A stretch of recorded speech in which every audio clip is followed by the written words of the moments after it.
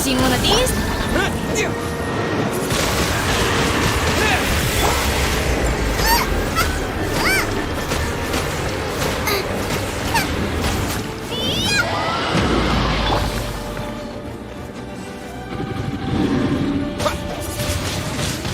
Wind blade!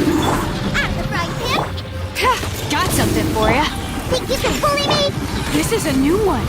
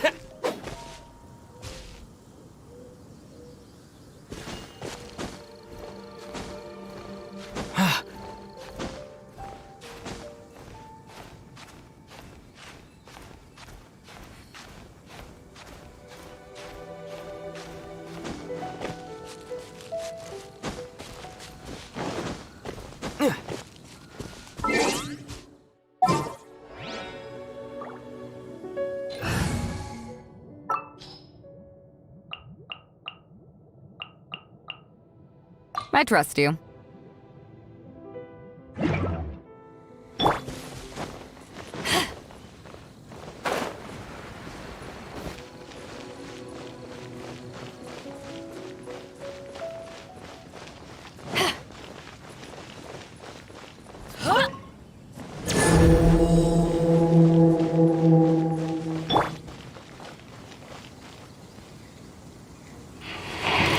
This'll pack a punch.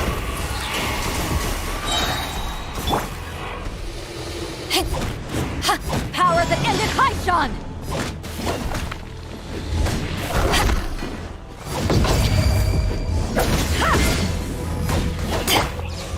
Think you can bully me?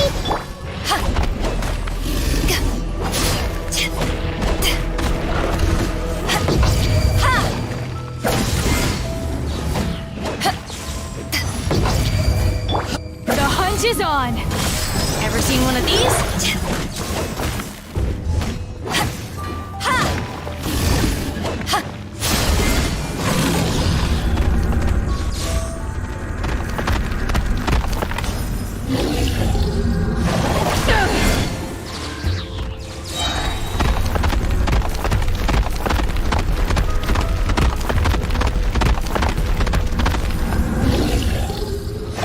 Back off!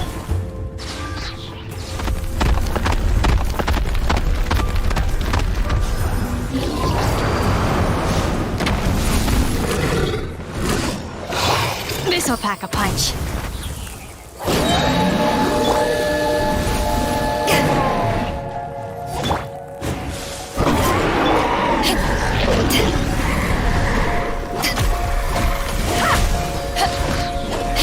To ashes!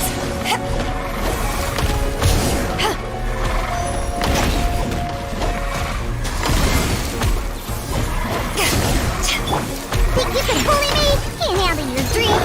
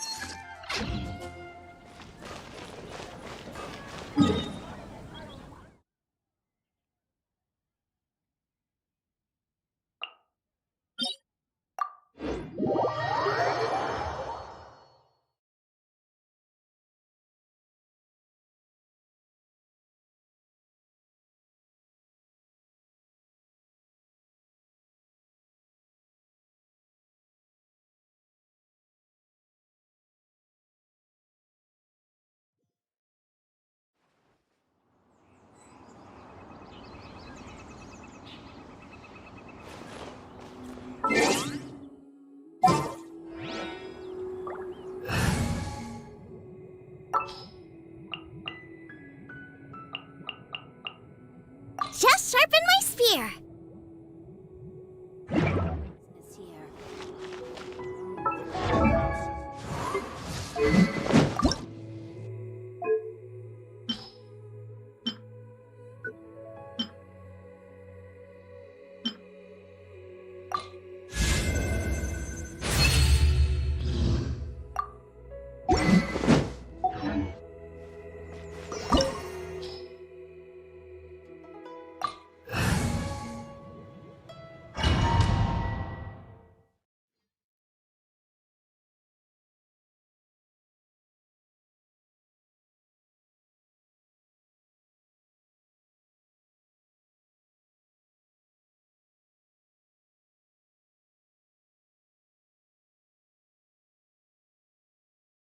This opportunity is quite hard to come by. Well then, amuse me. Surrender is a valid option.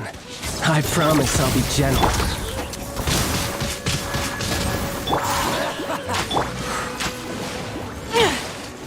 You're stuck now! How unbecoming.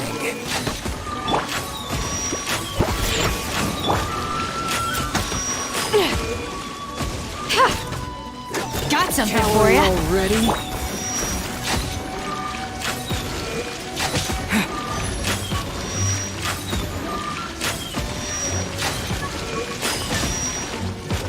Passable. Not bad, not bad. Not bad.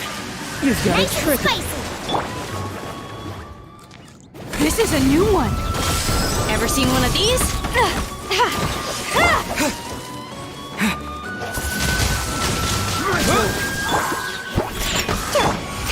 All you do is run.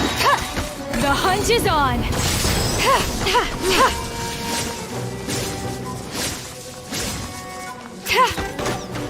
Got something!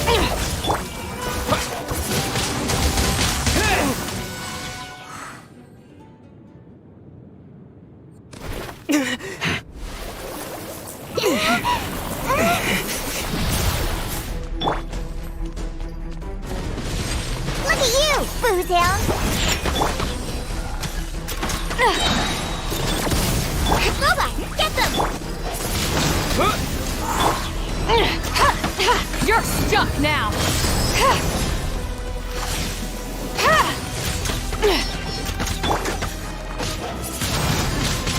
Windblade!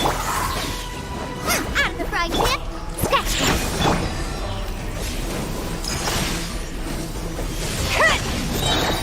The hunt is on!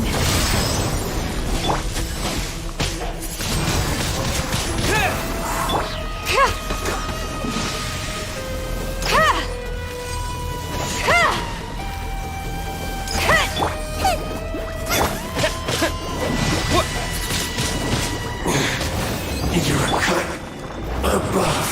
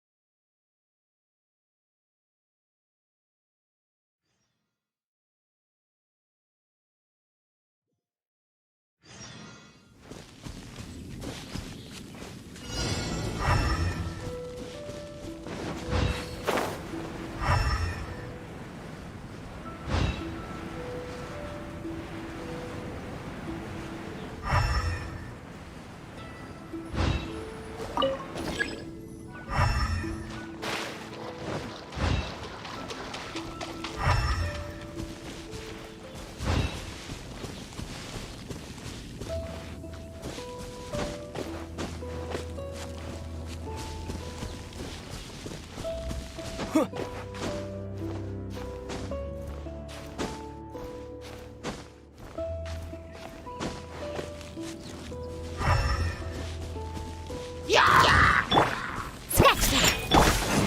This'll pack a punch.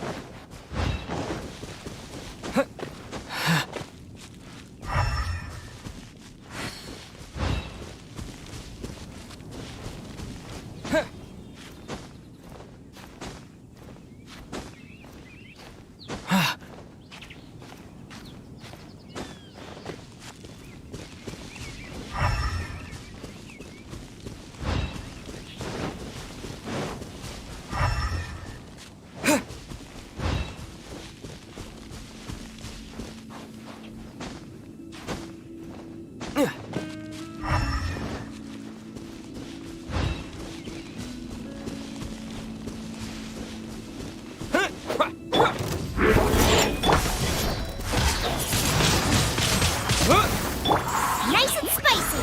You're toast! This is a new one.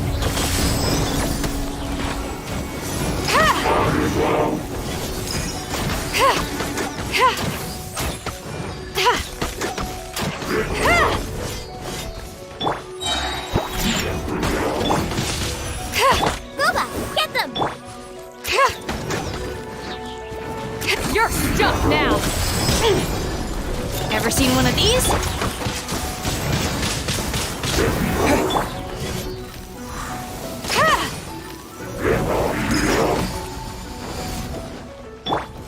I'm here. Think you can bully me? Can't handle you. This is a new one. This'll pack a punch.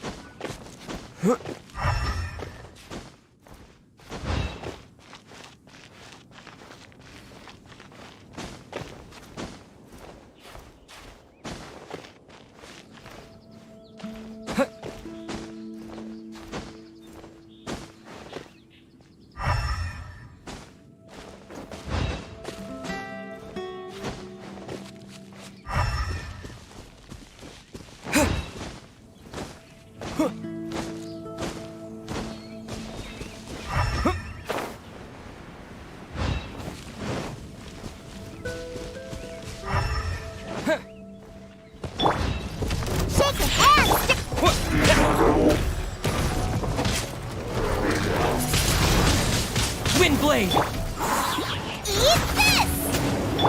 Ever seen one of these? Ha! You're stuck now!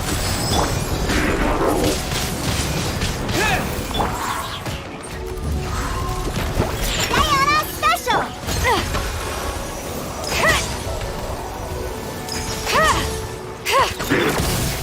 Nice and spicy!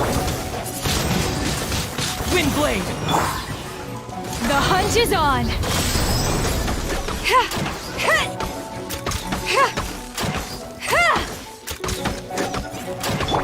Booba, get them! Scratch that!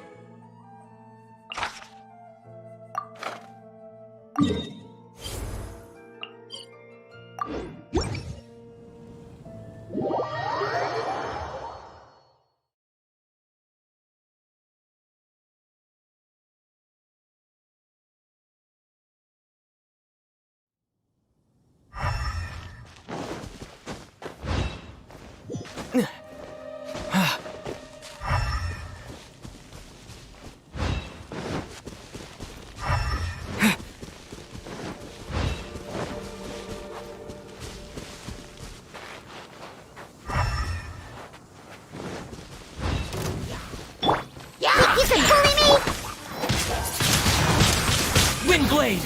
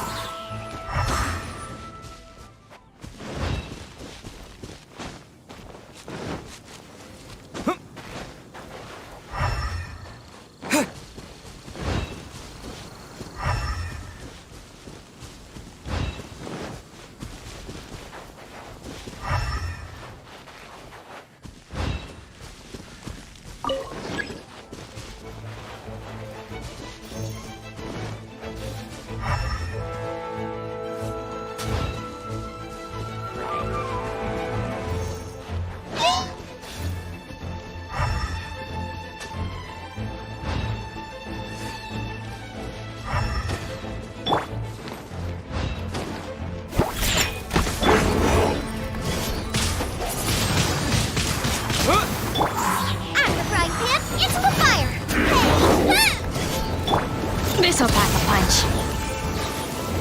You're stuck now! Let's go, let's go! Yeah! Look at you, food dip! Nice and spicy!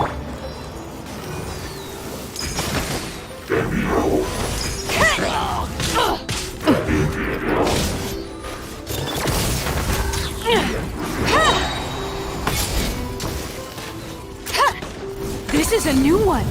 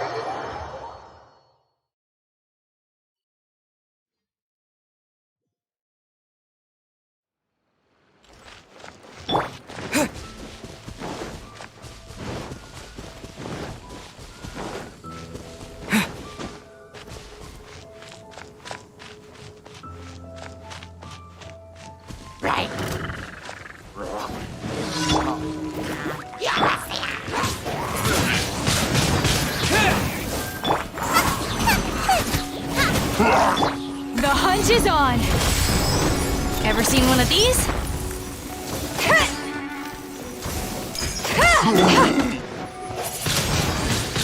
Windblade! Shaken and stirred!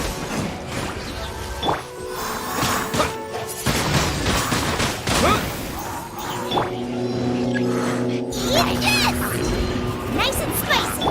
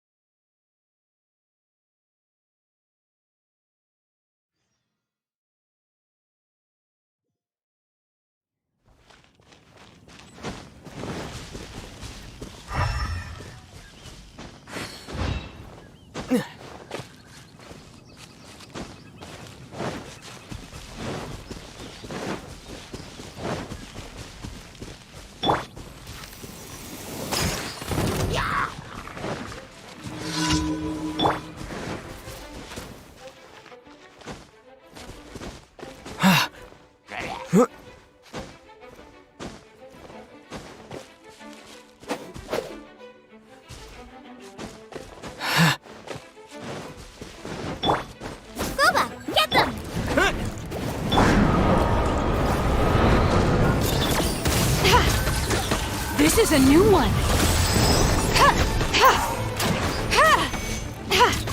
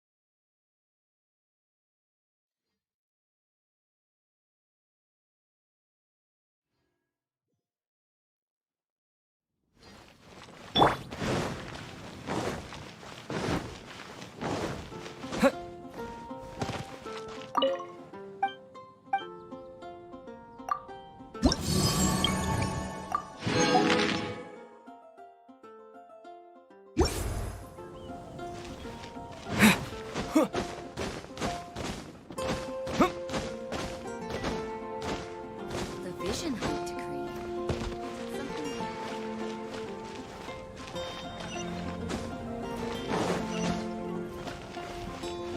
Add Ast. Thank you for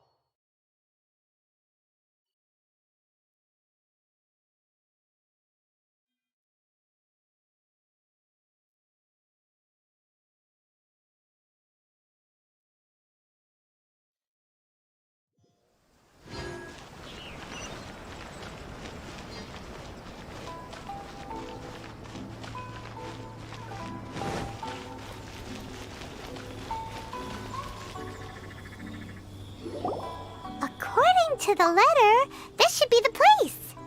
Sorry, we don't serve the general public. I'm afraid you'll have to leave. Wait! We're not the general public. Well then, you must be a couple of wandering outlanders that snuck into the nation, judging by your attire. Are our clothes really so... what Paimon means to say is... The Yashiro Commission's seal. This must be from Mr. Toma. It seems there's more to you than meets the eye. In which case, welcome to the Komore Tea House, a safe haven for the Yashiro Commission.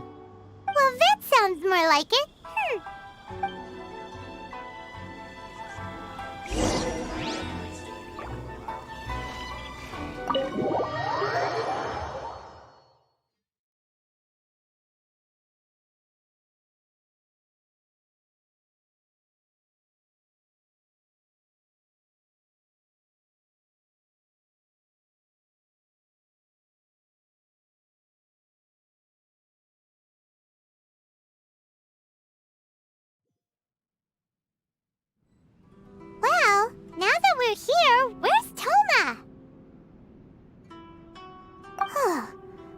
doesn't see him anywhere. Do you think he forgot his promise to meet us? Who forgot their promise? I was beginning to think you'd forgotten about me. What?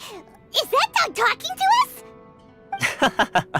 Relax, no need to look so surprised. I take it this is the first time you've seen me in this form? Huh. So you didn't see anything like this when you were in Liyue Harbor? Ah, now that you mention it, this does suddenly seem less out of the ordinary.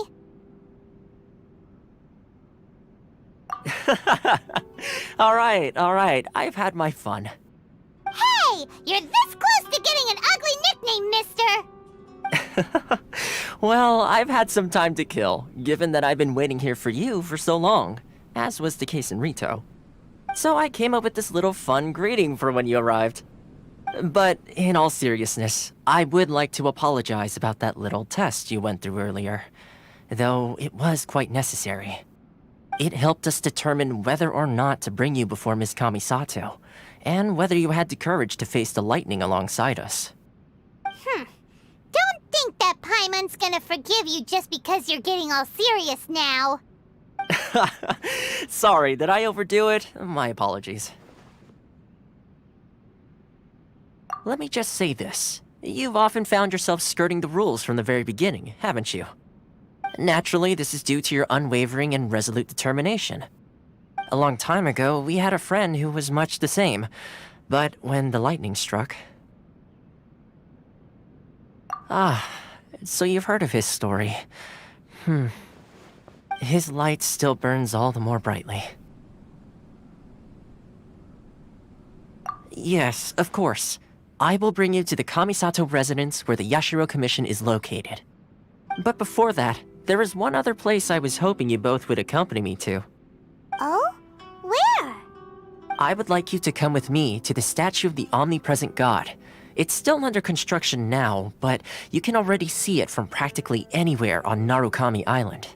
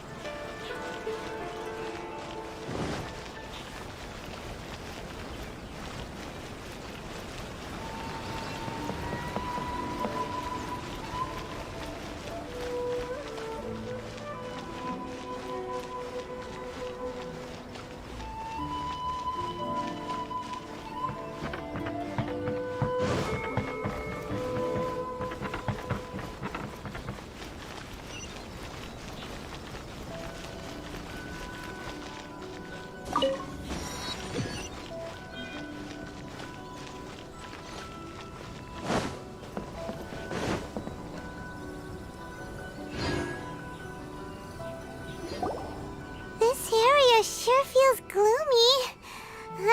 People probably don't come here often, do they?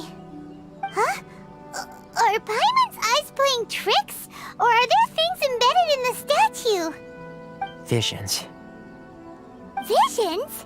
You mean all the visions that are collected from the Vision Hunt decree are put into the statue? So you've already heard of the Vision Hunt decree.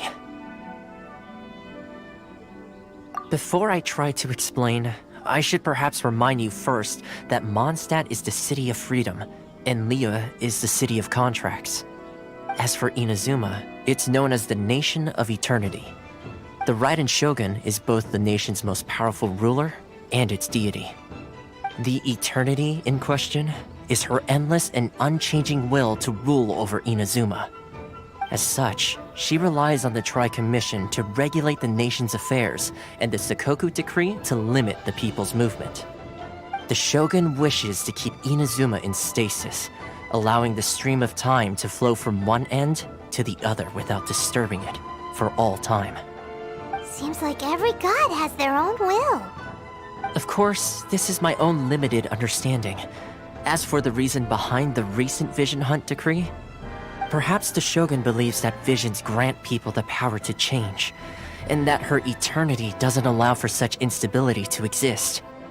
Whatever the case, the fact is that the Raiden Shogun has dispatched the Tenryou Commission to scour the nation for visions, embedding each one in this statue.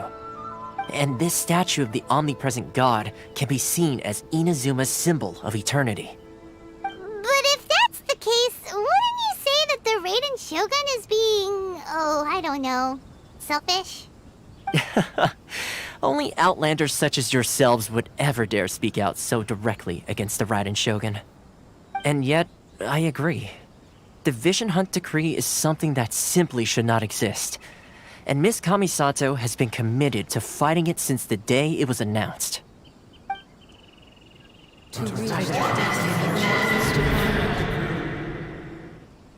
Huh? Hey, are you okay? You look like your mind is elsewhere. Sound? What sound? I didn't hear anything. Did something happen? Yeah, you touched the statue, and then what? Aspirations? That would seem to confirm the saying. Have you heard it before? That when a person's ambition reaches a certain strength, the gods look upon them with favor. That is where visions come from. In other words, a person's vision represents their ambition.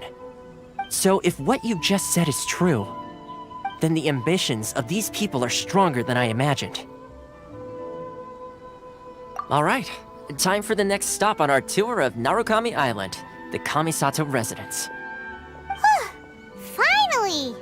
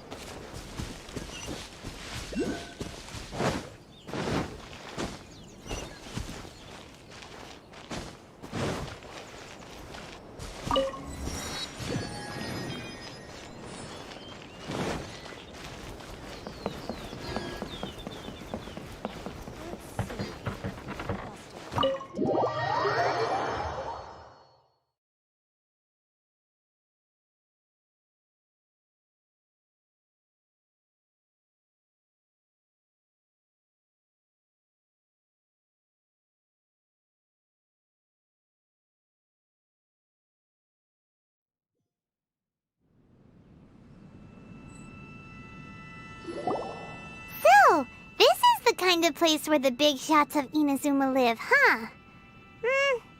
Paimon kinda expected it to be snazzier. Welcome at last to the Kamisato residence, honored guests. Miss Kamisato is delighted to finally meet you. Is this the Shirasage Himegimi you keep going on about? So, where's she at? Oh, behind the screen? Yes. As the daughter of the Yashiro Commission, this is how Miss Kamisato is accustomed to receiving guests. Consider it a time-honored tradition within the Yashiro Commission. Forgive me if this is an unwelcome surprise. Makes sense. She's a super important person after all. Please forgive my lack of courtesy for receiving you in this fashion, especially following such a long and wearisome journey over the sea. I have awaited your arrival with great anticipation, and Toma assures me that you do indeed possess the power to change the tide of the times. At present in Inazuma, in the name of the Vision Hunt Decree, the people's aspirations are being senselessly trampled underfoot. Though the Yashiro Commission serves the Shogun, it is the people with whom we share close bonds, given the contact we are required to have with them in the performance of our duties. A commission's power rises and falls with the trust of their people. Thus, we cannot remain indifferent to this situation without also remaining indifferent to our own fate. Traveler, lend us your power, and we can... Oh... See, milady, it's just like I said. This will take us nowhere. No, please! Wait! Please, don't go! I will introduce you to the Raiden Shogun on one condition. You must fulfill 3 small wishes on my behalf. What are your wishes? They pertain to 3 whose visions were taken from them. Perhaps once you've met them, you will understand.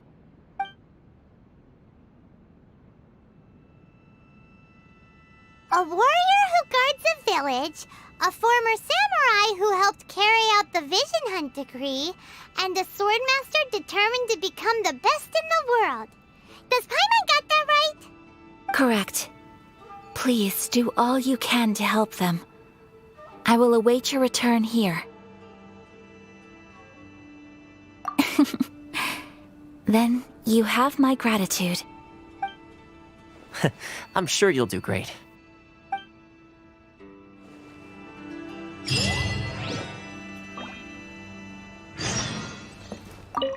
Miss Kamisato's left, it seems. No cutting corners now, okay?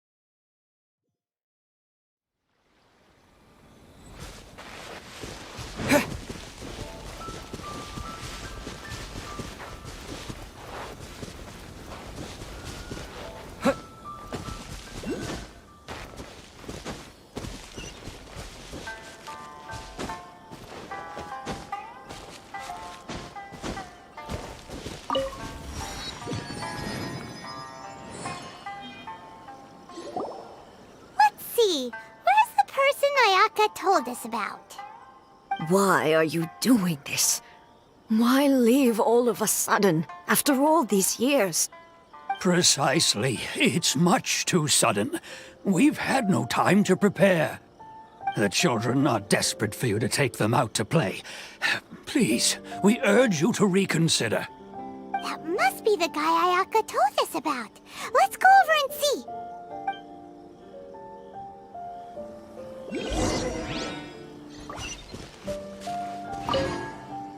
Ah, you must also be here to try and convince Tejima to stay. Teijima has protected this place ever since he arrived here 30 years ago. Keeping out the treasure hoarders, fending off any monsters that draw near, resolving quarrels between the villagers. He has put an enormous amount of work into looking after this place, and we all think the world of him.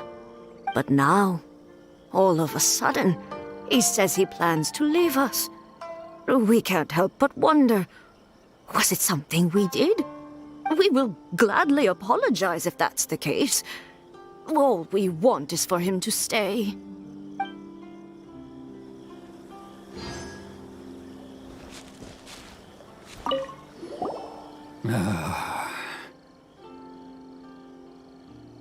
If you want my opinion, something to do with the Vision Hunt decree. It's clear that Teijima had done nothing wrong, and still they confiscated his vision.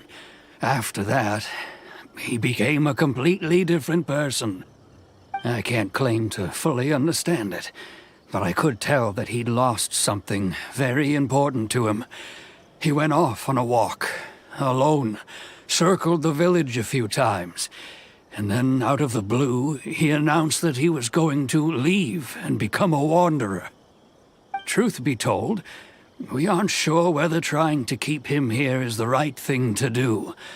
But equally, it doesn't feel right to let him leave when he's in this state. He's a lost soul. Seems like he's a well-respected guy around here.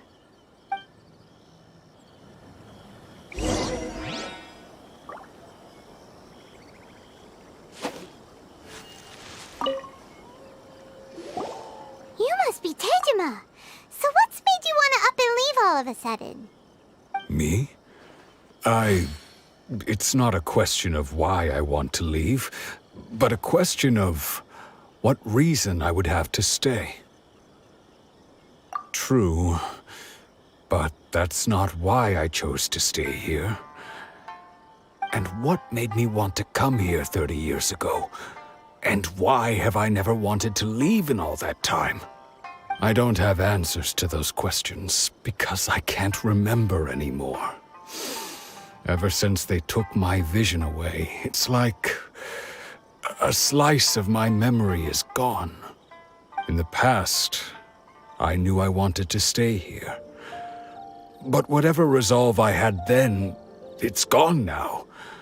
So I thought, what's to stop me from moving around instead?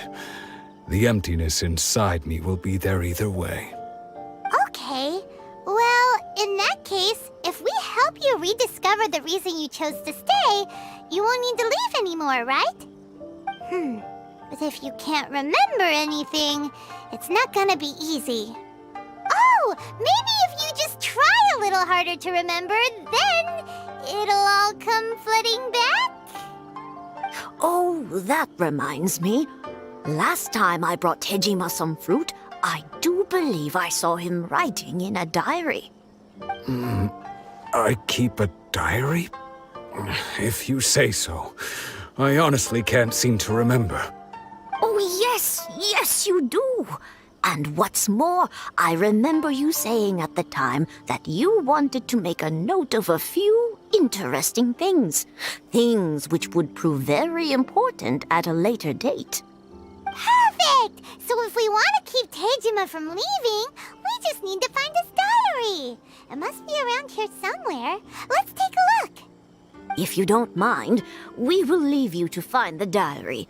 We should head back to the village to inform the others of Teijima's situation. One day, I'll be as great as Ryuji.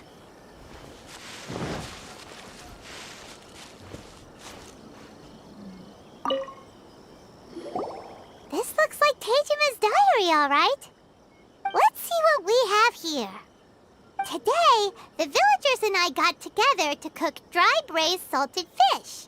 I messed up and burned mine a little, so I had to pretend that it was black snakehead instead. Today, I helped rescue a kid who had fallen in the water. After I pulled him out, he told me that his best friend Bamboo was still in the water. I searched the water the whole afternoon before finding out that Bamboo was the name of his pet crab. I went kite flying today. The string broke, so I chased after it as fast as I could. I soon realized I was never going to get it back, so I just found somewhere to sit and watch as it flew away into the distance. Seems like your average diary of daily village life. Huh? Wait, there's more! I went to pray at the shrine again today and stayed there a while. The Omamori you gave me has faded a little, but it is still my most treasured possession. Now that's the kind of info we're looking for. Time to pay a visit to the shrine.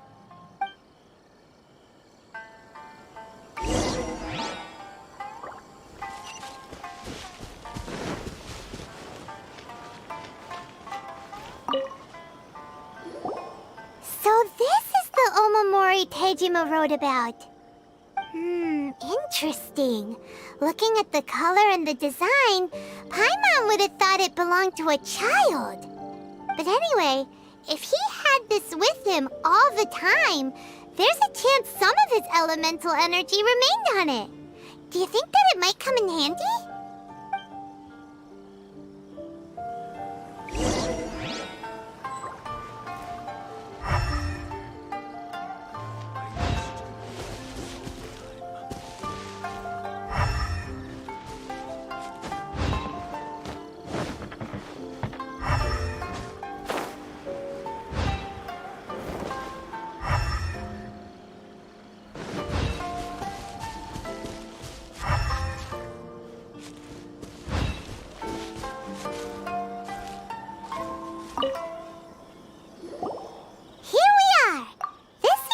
Somewhere that Tejima visited a lot. The soil looks like it's been disturbed. Maybe Tejima buried something precious here. Something that kept him in the village all these years? Must be something pretty amazing if it made him stick around for 30 years. Let's dig it up and take a look. It looks like a letter. The paper's gone yellow. Must have been written a really long time ago. Konda Village. Sounds so familiar. Where is that place again? So the reason Tejima came here was to wait for someone. But he's been here for 30 years. Oh, guess they didn't show up in the end, huh? Well, let's go give Tejima his stuff back and take it from there.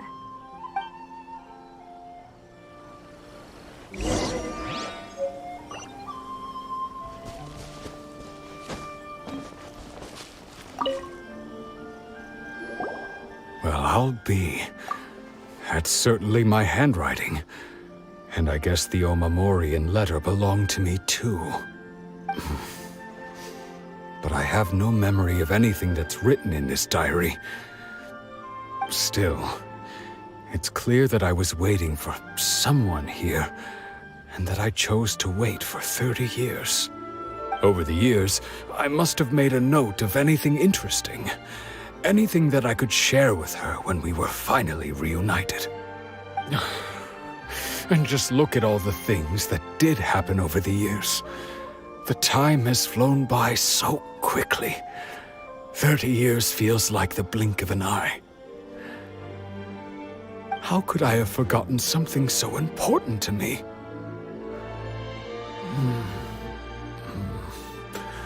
Now that I think about it, when my vision was taken from me, it felt like I'd suddenly been hollowed out. Love, regret, everything I felt for her, it's all disappeared. No, not especially. After all, I've forgotten who she was. Her face, her voice, the things we experienced together. I barely recall any of it. It's as if she'd never been in my life to begin with. As if all these years have been nothing but a hazy dream. I think maybe not. If this is something I waited most of my life for, I suppose I should carry on waiting. Although, what if she were to turn up eventually, only to find I didn't remember so much as her name? Wouldn't that be upsetting for her? When I think about it like that, I do feel a slight tinge of sadness in my heart. How curious. Why am I thinking like this when I don't even remember who she is? It's just like that feeling of emptiness, the feeling that something is missing. Thank you both for helping me reconnect with my reason for staying here. I shall remain here and keep waiting for her. Tejima seems to be dealing okay, but still, it makes Paimon really sad. Seems it's just like Ayaka and Toma were saying. If you lose your vision, you lose all your hopes and dreams too. That certainly explains the state Tejima was in earlier. At least we were able to help him, weren't we? Well, let's go find the next person. According to Miss Kamisato, the second one who lost their vision is a samurai from the Tenryou Commission.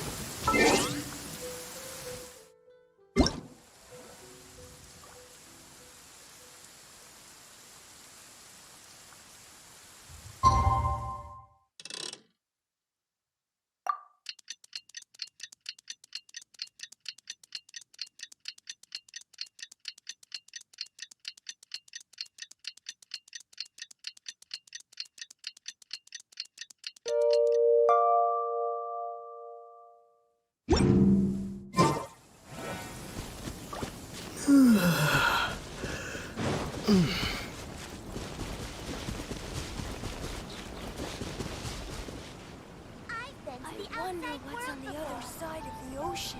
Letsuko, she's still okay? They say the Tenryou Commission is directly controlled by the Shogun. They're the ones responsible for maintaining law and order in Inazuma, the ones actually enforcing the Vision Hunt decree. But why would they take action against one of their own? Paimon doesn't get it. Huh? There seems to be some commotion over there. Let's go see what's happening. I'll ask one more time. Do you intend to withhold this month's emergency provisions? The entire clan is counting on that food! We demand an explanation! How many times do I have to say it? I don't know anything about emergency provisions! You dare deceive us? Those provisions are essential! Do you understand? Not some goods to be pocketed by greedy samurai! You samurai think you can just do whatever you please? The Tenryou Commission will hear of this! Oh, huh? And who are you? One of Kurosawa's gang, no doubt. What? We just happened to be passing by. We heard the commotion and came to see what the matter was. I see. You seem to have come just at the right time. Perhaps you can help us settle this matter. This is Kurosawa. He's a samurai and a member of the Shogun's army. They issue emergency provisions to the area, and he's the one responsible for distribution. In the past, we'd simply ask him for provisions and everything would be delivered. Now, he suddenly refuses to give us anything. He's keeping the provisions for himself, I just know it. We'll starve without them. No one seems to care about us. We used to think Kurosawa was a kind man, but he's shown his true colors. He's the same as all the other samurai. It's no wonder all the visions have been confiscated. The Raiden Shogun doesn't need people like him helping her rule the nation.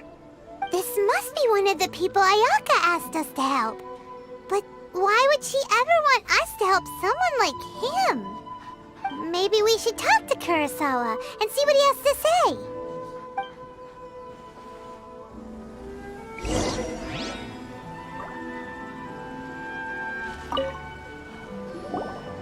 I've never even heard of these emergency provisions.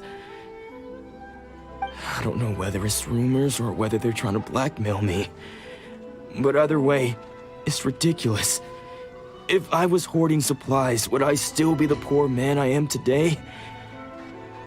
My own family can barely get by as it is. Now, if you'll excuse me, I've got other matters to attend to. And that's the first bit of truth I've heard all day. The Shogun's army told me that I was unworthy of my vision. And they said I was slacking off in my work. Apparently, I'd even disappointed the Raiden Shogun. And that's why they confiscated my vision. Well, that's strange. You were helping enforce the Vision Hunt Decree. Why would you be unworthy of your vision? To be perfectly honest, I don't seem to remember the details. All I know is that I would perform certain things every month. But I don't recall what they were. And it's not just that. I have this unsettling feeling, like someone owes me something. Does it have to do with the missing emergency provisions? I didn't take any. Like I said, if I was taking them for myself, I wouldn't be going through such hard times right now. To top it all off, my house was just raided by treasure hoarders, which is why I came here in the first place.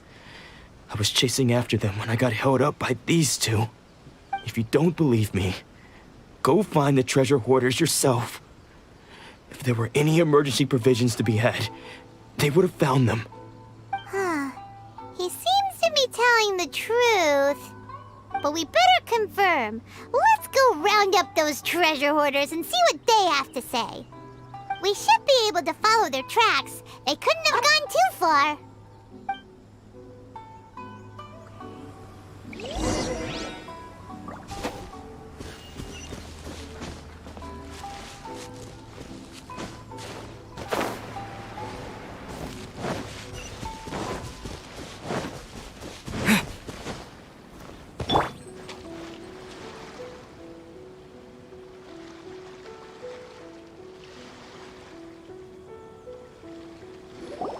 We really outdid ourselves this time.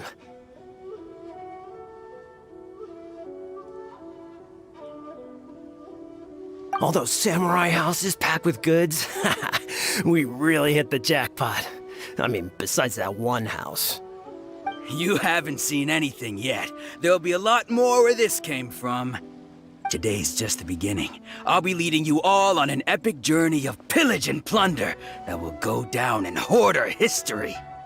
You demand, boss! These seem like the treasure hoarders we're after. Let's teach them a lesson!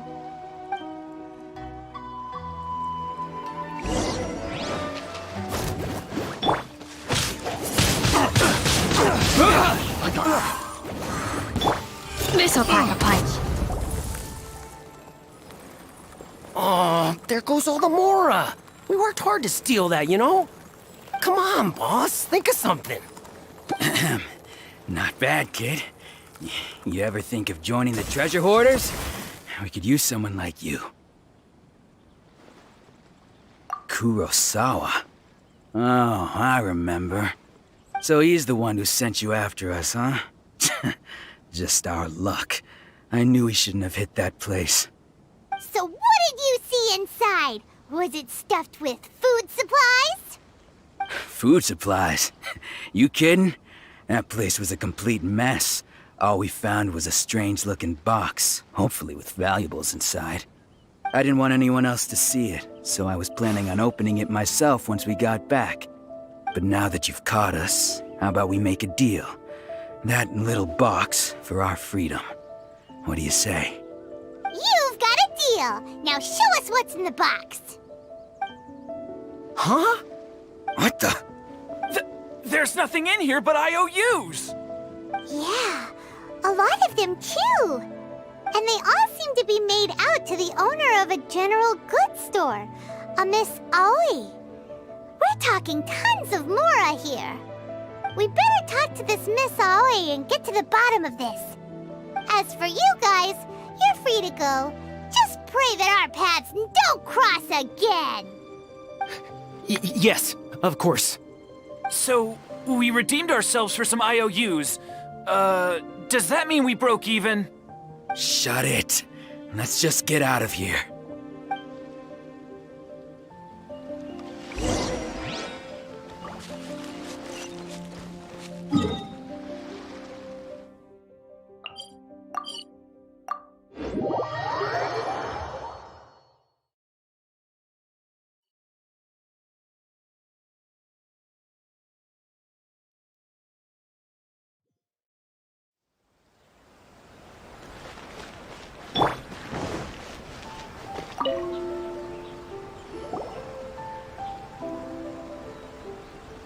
Welcome to Tsukumomono Groceries. We've got everything you need.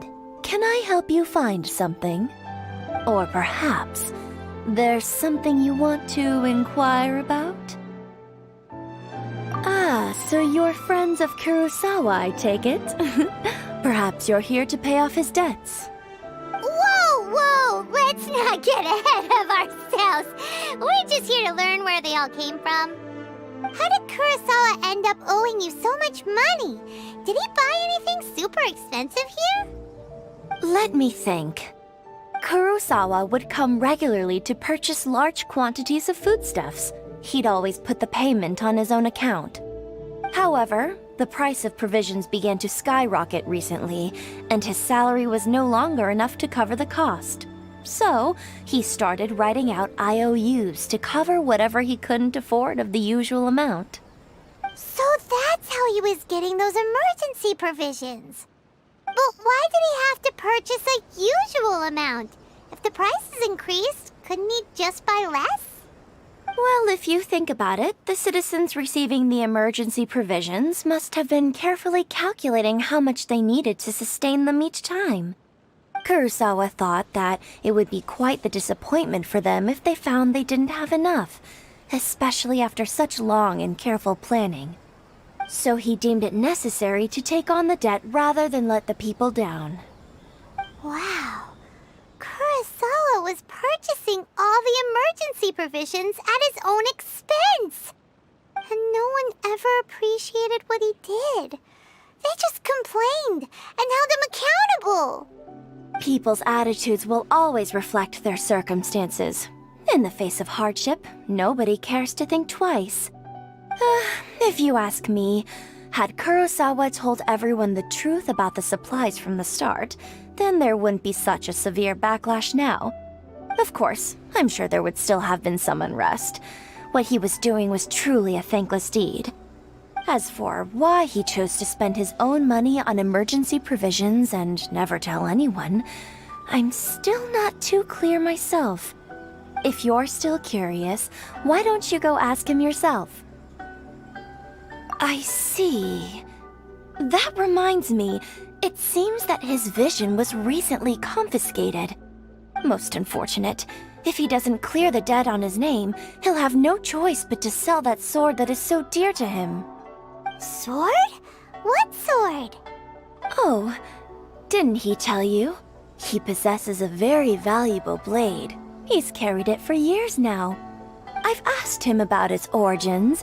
He told me that it was a gift from his father, that it was too precious to sell. In hindsight, I regret that I never made an offer on it. Everything has its price, at least that's what I think.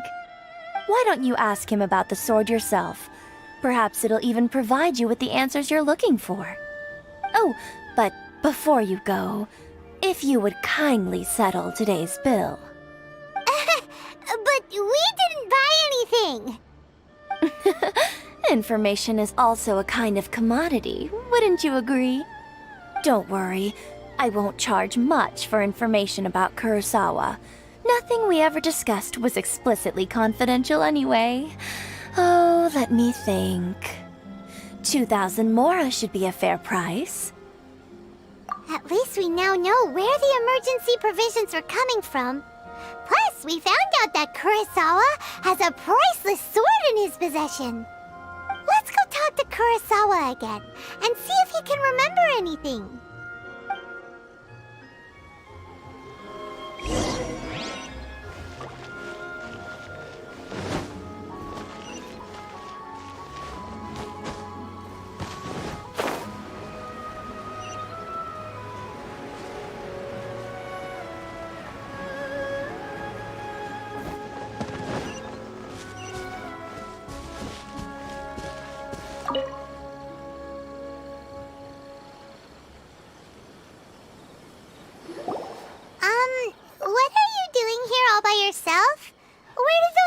you go? I presented them with a choice. Either they left or I drew my sword. They left. It turned out to be a real time saver, actually. Perhaps I should start using it more often. Did you manage to track down the treasure hoarders? Everything I said was true, right? That just about sums it up. It turns out that you really were distributing emergency provisions, but they were all purchased at your own expense. Strange. Is that really the kind of person I was? I don't really have any such recollection. Even after all you've told me, I still don't remember anything. Why was I purchasing emergency provisions for everyone? And why would I put myself in such a difficult situation? I really don't understand.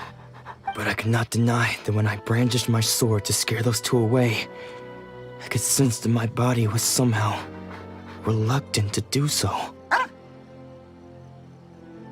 This sword was once wielded by my father. I remember once when I was young, I wanted to sneak out with the blade and show it off to the kids next door. My father ended up catching me in the act and scolded me severely. What did he say? I can't seem to remember that either. It would seem that I forgot many important things when my vision was taken from me. So many memories gone. Forever. No matter how hard I try to remember, all I can remember now is my father telling me that this blade bore his life's creed. Before he passed away, he placed the sword in my hands and said to me, "With this sword, you should..." Hey, if you look carefully, there seems to be some words engraved on the hilt. Can you recognize the words? Virtue and justice? Somehow those two words seem to explain everything now. Taking on seemingly endless debts to make others happy. I guess that must have been my greatest ambition after all. But what use are virtue and justice? I purchased the provisions for those in need.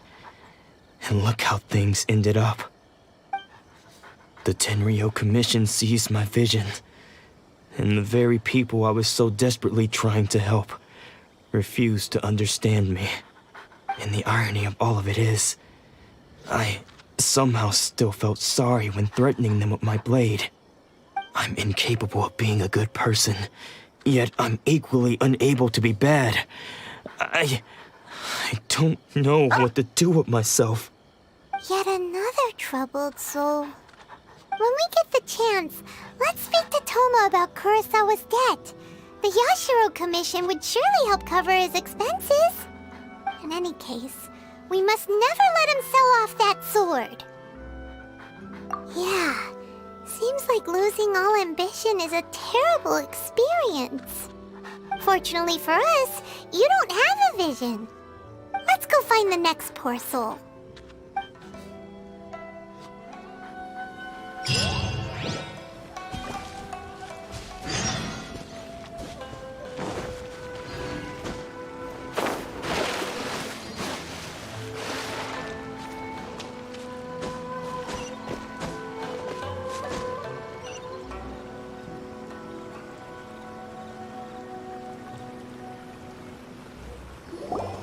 The third person who had their vision taken is supposed to be a famous sword master around these parts. Paimon heard that he's the present-day master of Meikyo Shisui art. Sounds pretty impressive. This is his dojo. Luckily, there's some people around. Let's go talk to them. Nanako, don't worry. Sensei will be fine. Those thugs that challenged the dojo were strong, but he fought them all off in the end, didn't he? Maybe, but I'm still worried about him. Things have gotten dangerous before in the past, but it's never shaken him. This time, though... It's just because he's been possessed, that's all. Once the exorcism has taken place, he'll be right as rain in no time. Hey there! Did something happen? Who are you? I don't care whether you're trespassers or just here to harass us while Sensei is impaired. Get out of here immediately! Don't make me draw my blade, or you won't live to regret it. No! You got it so wrong! We just came here to... Disciples? Yep! We've heard all about the mighty master of Meikyo Shisui art. It's the whole reason we came all this way, to seek him out and ask him to train us. But then we got here and overheard you talking about how he got possessed or something? From the way you're dressed, it doesn't look like you're from around here. Please, accept my apologies. We've had so many people trying to cause us trouble recently that we're on high alert. You haven't arrived at the best of times, I'm afraid. Sensei got possessed recently, and he's still recovering. He's not able to take on any new disciples for the time being. I see you are earnest in your pursuit. Okay, how about this? My fellow disciple Nanako and I will explain Sensei's situation to you in a little more detail. Then you can decide whether to stay or to leave. Sensei's name is Domon, a name I'm sure you've already heard. Though self-taught, he mastered the art of the sword to a high level. He then proceeded to defeat many other prominent sword masters, never losing a single fight. He once said that his goal was to become the best sword master in the world. And so, even while training us, he continued to hone his own art. His fervor truly inspired us, and we trained hard, determined to keep up with him. But then... Not long ago, Sensei had his vision taken away. He hasn't been the same since. He says the strangest things over and over, and he refuses to let us train. Junya and I have discussed it, and we both think that he's being possessed by an evil spirit. So we've asked the shrine maidens from the Grand Narukami Shrine to perform an exorcism. But if I'm honest, I still have my doubts over whether he'll completely recover. The Grand Narukami Shrine? What's that? You haven't heard of it? It's the largest shrine on Narukami Island. The head shrine maiden is reputed to have very close ties with the almighty Shogun herself. Not that we'd have any means of involving the head shrine maiden, of course. But even one of the ordinary shrine maidens from the Grand Narukami Shrine would have clear power and authority to perform an exorcism. So don't worry, Nanako. Sensei is going to be just fine. The exorcism will take place this evening. You're both more than welcome to come and watch if you're interested. So, losing your vision can cause possession? Guess we should come back this evening and see for ourselves.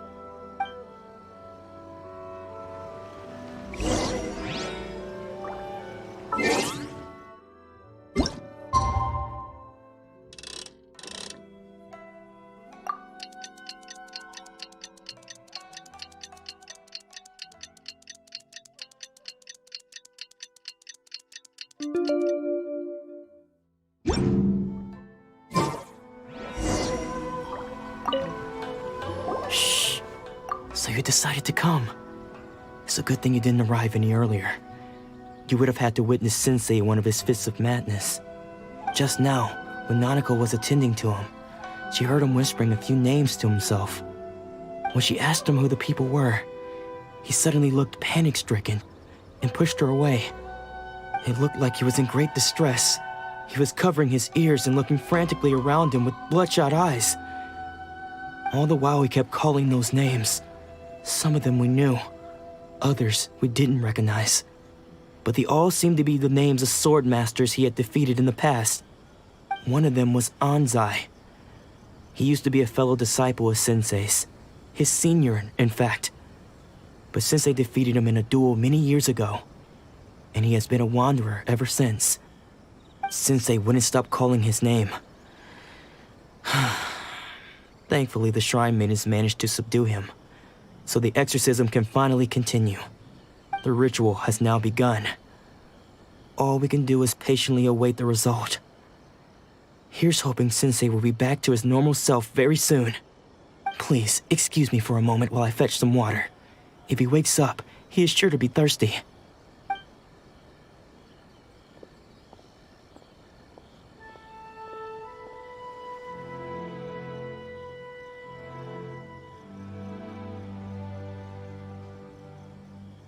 Huh? Who's that sneaking around? Uh-oh. Could they be here to mess up the exorcism? We won't let them get away with it. Come on, let's go after them.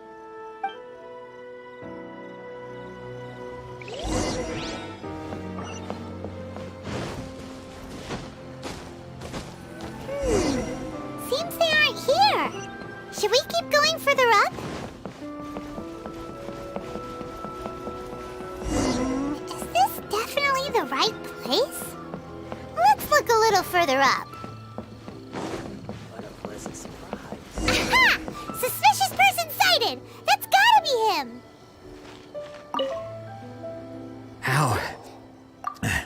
How did you catch up with me so quickly?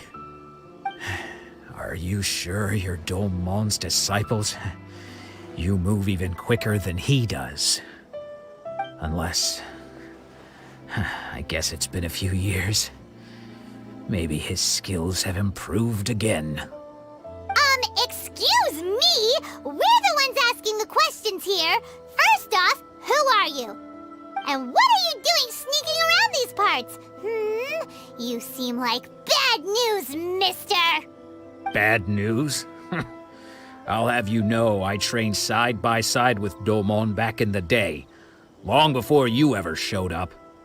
I don't care to talk about that time anymore. But if you must know, I am Domon's senior. His senior? Wait, that means you must be... Anzai? Yes, that's me. Because I don't wish to see Domon or anyone else associated with him ever again. When we were young, we trained under the same sword master, studying Meikyo Shisui art together. I had begun training 5 years before him, and everyone looked up to me as a steady and dependable older disciple. Practitioners of Meikyo Shisui art seek to achieve stillness of mind, freedom from all agitation. So the majority of disciples are indifferent to rank and reward. I was no exception. But Domon was different. The first thing he did when he joined was go straight to our sensei and ask him, with a beaming smile on his face, how to become the best in the world. Sensei scolded him and told him that the art of the sword should not be used for such vain ends. Sensei said that coveting the title of the best sword master, barely days into his training, showed that he had a fickle mind, and that this would impede him from ever mastering the blade. I thought so too at the time, but Domon began making swift progress in his training and even started catching up with me. Only then did I realize that it was Domon who had long since freed his mind from all agitation. He was consumed by his singular desire to become the best in the world. He sought nothing less than perfection in the art of the sword, and nothing could deter him from this goal, no matter what stood in his way. Sure sounds like he meant business. So how come you don't want to ever see him again? Because until he arrived, I was convinced that I would succeed our sensei as the master of Meikyo Shisui art. Of all the disciples, I was the most gifted. I had trained the longest. Everyone had high expectations for me. Domon's arrival changed everything. When we sparred, I lost not just the match, but my pride and my status too. I fled the dojo that day and never looked back. Later, I heard that he sparred with Sensei too. Sensei was advanced in years by then, and unfortunately that match used up every last ounce of energy in his body. After that, I wanted nothing further to do with him. Deep down, though, I still respected his mastery of the blade and his commitment to the art of the sword. So, when I heard rumors that he had lost his mind, my first reaction was to dismiss them as false. How could he, of all people, have lost his mind? His mind was the sharpest of them all. He had practiced Meikyo Shisui art to perfection. I decided to quietly come and see if it were true. Then, to my complete astonishment, I heard him call my name. I thought mine was a name he had long since forgotten. So you see, I came here not to cause him any harm. I just wanted to see for myself. Okay, you've heard my story. You should get back now. The exorcism is probably finishing. Seems like we got it wrong this time. He wasn't here to mess up the exorcism at all. Still, Paimon's not sure we should bring him back with us. Let's go see how the exorcism's coming along.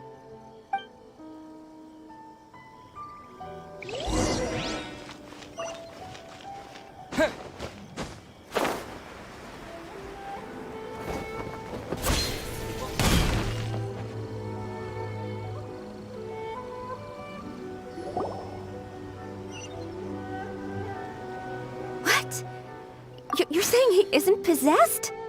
Does that mean he's just lost his mind? But how is that possible? No, I refuse to believe it. Something's clearly wrong. Nanako, please. Try not to get agitated.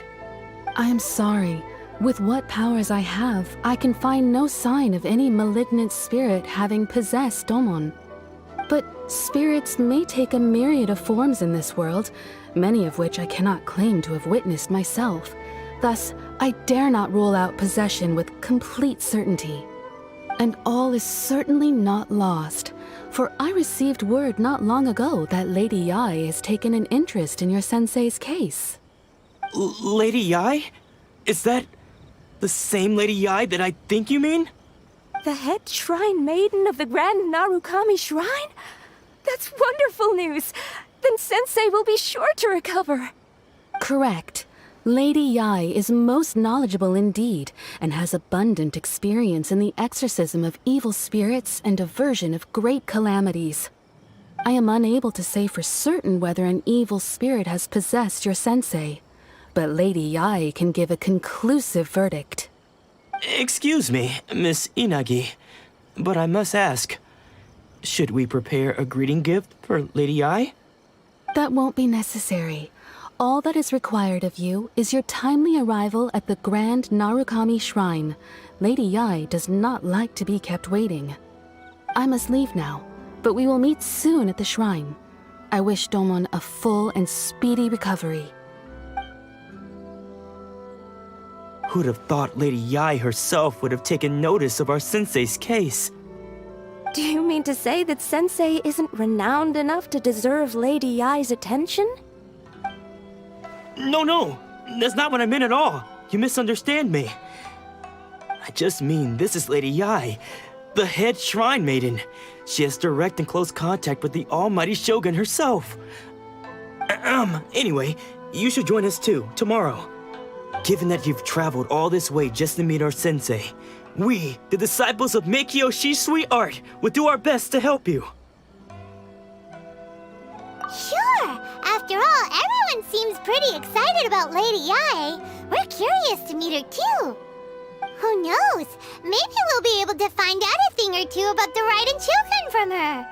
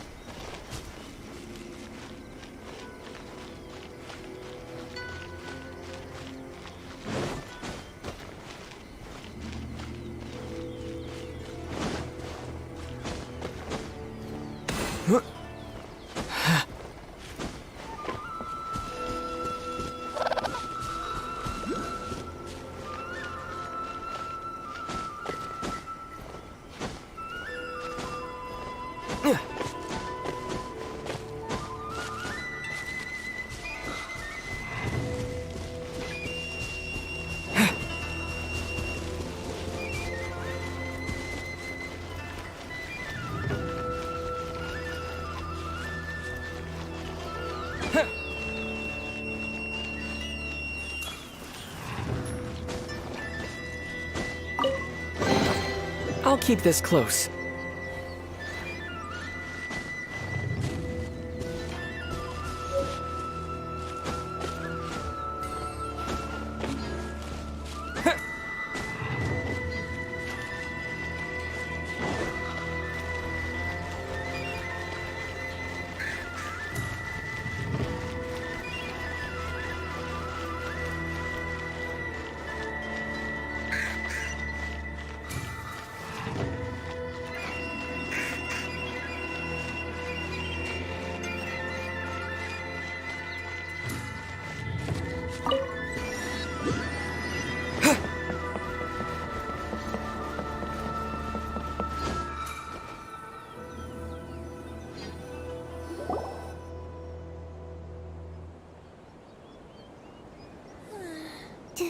Do you think that's Lady Yai? Oh, no wonder Junyo is so excited. She has a really striking presence. Also, is it just Paimon? Or did she look right at us just now? It was probably nothing. It's not like she's ever seen us before. Keep away. Keep away from me. I gave up the art of the sword. Please, let me go, I beg you. As you can see, Lady Yai, Domon has persisted in this state for some time now. He appears to see those who have lost to him in duels past, gathered all around him to persecute him.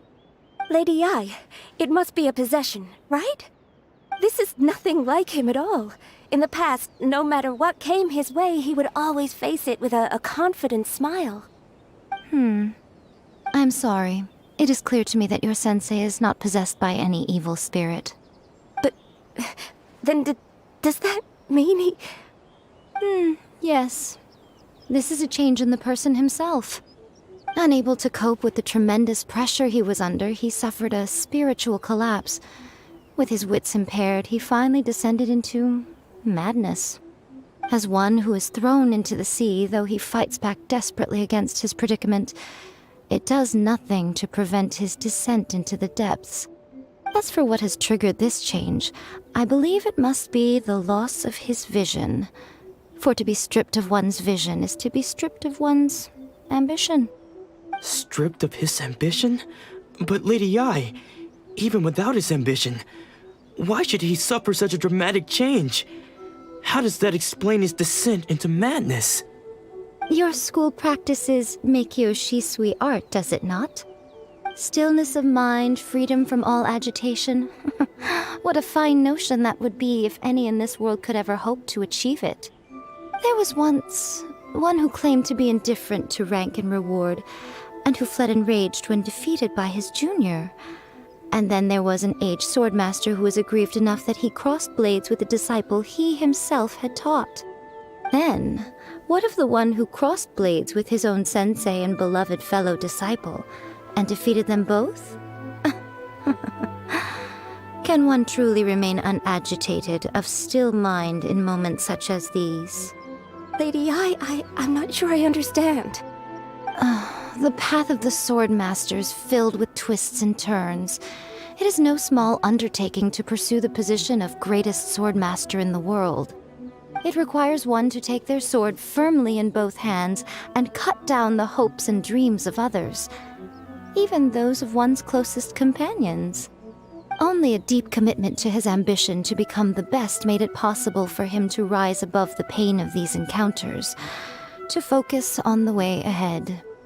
When that ambition disappeared, he began to doubt himself.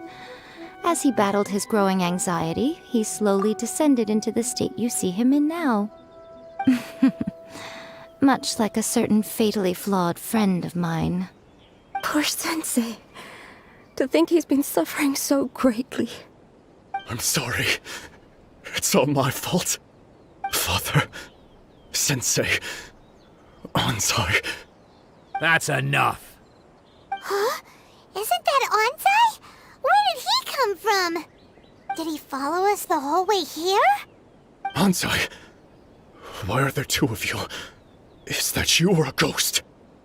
You're here for revenge, aren't you? I knew it would come. I never should have. You're right to assume that my feelings towards you are far from kindly. But I didn't come here to settle a score.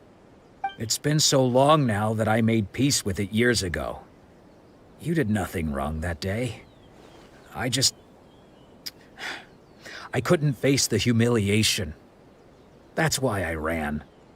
I don't think most of the people you beat along the way would hold it against you. On the contrary, when you cut our ambitions short, we entrusted them to you, in the hopes that they might carry you further.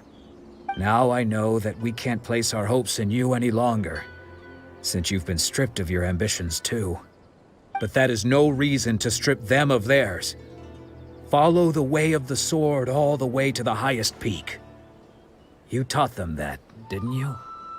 But what if one day, the same thing happens to them? I put everything I had into trying to become the best. But what if it was all a huge mistake right from the start? If there's a chance they'll end up like me one day, I'd rather they stay where they are now than go any further down this path. Have you asked them what they think? Sensei, after you rescued me from the hands of the pirates, I told myself I would follow in your footsteps for the rest of my days. I can't know whether I will suffer in my future as you do now. All I know is that here and now, in the present, I wish to continue.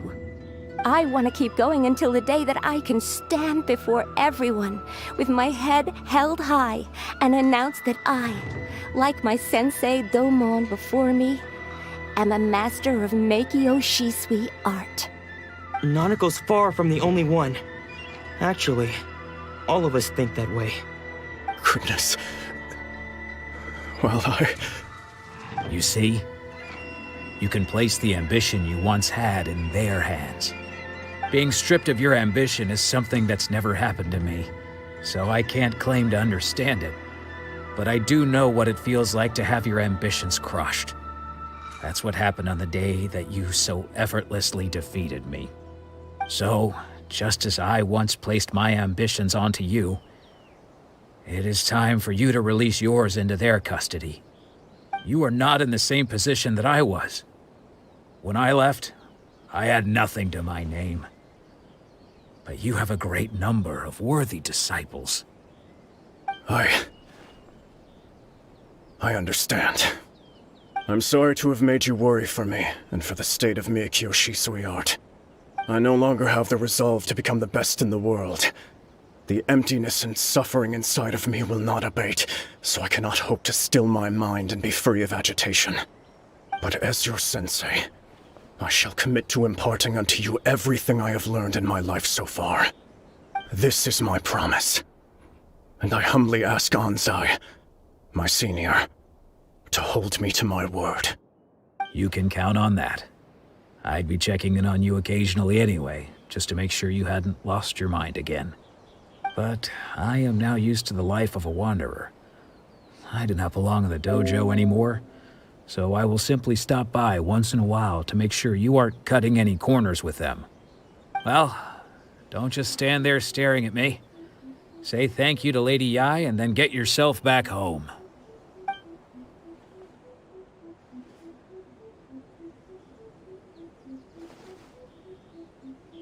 So even though his ambition was taken away, his disciples can take it over on his behalf.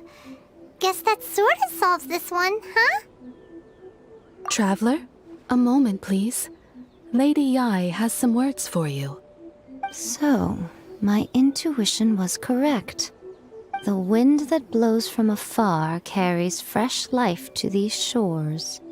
For us to meet now is premature. Nevertheless, you set foot on these islands at precisely the right moment.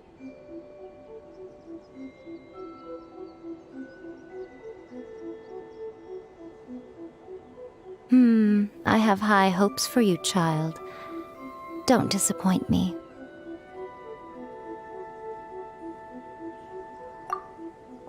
Ooh, Lady Yai seems to have taken a real interest in you.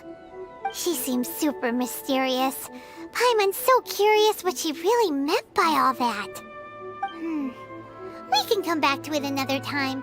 For now, we should go report back to Miss Kamisato. Protection of the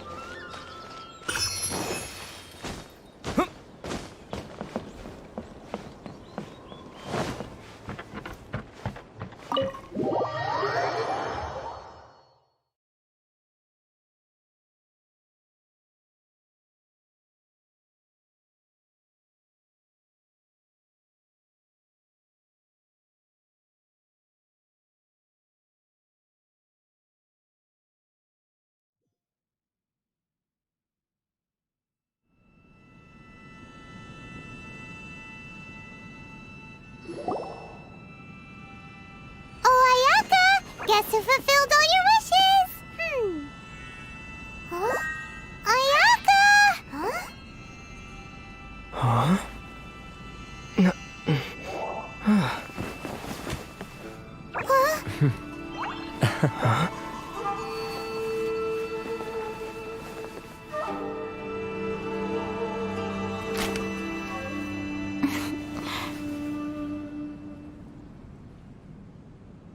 Traveler, Paimon, it is a pleasure to finally meet you both face to face. I have heard all about how you helped our three friends. My sincerest thanks to you.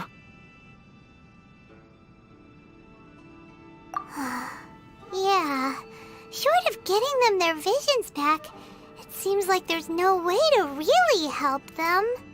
Ayaka, how come this time you get to come out and meet us in person? Because now that you have done the three things I asked of you, I consider you to be my friends. As you will observe, I dispense with the screen for Toma also. Wait a second. But isn't Toma your, servant? Paimon's happy to help and all, but Paimon sure as heck did not sign up to be a servant. Oh. Paimon, you are most entertaining. Toma is first and foremost my friend, and was so before he ever became my attendant. Oh, okay then. Ayaka, you seem pretty different out in the open compared to how you are behind the screen. Alright, we can be friends. Thank you both kindly. Back to the matter at hand. You have now witnessed the pain of those deprived of their visions. What are your feelings on what you have seen?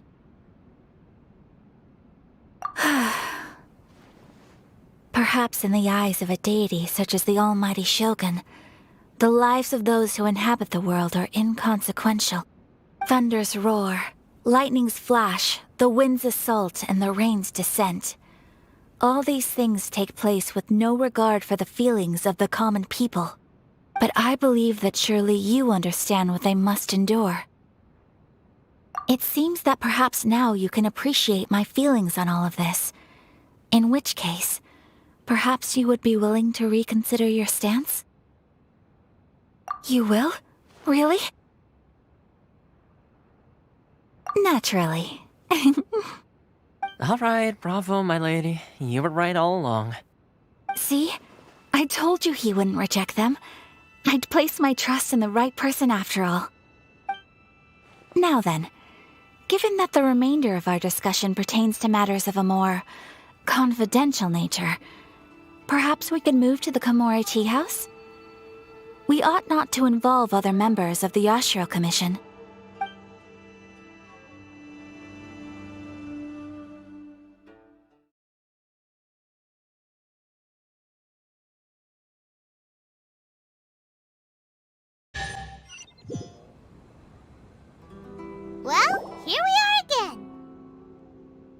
please continue without me. I'll keep watch. So, what's the deal with this place anyway? What makes it your favorite meeting spot? This is land that was gifted to the Yashiro Commission by the Shogun. The Kamisato clan has the exclusive right to plan, build, and repair any property on this land, and even to allow or deny access. Such privileges exist due to the Yashiro Commission's role in managing ceremonial affairs. Oftentimes, it is not appropriate to discuss details in front of bystanders. Oh, Paimon gets it! Gotta keep a bit of mystery, right? Once the number of ceremonial affairs conducted in the city began to decline, our forebears built a tea house here. Only members of the Yashiro Commission are permitted to come and go as they please. Makes sense. Perfect place for a secret base. In any case, we can talk freely here. I presume you have a few questions that you wish to ask me?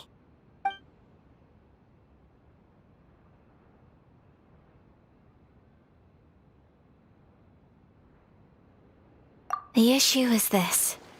For the vast majority of people, the Vision Hunt Decree is something that has no implications whatsoever.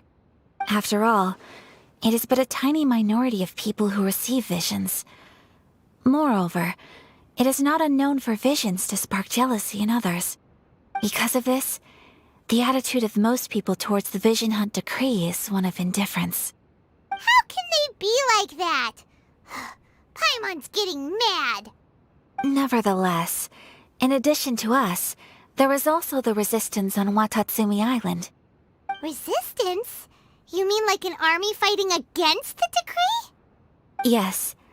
Many who have lost or fear losing their visions have rallied together under Sangonomiya on Watatsumi Island to form a resistance group.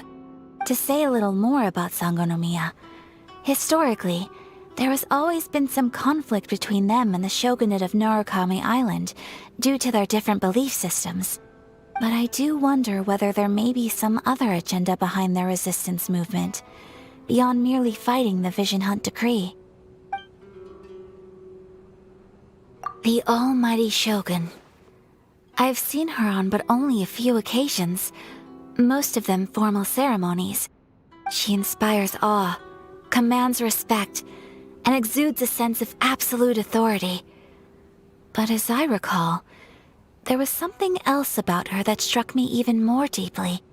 It was her almost complete lack of any emotion. In that sense, she appeared to me to be less of a ruler and more of, well, an executive official, I suppose. Focused exclusively on her single goal of implementing eternity, acting accordingly without feeling. Of course, we have tried on numerous occasions. Unfortunately, each time a proposal to repeal the decree arrives at Tenshukaku, it is promptly vetoed by both the Tenryou Commission and the Kanjo Commission, and subsequently scrapped. They invariably adopt a stance of unconditional support for the Shogun's decisions. They have no interest in discussing anything. It almost makes one wonder whether they had a hand in the Shogun's sudden decision to issue the Vision Hunt Decree. Ooh, Paimon has a question though. Oh? What would you like to know, Paimon? Have you got a plan yet to fight the Vision Hunt Decree? To be honest, we do not. What? Please, do not forget that challenging the Vision Hunt Decree is tantamount to challenging a deity. Coming to terms with that is already a difficult step to take. So what are we gonna do? Well, for the moment, all we can do is try and reduce the harm that is being caused by this decree. For example, by providing vision bearers with safe refuge, or manufacturing counterfeit visions for them as a contingency measure. You're telling Paimon that there are people out there who can make fake visions? Don't underestimate the talents of the craftspeople in Hanamizaka. To the naked eye, their counterfeits are indistinguishable from the genuine article. The problem we are facing right now is that Master Masakatsu, who was providing us with counterfeit visions, has recently been arrested by the Tenryou Commission. Darn! So they found out about it? Ugh. Yes. We knew it was not a long-term solution, and that it was only a matter of time before it would be exposed. But we cannot simply abandon Master Masakatsu. Exactly. I feel the same way. But given mine and Toma's identities as part of the Yashiro Commission, breaking him out of prison would risk dragging down the reputation of the entire Kamisato clan should we be caught. That would only serve to cast suspicion on any future activity we might seek to attempt. By no means do we intend to place the burden of such a task on your shoulders alone. When you are ready, go to Hanamizaka and look for a fireworks shop run by the Nagonohara family. There, you will find someone who can help you.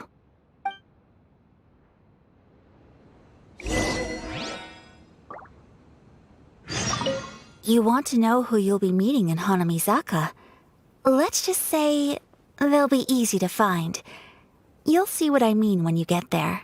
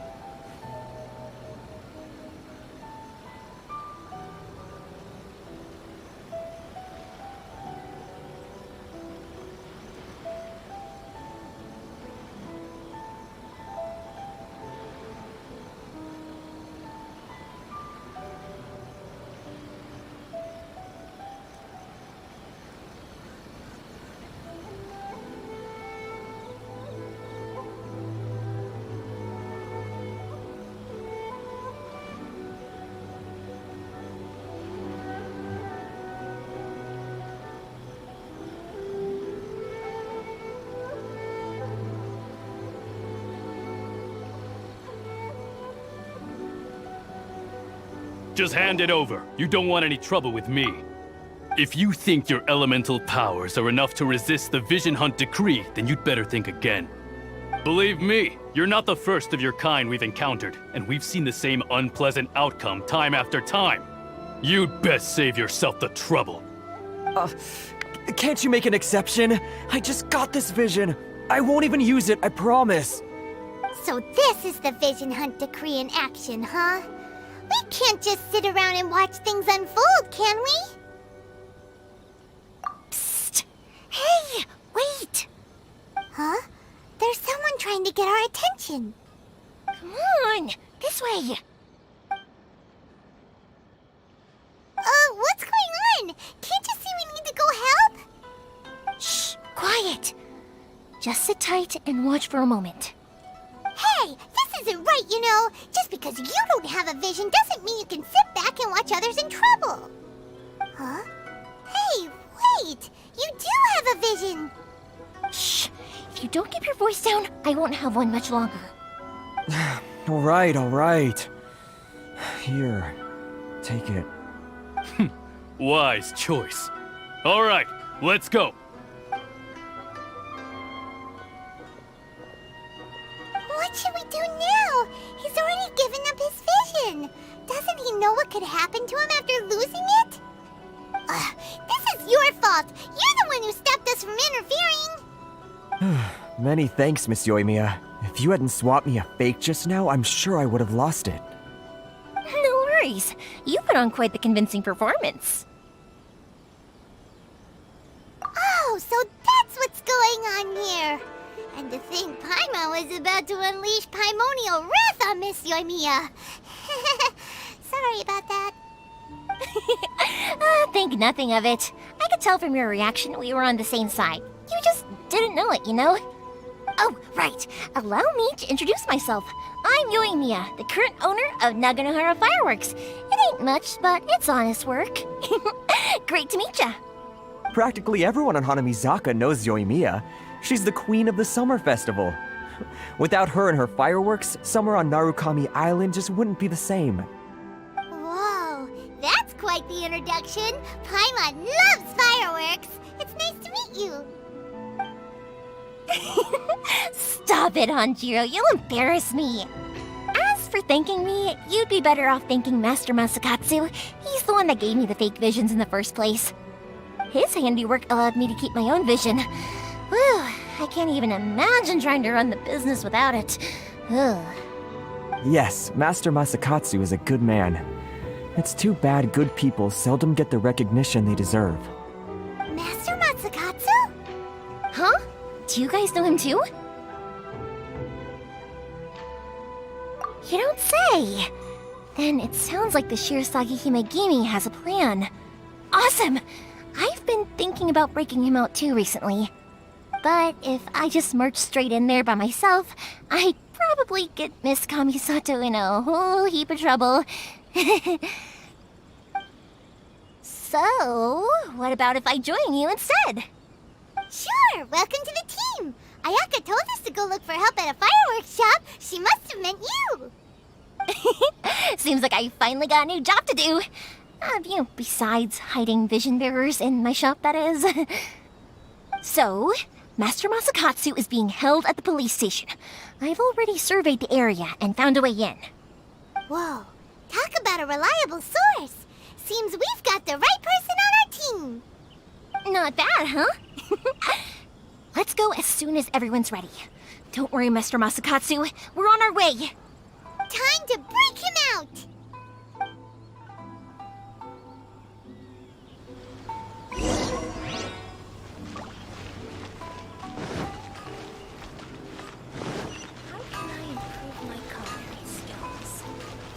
Please speak to President Song. Everything is going smoothly, just as I planned.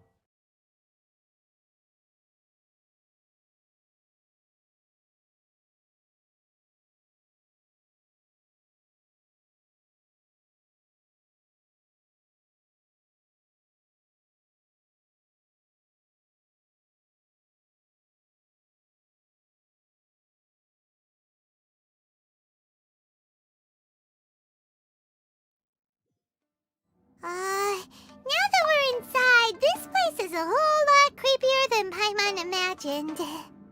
Come on, this way. As long as we stay quiet, we've got a good chance. I certainly wouldn't want to end up locked away in here. Let's find Master Masakatsu and get out of here. We should split up. I've got a little present to prepare for Master Masakatsu. I'll be right back. You sure? Alright then. Just be careful not to get caught. Yes, you too.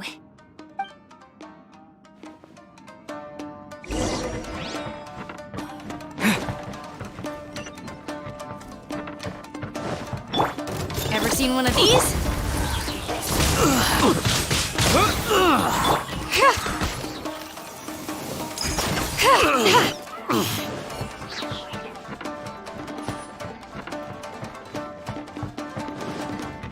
Talk about a big door! Seems we need to collect something shaped like Magatama in order to open it. Show me what you've got! Out of the frying pan, it's a... With the wind!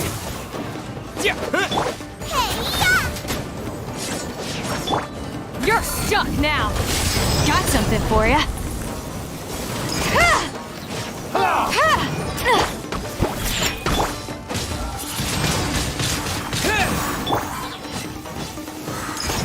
I need to train harder. The hunt is on.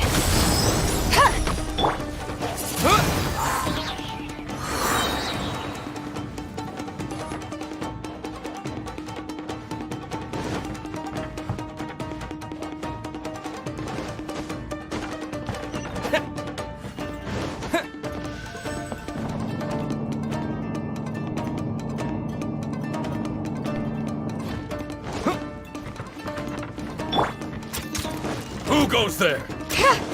This'll pack a punch. Shake an ass, stir... I'm lost.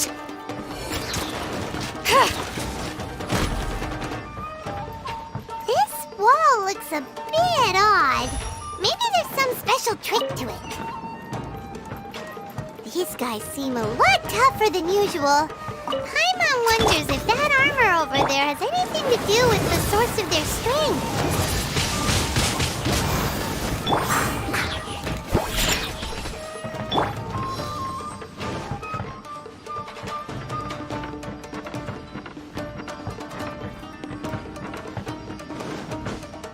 Teach me a lesson. Out of the frying pan, into the fire! You're... Windblade, show me what you've got! You're stuck now. I won't forget this. Don't hold back. This'll pack a punch. Shake an and stir!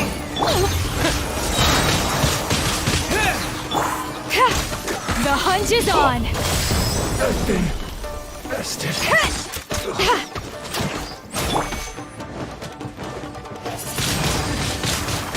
I need to train harder.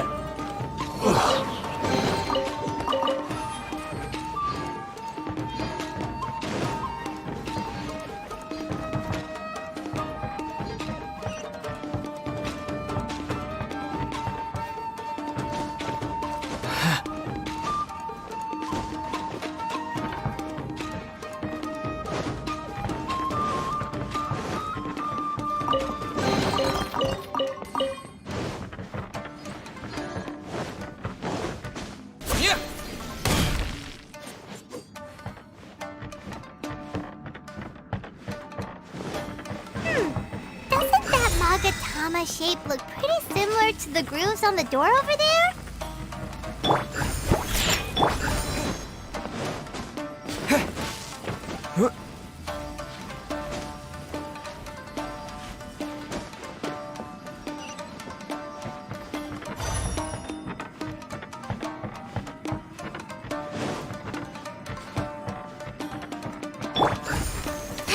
Brace yourself. Ever seen one of these? Don't hold back.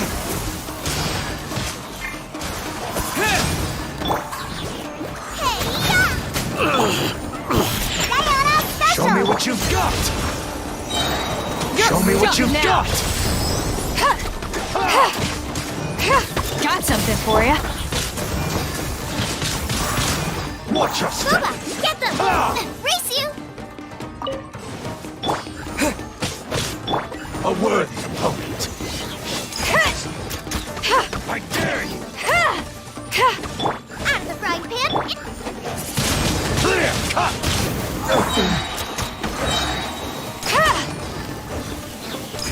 I need to train harder.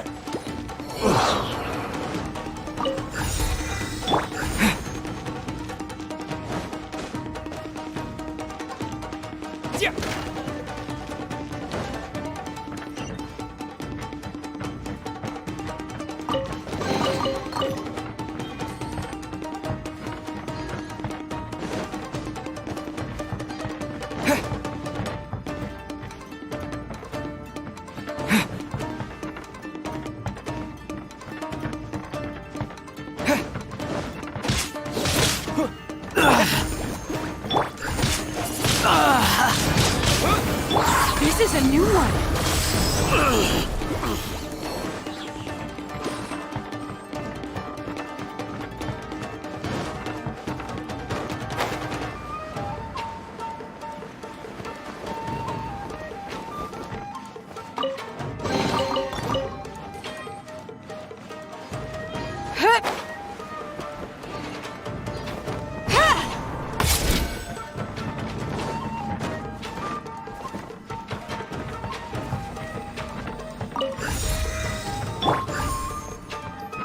Let's go.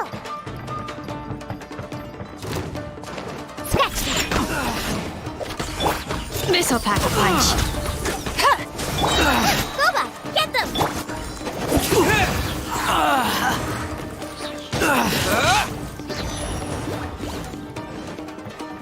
I must withdraw.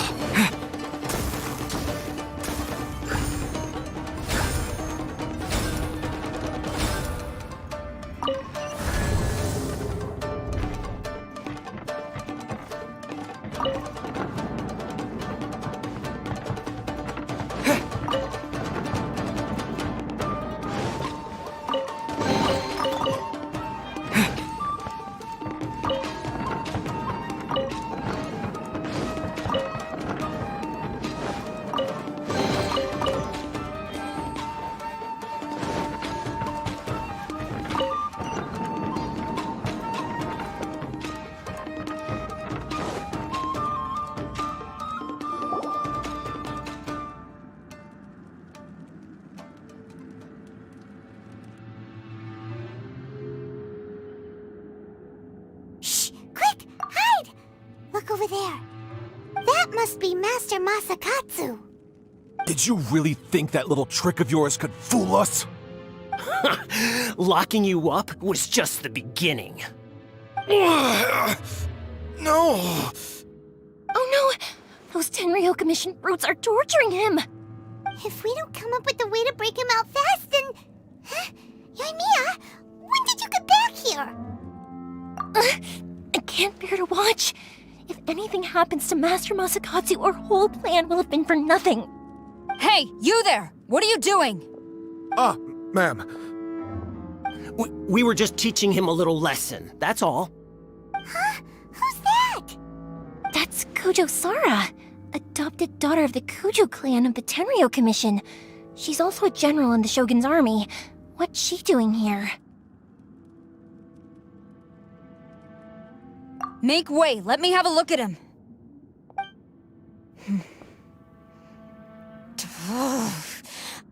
I'm sure you're well aware that torture is strictly against military regulations. Yes, ma'am. If you are unashamed of such disgraceful action, then you are also unworthy of the Tenryou Commission itself. Do I make myself clear? Yes, ma'am.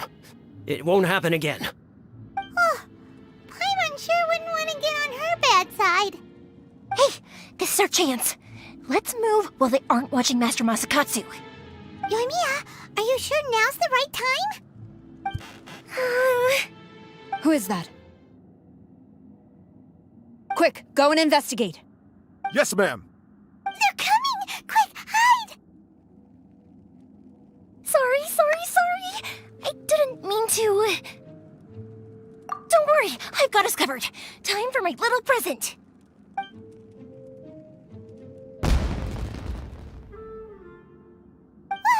Fireworks! Huh? Was that an explosion? It sounded like fireworks. Quick, let's hurry! The fireworks were enough to distract them. Maybe more than enough. Fireworks aren't just for festivals, you know. I was particularly proud of this batch. I decided to. Whoa! Whoa!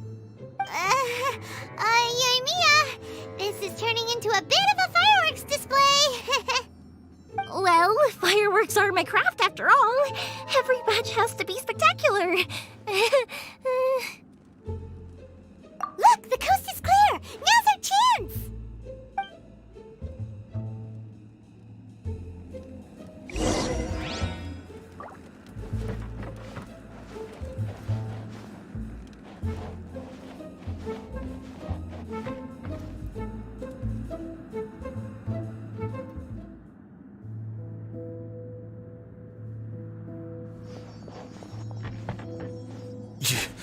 Yoimiya, is that you? Master Masakatsu! Sorry we took so long. Oh, those awful guards. Come on! We've got no time to lose! They could be back any minute!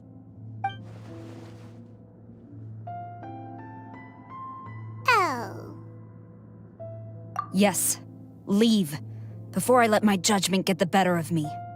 He's in serious condition. Be sure he gets immediate medical attention.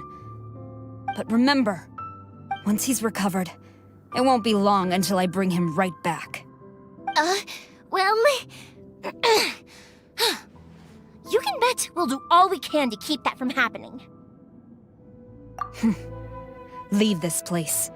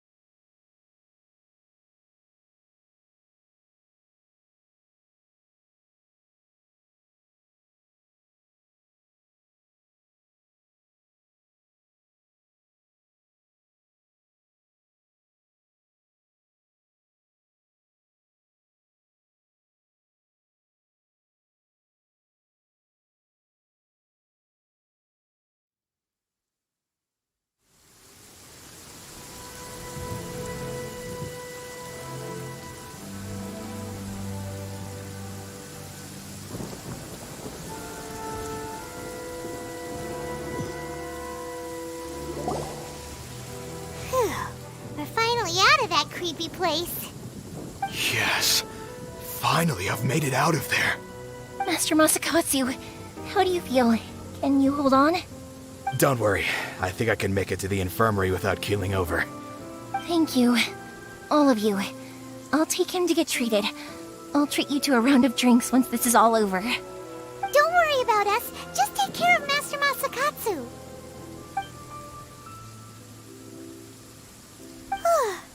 Good thing we were able to rescue him. Right, Kujosara. Do you think she was making up for how the guards were treating him? It seems as though there are some okay people among the ranks of the Tenryou Commission.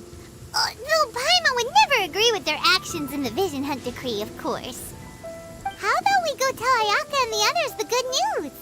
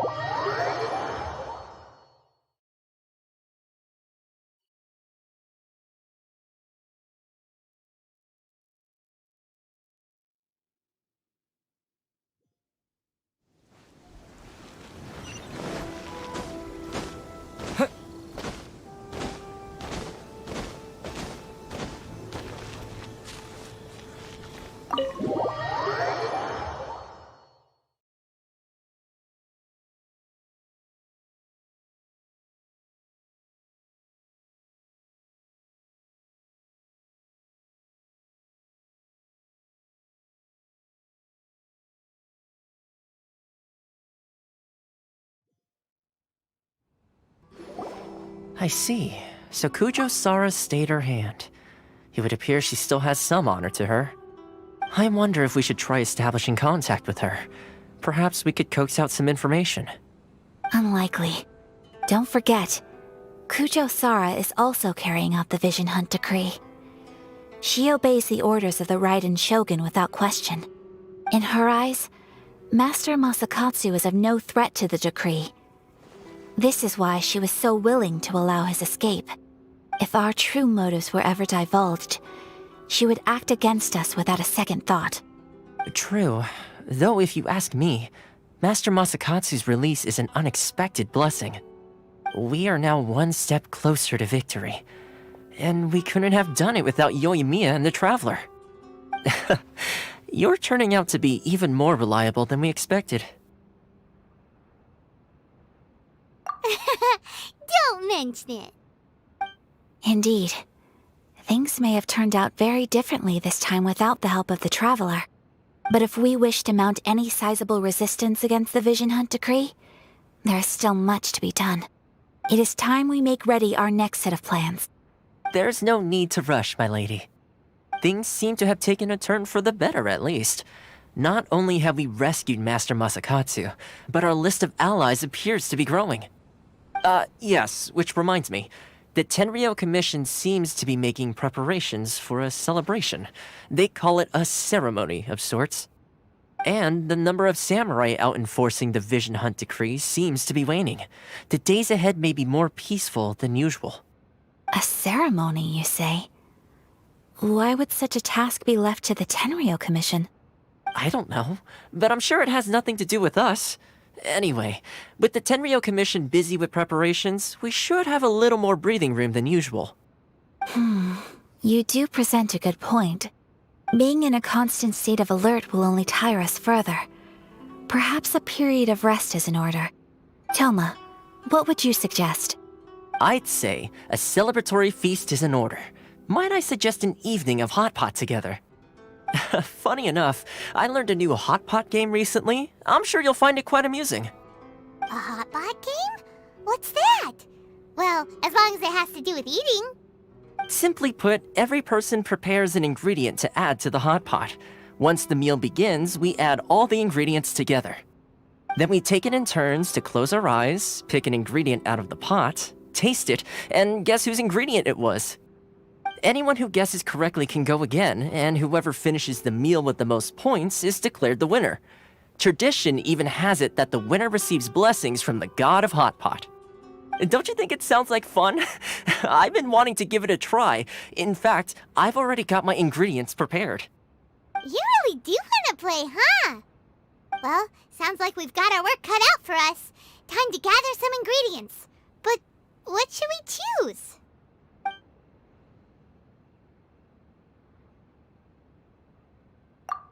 Ooh! Paimon proposes we gather raging demon-level Joyun chilies, super salty ham, mist flower corollas. This is already shaping up to be a hot pot to remember! Oh, my stomach! It feels like Yoimiya's fireworks are going off inside me. Who would have guessed that Toma would be the winner? He ate practically all those weird ingredients without a second thought. Toma? You okay, buddy? Salt-crusted herring, unripe lavender melon, flash-boiled dongo, oh, and whatever that thing was that nearly froze my tongue off. Hold up, my life is starting to flash before my eyes. Time I call it a night, everyone. You've only got yourself to blame, Toma. All those strange things you ate were ingredients you added yourself. But weren't you the one who added those little cakes, Ayaka? I think the Traveler ended up eating one. Boiling cakes in hot pot? Ugh. Think of the texture. I must apologize. To be perfectly honest, I thought the cakes would be a tasty addition. Uh-oh. I'm definitely not okay. I need to lie down.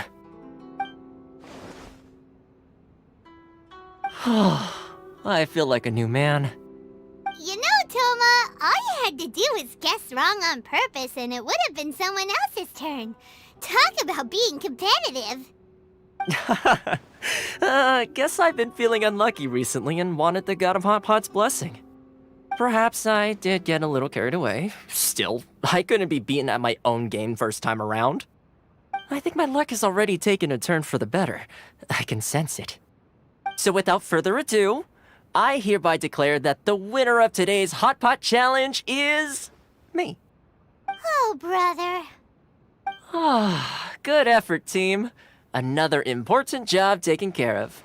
Next on the agenda, some well-earned rest and relaxation. Yes. If the Tenryou Commission truly is as busy with preparations as Toma claims, then some rest would be a welcome change of pace. And with the extra time, there are some other matters I wish to attend to. Let's all take some much-needed time off. After a few days' rest, we'll reconvene at the Komori Tea House and discuss our next operation. Downtime is hard to come by these days, so be sure to make the most of it.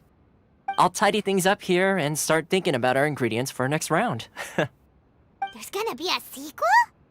Sure, why not? We should play again now that everyone knows the rules. I'll see you all later. Bye, Toma! Seems we won't need to be visiting the Komori Tea House for a while. Why don't we go explore some other places?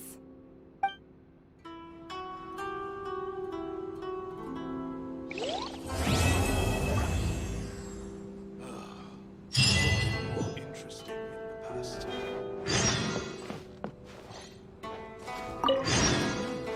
Delicious tea.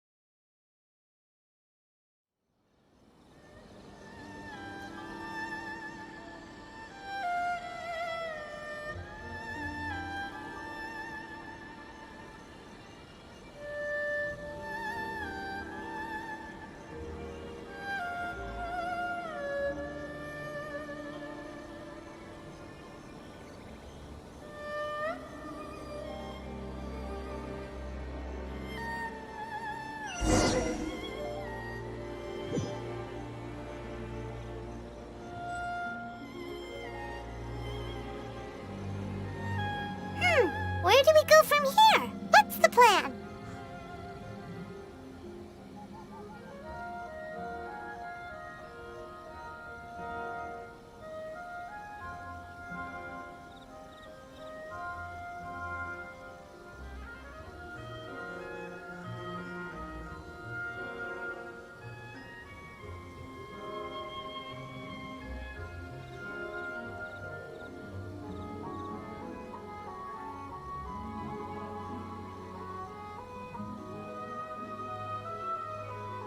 Traveler, Paimon, hold on.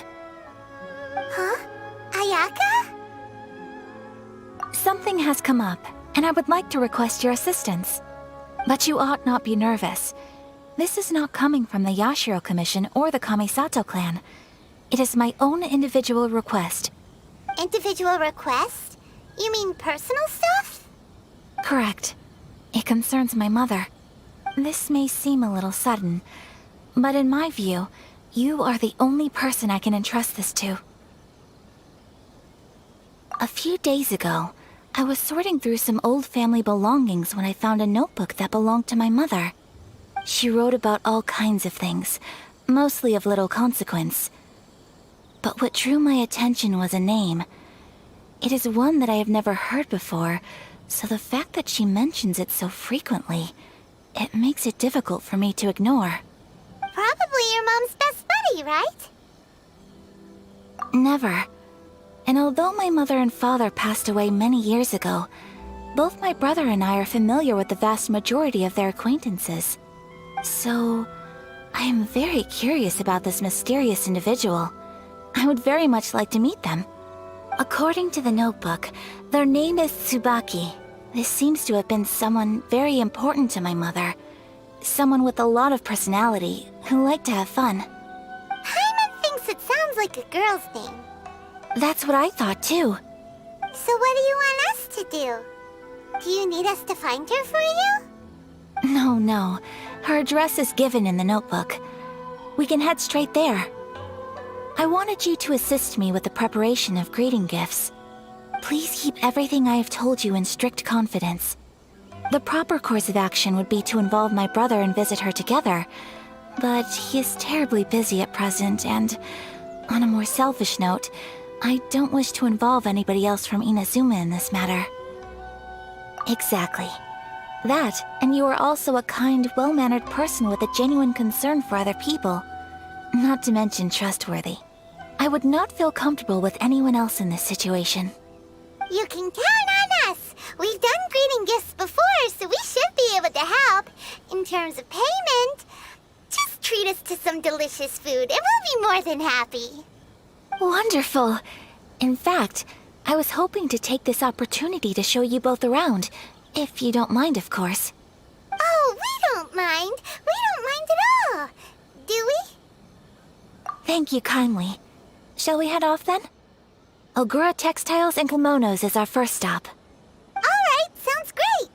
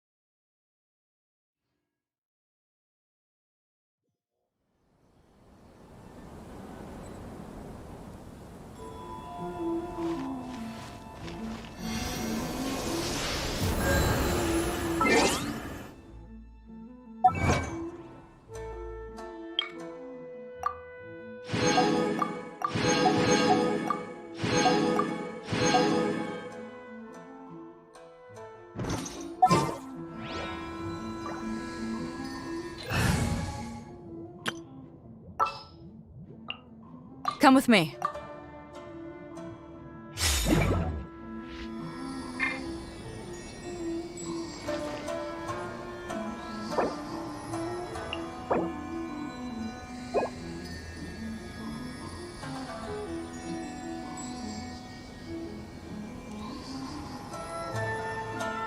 If you ever want to trade tactics, I'm always ready.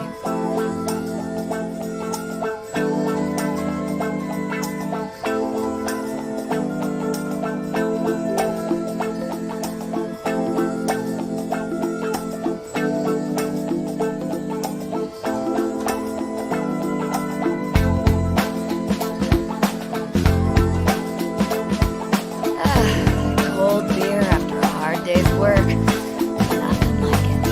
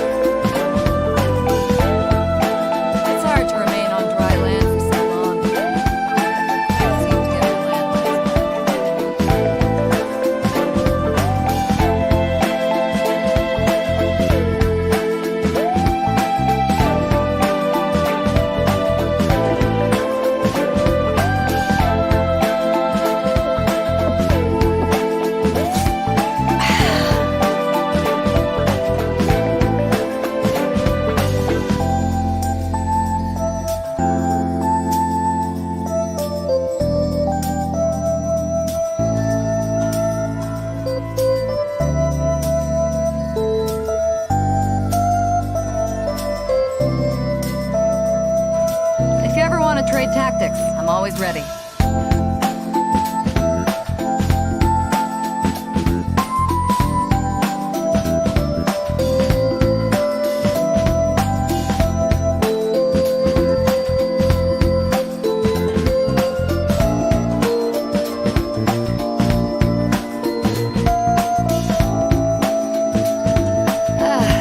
Cold beer after a hard day's work.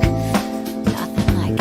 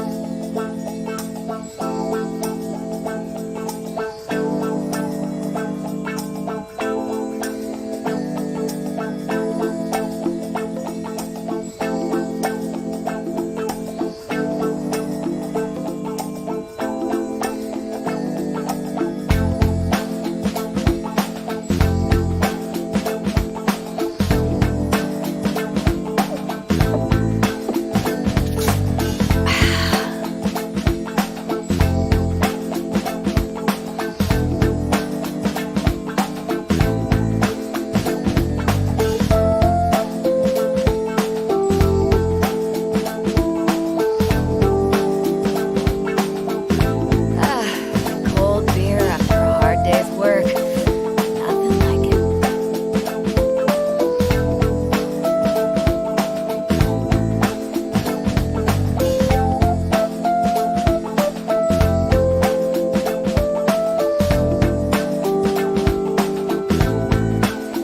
If you ever want to trade tactics, I'm always ready.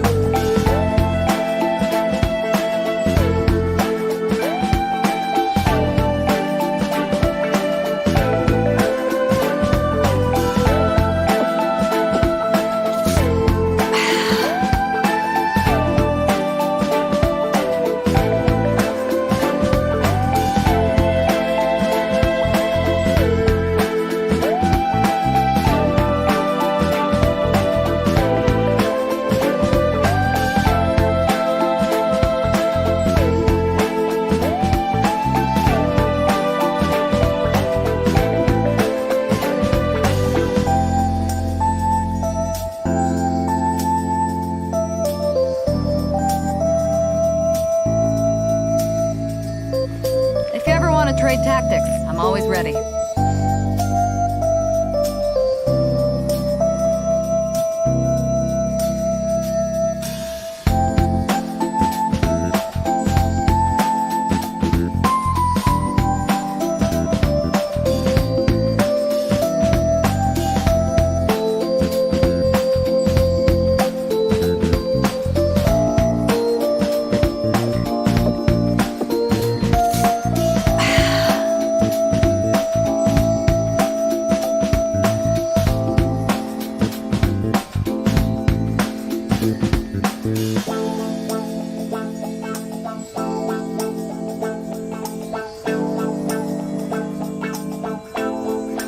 If you ever want to trade tactics, I'm always ready.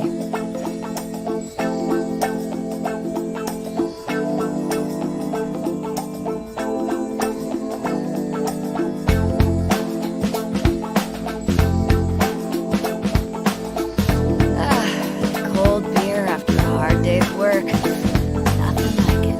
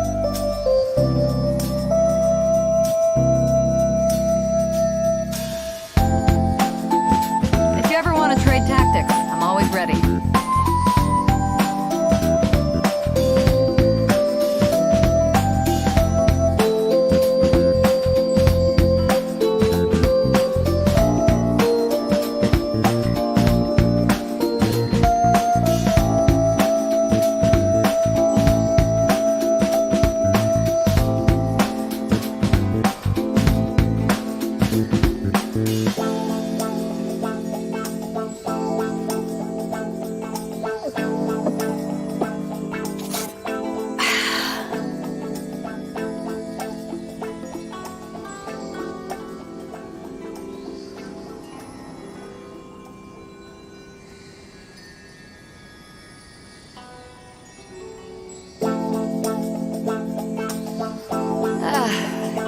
beer after a hard day's work.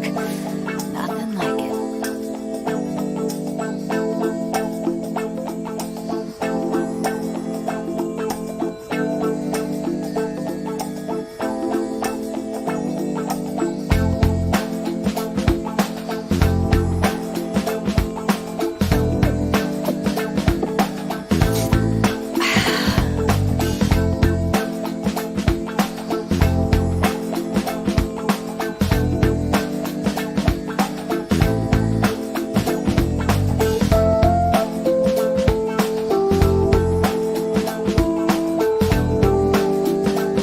If you ever want to trade tactics, I'm always ready.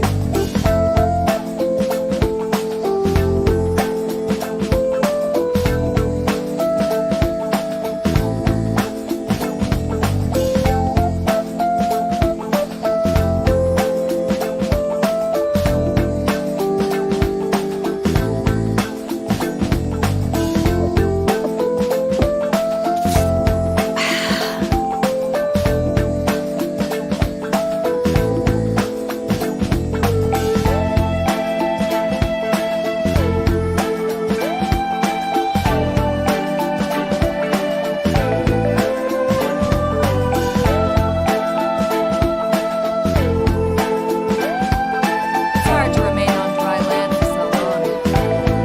Quite seem to get romantic.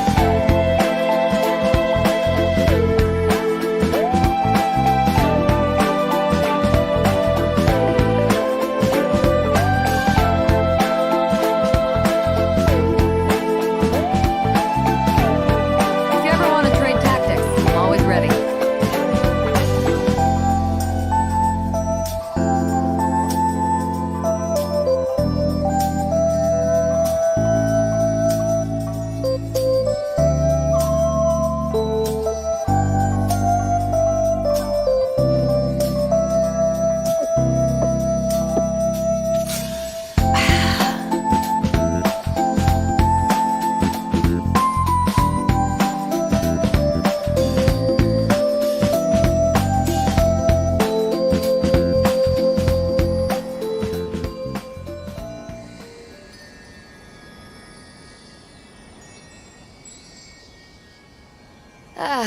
Cold beer after a hard day's work. Nothing like it.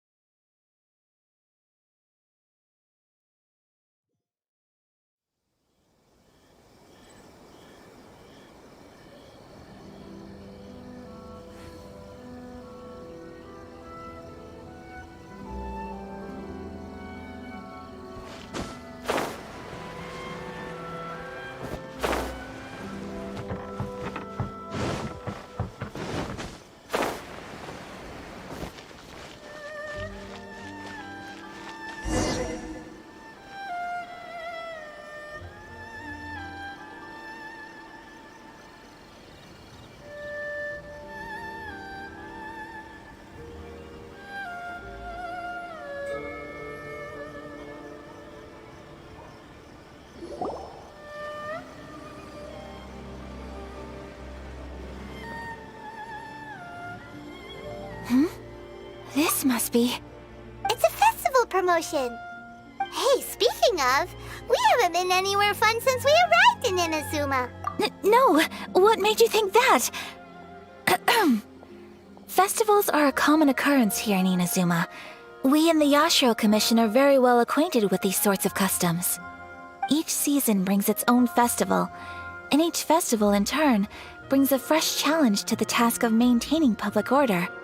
So, while festivals are undoubtedly joyous and lively occasions, for us, they are also a cause for concern.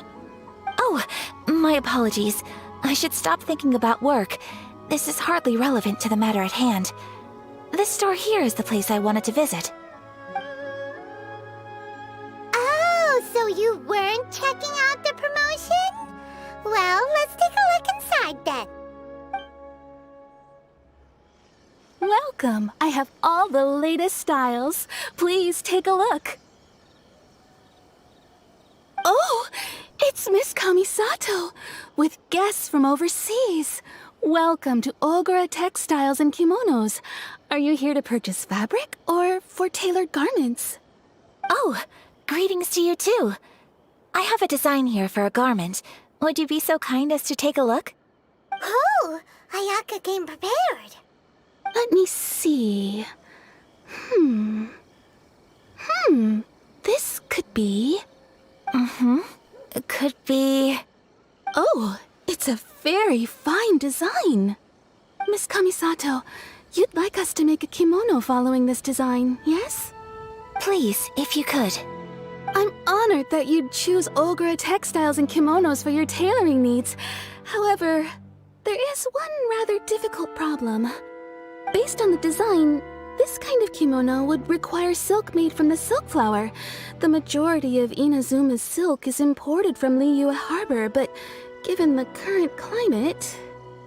As you well know, Inazuma is currently under a strict lockdown.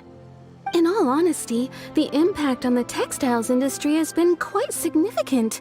We're struggling to import high-grade fabrics. So much of our tailoring business has been put on hold indefinitely. But of course, where our customers are able to provide the fabric themselves, we can still be of service. So you're saying we need to go and buy some silk first? If even Ogura Textiles and Kimonos can't get a hold of high-grade fabric, where would we buy it from?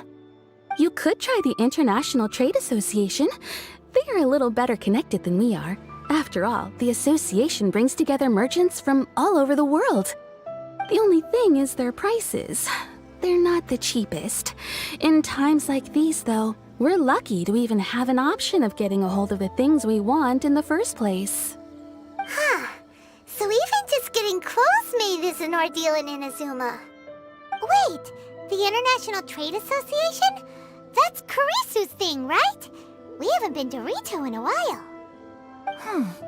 It looks like that will be our next stop. Thank you ever so much. We will be back once we've acquired the fabric. Oh, in the meantime, I have one other very small request. Could you? Why is she being if all of a sudden. Absolutely. Much obliged. My pleasure, Miss Kamisato. Honestly, I'm just as excited as you to see the end product.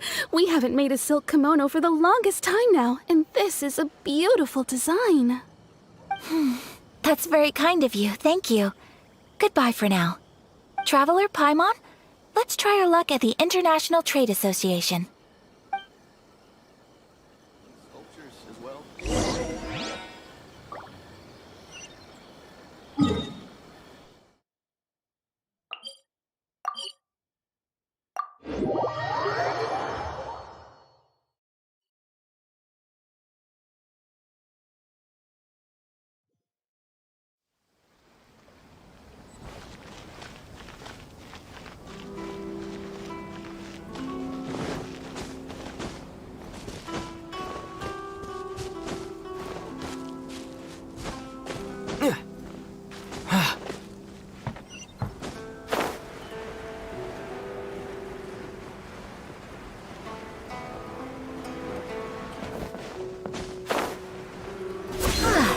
This is it.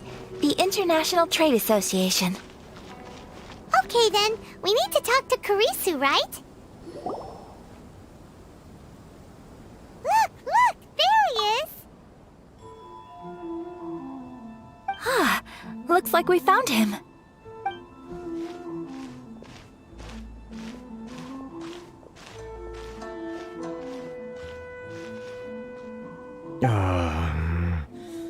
What am I gonna do? Mr. Kurisu, are you alright? Oh! You're Miss Sayaka from the Kamisato clan. How do you do? Better than you, it appears. And if it isn't the Traveler, I haven't seen you in a while. I take it you've been out of Rito?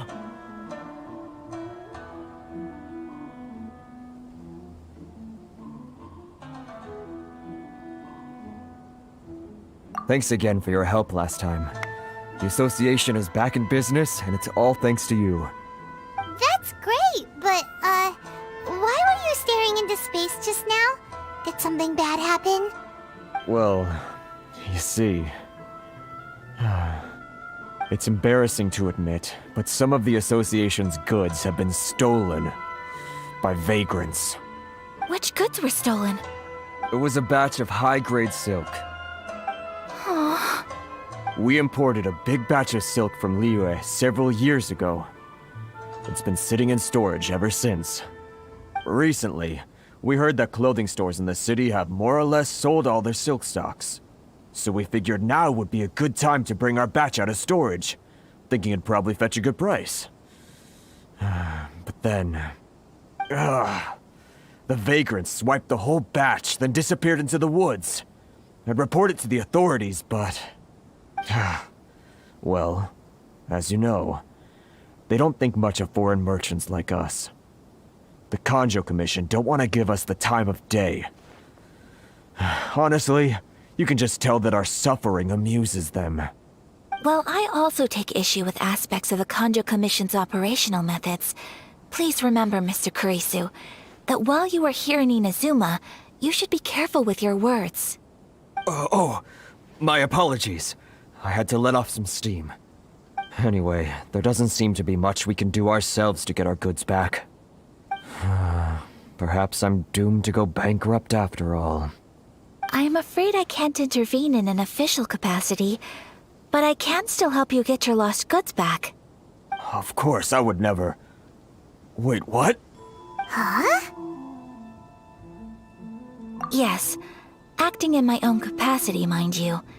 Even then, there is no escaping the fact that my every action and word will be seen to reflect on the Yashiro Commission and the Kamisato clan. I do so not without reservations, so I hope that you will treat this matter as confidential. That aside, as I'm sure you're aware, I'm afraid that I won't always be able to help you in such circumstances.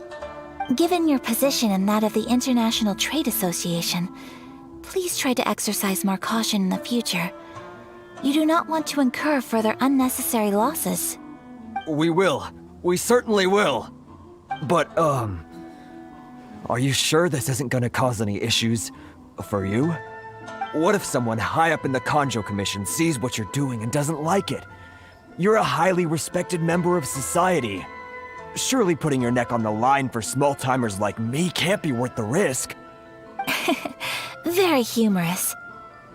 Let's not forget that I am the eldest daughter of the Kamisato clan. I would be very surprised indeed if anybody in the Kanjo Commission felt that I was accountable to them for my actions. Whoa, that sent shivers down Paimon's spine! Does everyone from a powerful clan talk like that? Mr. Kurisu, I need to know the exact time and location of the theft, and anything that stood out about the perpetrator's appearance. Thank you so much. Let's see, it was 2 hours ago now, over at the,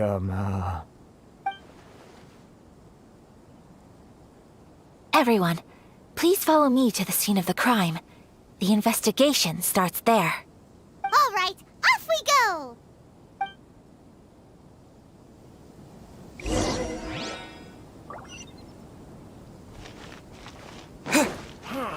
Why in the world can't I use my permit?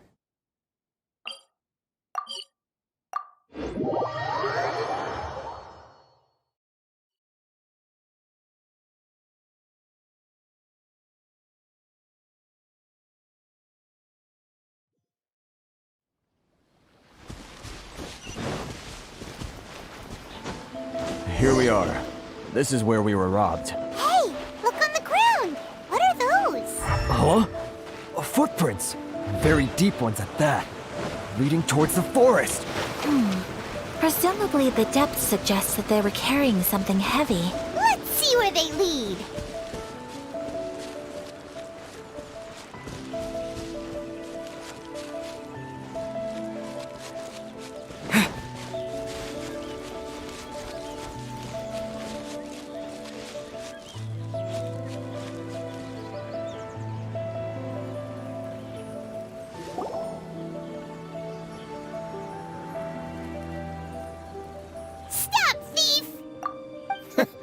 You think you can get your stuff back with this bunch?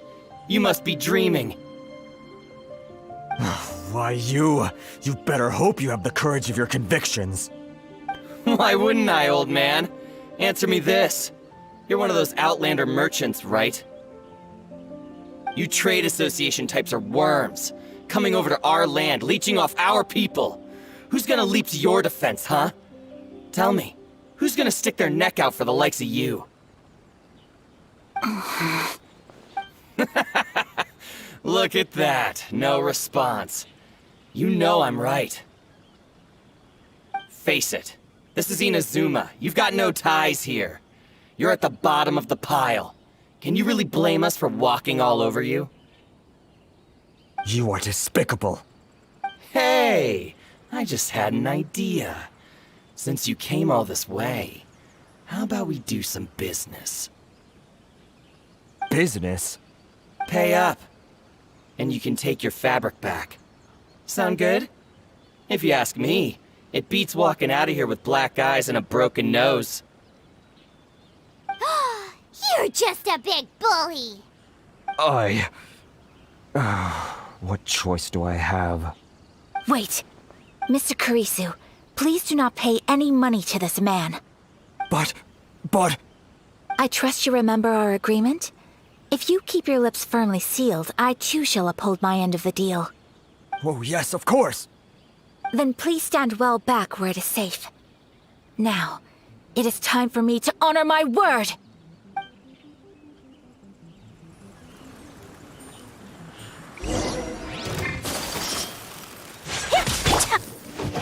Say no more!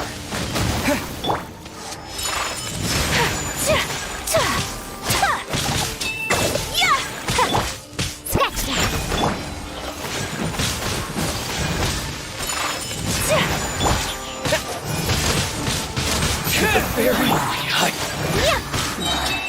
To the ferry! Want to take a lucky ride? day! Snow! Sakura swirl! Wind blade to the ferry! Picked the wrong time. Well, that's resolved then! No, please, It was nothing. I was simply doing my duty. Miss Kamisato! Traveler! Are you hurt? Don't worry, we're fine. The vagrants left in quite a hurry. It would seem they didn't have time to take anything with them. I believe your stolen goods should all be here. Thank you. Thank you so much. You'd best do a count. 6, 8, 10. Yep, it's all here. Great! Now we can finally buy some silk. Buy silk? You mean you need some of the silk here? This was indeed our intent. Don't get us wrong, though. That's not the reason we helped you out. Even if it were just a few carrots or cabbages, chances are we still would have helped you get them back. Paimon thinks we're pretty lucky. If we arrived any later, our chances of getting silk in Inazuma would have been 0. I honestly can't thank you all enough. Please, say no more. You need silk? I'll pick out a piece for you right away.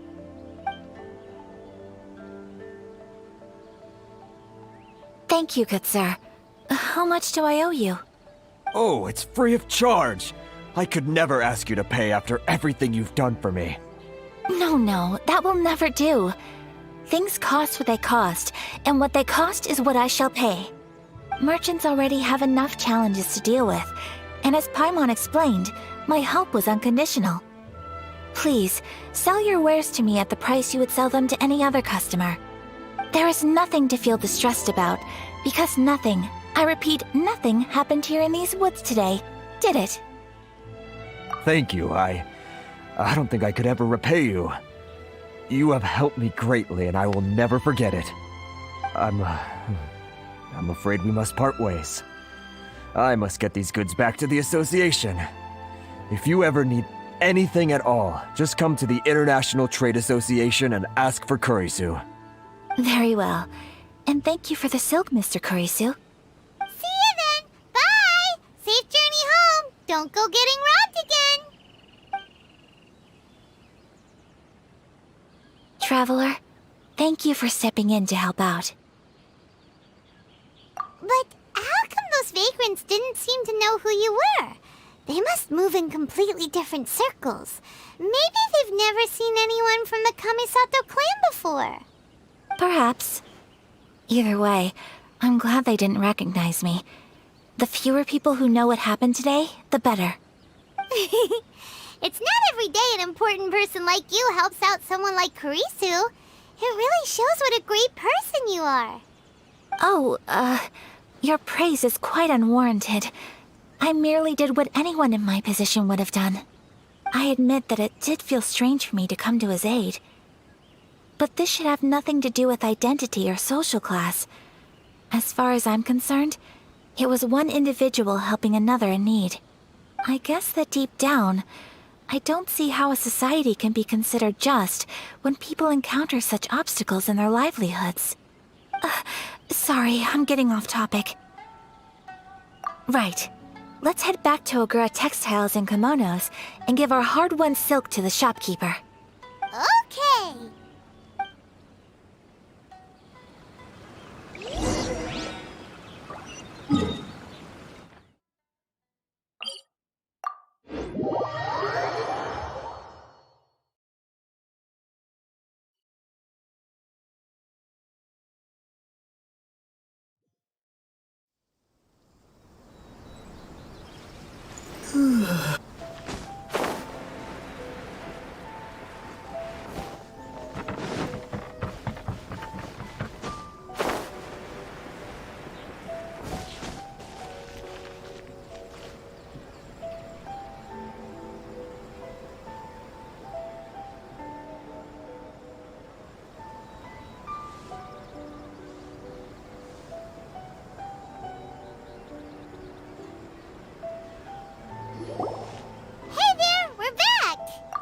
Welcome back!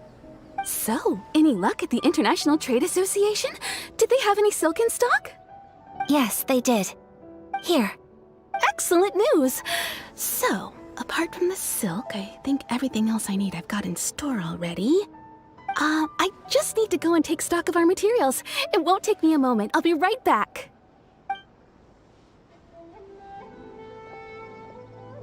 They better all be there. I do hope nothing else is missing. Traveler, on the subject of garments, I've been meaning to acquire a new outfit for you, too. It's just, I wasn't sure how you'd feel about the idea of dressing in Inazuman attire. Oh, are you sure? Is that so? Impressive. So travelers of your stature hold themselves to a dress code, as well as a code of conduct.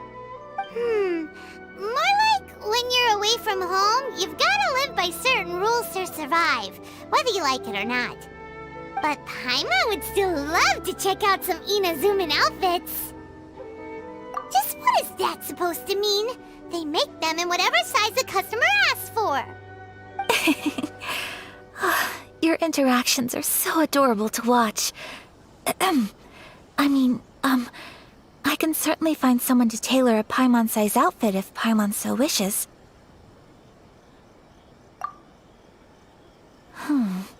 Well, if you're sure, as you wish. Something else I've been wondering is, how do people in other nations dress? They sure do. Each nation has its own unique style. Traditional, fancy schmancy, casual, all very different, but each style is suited to its region. The study of clothing is a profound discipline, and I still have much to learn. When clothing becomes part of the expression of one's personality, even an extension of one's body, that is quite a wonderful thing. So I'm not against dressing up. Far from it. Paimon agrees. You couldn't have put it any better. Paimon, you're so adorable that you could wear anything and it would look lovely on you. Wow! Paimon just got a compliment. Sorry to keep you waiting. I've checked my inventory. Thank you. Is there anything else you're missing? Fortunately not. I have all the materials I need. As for the size, would you like me to go by the dimensions given on the design? Yes, please. Understood. I'll get to work shortly. In total, that'll be this much. Here you go. Is it possible to treat this as an urgent order? Well, luckily, we don't have any other urgents at the moment, so I can begin work right away.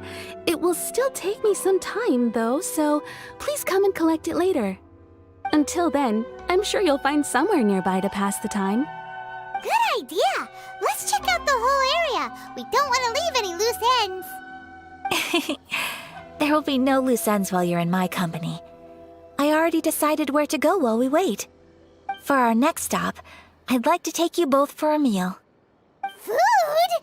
Oh, Paimon likes this plan.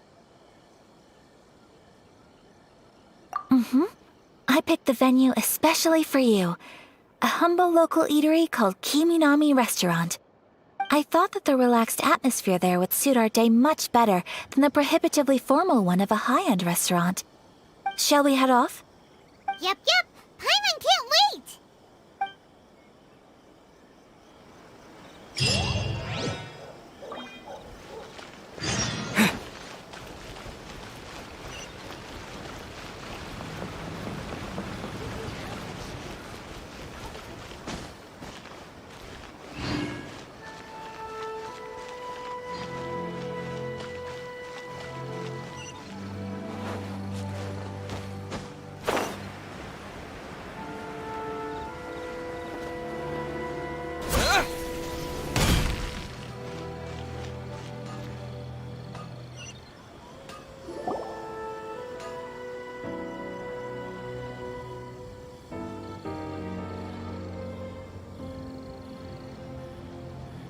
Are we here?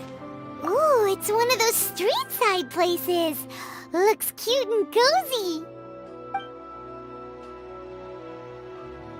Welcome!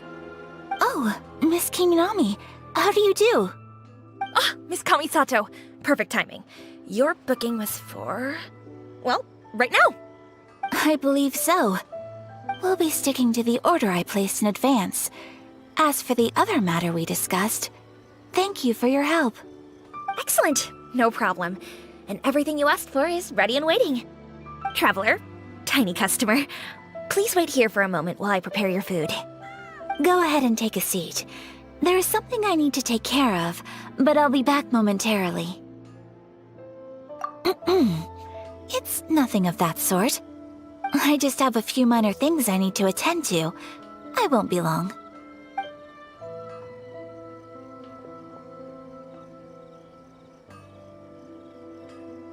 She sure left in a hurry.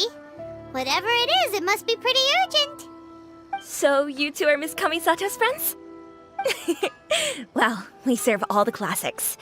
Sure, there are fancier looking places out there, but the food here speaks for itself. Hope you enjoy it. Over the years we've been in business, we've gotten to know the Kamisato clan quite well. Miss Kamisato and her brother are both fond of our food. They're always sending staff down here to order something and take it back to them. Her table booking surprised me, not least because it was a group reservation. This is the first time I've ever heard of Miss Kamisato going out for dinner with friends. The first time ever? Oh, guess that makes us pretty important people, huh? Sure does. And I'm probably crossing the line here, but I'm just telling you what others have told me. Apparently, Miss Kamisato doesn't have a lot of friends. How is that possible? She's so kind and polite to everyone. Paimon would have thought that would make her really popular. That's what I used to think too. But it turns out the rules of social interaction are a bit more complicated than that. Nobody in the neighborhood has a bad word to say about her. They all say she's beautiful, elegant, graceful, not to mention that she belongs to one of the most illustrious clans in the land. In short, they see her as a model young lady. But that's just it. People look at her and they see a model of perfection, and they don't feel like that's something they can relate to. So the majority of kids from our ordinary families don't even try to talk to her. So you see, on paper, she sounds like a girl everyone would want to get to know. But in practice, she finds it difficult to make friends. Huh. Paimon never would have guessed. We don't speak all that much, but we do go quite a way back. I've always admired her for taking on so many responsibilities at such a young age. So it makes me really happy to see her here with friends today. Anyway, relax, enjoy your meal, and please talk to her as much as possible. I know she'll appreciate it. Consider it a favor for the whole neighborhood. Look after her for us. Huh? That sounded like Ayaka!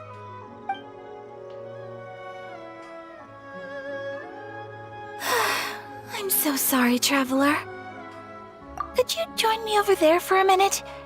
I need your help with something.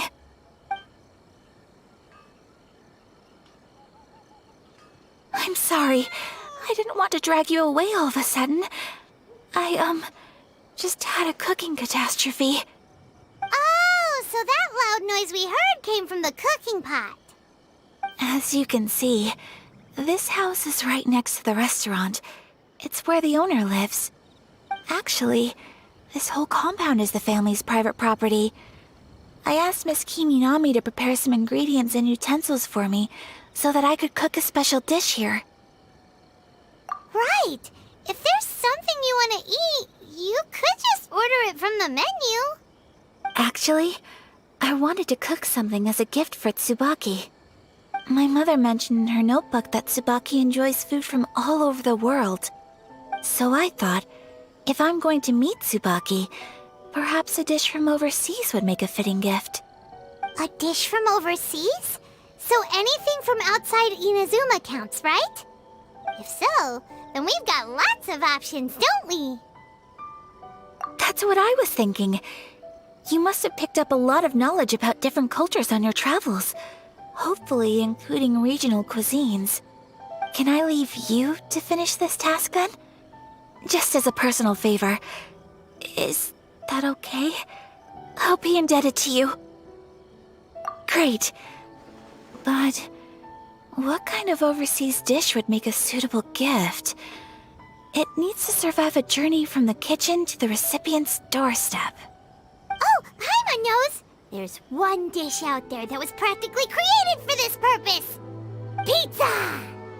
Pizza? It's an assortment of toppings and sauce spread over a bread base and cooked in the oven. And it's so good! That does sound pretty good.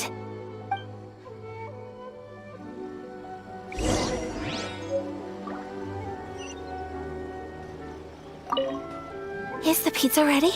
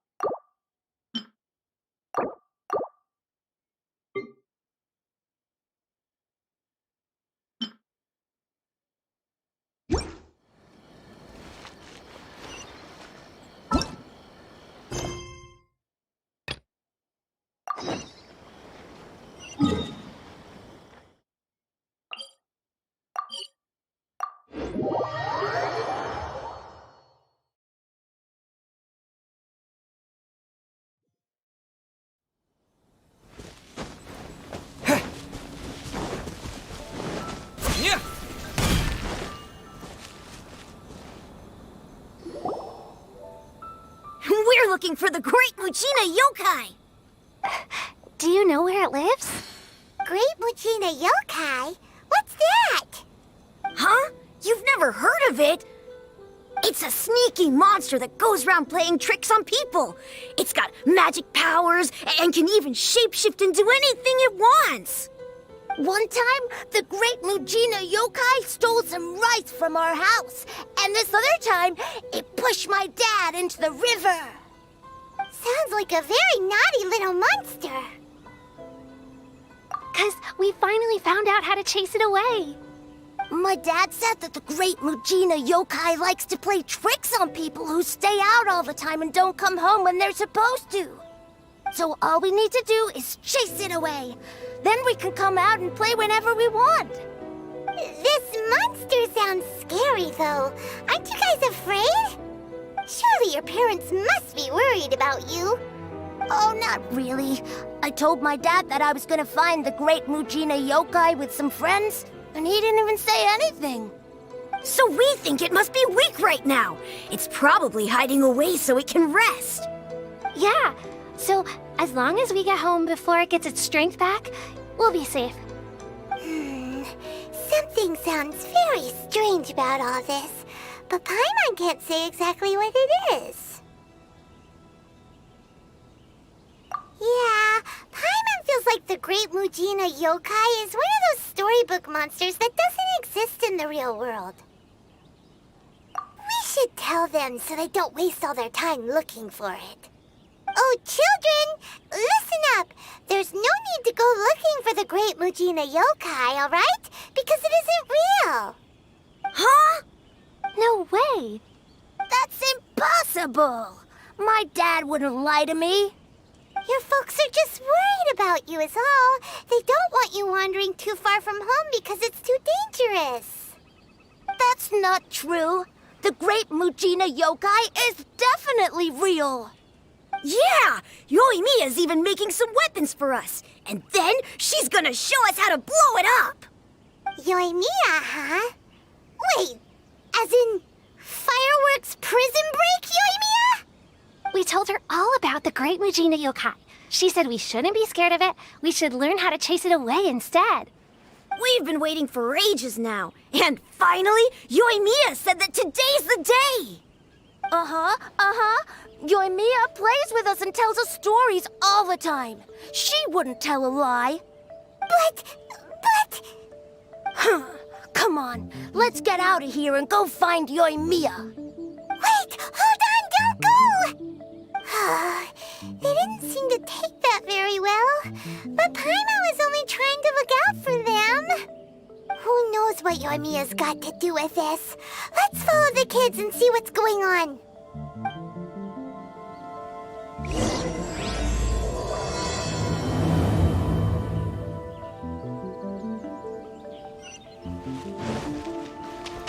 Cheer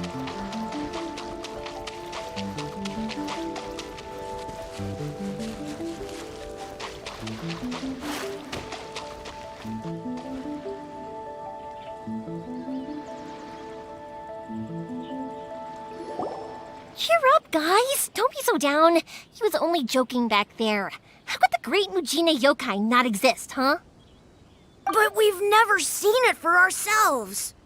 That's because the Great Mujina Yokai is extra powerful. And that's exactly why I need your help, isn't it? It's okay. Don't be discouraged. Hey, remember, if you want to be a hero, you gotta have patience. And wisdom, too. Even if you can't find it right now, it'll definitely show up before the fireworks show starts. So, remember to come and pick up your weapons from me before then, okay? No matter how powerful the Great Mujina Yokai might be, it's no match for my specially made fireworks. Just light them up and you'll scare it off no problem. It's up to you guys to protect your homes, your crops, and your folks. Got it.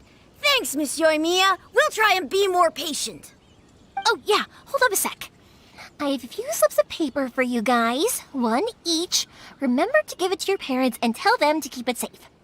Just tell them it's from Yoimiya. They'll know what it's about. Okay, thank you, Yoimiya. We're gonna go back now. Oh, thanks, Yoimiya. Come play with us soon. Sure thing, will do. Take care on the way back, and I'll see you later.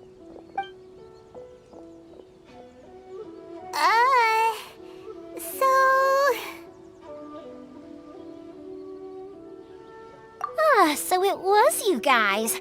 I guessed as much from the way the kids described you. No worries, though. I'm not blaming you. The Great Mujina Yokai is pretty popular with the kids, so of course they're gonna get upset if someone tries to tell them it doesn't exist. Okay, but it definitely doesn't exist, right? Yeah, the first time I heard about it, I knew straight away that was probably something the parents had come up with to stop the kids from running off all the time. But when the kids asked me about it, I didn't want to break it to them. I just told them that it looks cute and likes to play pranks and doesn't hurt people. So, I guess now the kids' impression of the Great Mujina Yokai is mostly influenced by me. Huh. So in a way, this monster is all a product of your creativity? Maybe so. In any case, I'm not gonna be the one who exposes it. Sure, it's likely that the parents just wanted to stop the kids from staying out all the time, but they could have easily had other reasons too. If I just go ahead and tell them that the Great Mujina Yokai doesn't exist without knowing the full story, then who knows? I might be doing more harm than good. Besides, they're just kids. They should be allowed to believe it if it makes them happy. That's more important to them than questioning what's real and what isn't. Heck, I entertain my fair share of fantasies too. The fire diamond that spins around and shoots out lights that are all the colors of the rainbow. Ooh, the mist spirits that live far off in the mountains and guide you to fairyland if you can find them. I know that they don't really exist, but I still enjoy believing in them. If someone came up to me and started telling me to stop being so stupid, they don't exist, I'd give them the evil eyes and tell them to get the heck out of my face because it's just so annoying. Right? So what if it's made up? It's also really awesome and kind of magical. So it's not up to anyone else to tell me what's what. The things we believed and the experiences we had when we were young turn into our priceless treasures as we grow up. When you were kids, surely you guys believed in things like heroes who slew dragons and sacred swords that cut through darkness. It's the same thing. If we tear apart these kids' fairy tales now, what else do we have to tell them? That Inazuma's locked down? All the grim tales of the Vision Hunt decree? I think it's a bit too early for all of that. Yeah! Oh, way too early, for sure! Whether you understood me or not, don't you worry. I'll take care of the kids and make sure they stay safe. Okay, it's about time I headed back. The Naganohara fireworks show is just around the corner, and there's still a lot of things to get ready. Naganohara fireworks show? Is that hosted by your family or something? Well, yeah. I mean, that's why our name is on the event. It's well known throughout Inazuma. Oh, on the subject, are you busy these days? If not, then you should totally come along. I'll prepare an extra pretty firework just for you. In that case, come with me to Naganahara. We'll go see my bots. There's still a few fireworks to finish off before the show. Inazuma is home to the Yai Publishing House, and a lot of people who like to write stories too. In fact, most of what they write is based off of the kinds of fairy tales I was just talking about. A lot of them have bad endings though. Like, the fire diamond will get put in a rich person's gallery where it will never be ignited again.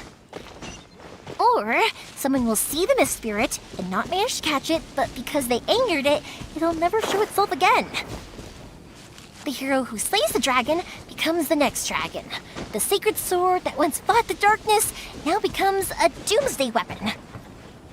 I know these kinds of stories are all the rage nowadays, but I really can't bring myself to like them. If something's magical, it should be kept that way.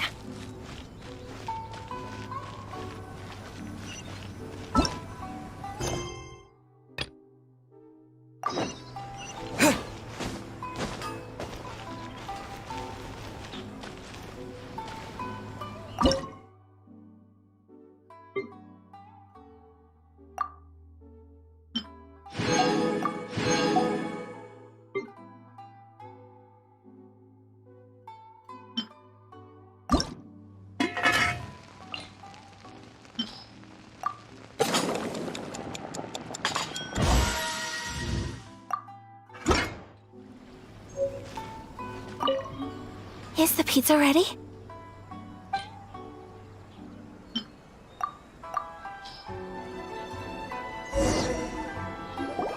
Oh, it's ready. It smells delicious. You're an excellent cook, Traveler. I would love to be able to master dishes from all over the world. Well, all you need to learn is a recipe. We can bring you some more recipes in the future if you like. Great. I look forward to learning from your culinary expertise. How are you all doing? Whoa, is this... Miss Kamisato, this must be the dish you were talking about. Yes, an overseas dish cooked by the Traveler. Could I trouble you to package it for me? Sure, no problem. Oh, it smells good. I bet it tastes amazing. Oh, now I really want to put something like this on our menu. Want us to teach you how to make it? Oh, could you? The most satisfying meals are the ones you share with other people. So Paimon thinks that our friends in Mondstadt wouldn't mind us sharing this dish with Inazuma. Really? That's great. I've always wanted to learn how to cook some international dishes. If you can write down a recipe for me, I'll add it to our menu and put a promotion where everyone will see it. Since we've become a closed nation, people haven't had the chance to try anything new. Traveler, you're the best! I'll go pack up this dish for Miss Kamisato. Please, make your way back to the restaurant whenever you're ready. The food will be waiting for you.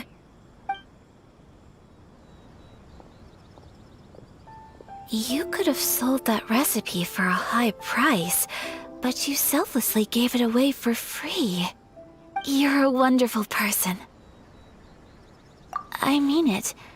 I admire you a lot, and I'm so proud to be friends with someone of such fine character. Well, you should probably write down the recipe now, no? Yeah, let's make sure we include all the details and then give it to Miss Kiminami. So, pizza. Start with the basic ingredients. Correctamundo! Right, now to add the next couple of ingredients.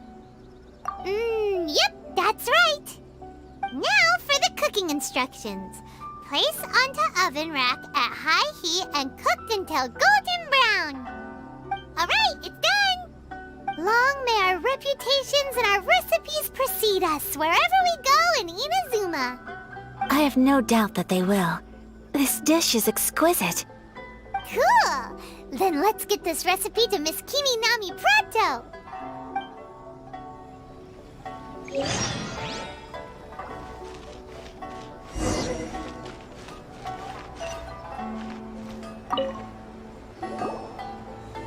Hey! Have you written out the recipe? Here it is. Thank you! Wowie! This is so exciting. I want to make it right away. Traveler, Paimon, please accept my sincerest apologies for delaying your meal. No problem! Food always tastes better when you've worked up an appetite. All right, let's dig in before it gets cold. Well, what do you think? Is Inazuman cuisine to your liking? It's amazing! Paimon loved this one! Oh, and especially that one over there! Good. I'm relieved. When I was attempting to cook earlier on, did you chat with the owner at all? And did she, say anything about me? She did, but don't worry. She's just happy for you is all. She's happy for me? Oh, then she must have told you. Did she, what does it matter? I know just as well as anybody else that I've got no friends. Hey, it's not you. Most people just haven't had the chance to talk to you one-on-one before. Thank you for your comforting words, Paimon. It's all true, though. I just don't have very many friends. Most of the time I'm either accompanied by family or staff, so everyone must have found it quite a surprise to see me taking you out for a meal.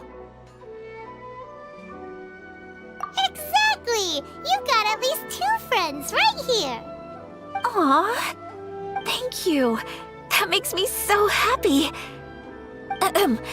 Excuse me, I'm forgetting myself. Hey now, expressing your feelings is the right thing to do.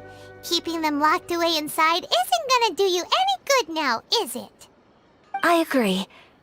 So, I just want to say how happy I feel that you both see me as a true friend. Of course we do. That's always been our style. If someone's nice to us, we're nice to them too. Friendship can go a long way. Take your mom, for example. She wrote about Tsubaki in her notebook, and now it's made you want to find them too. Yes, I think friendship is an extremely precious thing, and ours is one that I will always treasure. While we're on the topic though, who is this Tsubaki person anyway? Well, I think I have an idea, but it's just speculative at this point. I think that Tsubaki might be a fox envoy. A fox envoy? Yes, that's what I think. Even I, my mother's own daughter, had never even heard of this friend before. It just seems so mysterious. So I think it must be someone with transcendent abilities who doesn't show themselves very often. And fox envoys are nothing new. Stories have been told about them in Inazuma since ancient times. You must have met Kuji Yae before. Well, she's a fox envoy. That got me thinking. Maybe there are fox envoys out there in Inazuma that people just don't know about. And maybe Tsubaki is one of them. Whoa! So Inazuma also has supernatural beings? When you say also... Well, before Inazuma, we spent some time in Liyue. They have lots of supernatural beings there, like the Adepti. All kinds of them too. Up in the sky, down below the ground, in the water. Really? I've come across such things being asserted in books, but to hear someone talk about it from first-hand experience is extremely surprising. So Liyue lives up to its reputation. Its culture has a long history and gives rise to the most beautiful legends. Quite captivating. You should come visit Liyue with us sometime. The best part is, they have loads and loads of delicious delicacies. Really? I would love that. Speaking of delicacies, Traveler, Paimon, Have you eaten your fill? Oh, Paimon has. Excellent. Then let's collect the kimono. Then we can pay a visit to my mother's mysterious and transcendent friend.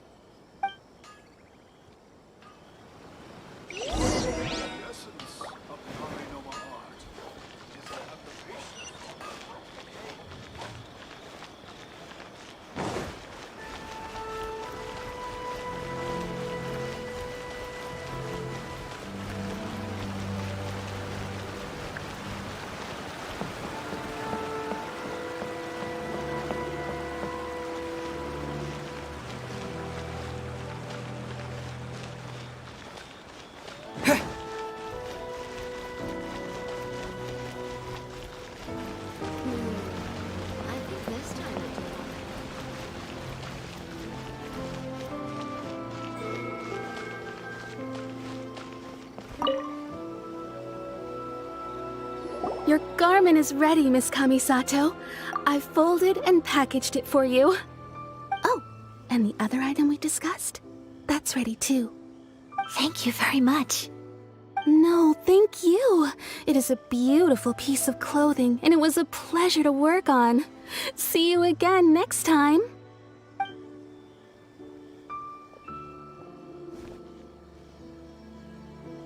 Traveler, I have a gift for you. Whoa, looks super fancy. Is that for wearing in your hair? It's a hairpin in the style of a white heron. As well as a hair accessory, you can also use it as an ornament. I couldn't ask for your help and offer nothing at all in return, so this is my gift to you. I'm glad you like it.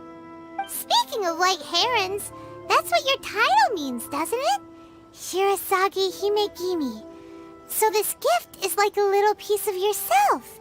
It's just as elegant and beautiful as you are. You flatter me, Paimon. If this gift reminds you of me, that is all I could ask for. It definitely will. Alright, well, now we've got what we came for. We can set off. Time to go meet Tsubaki. My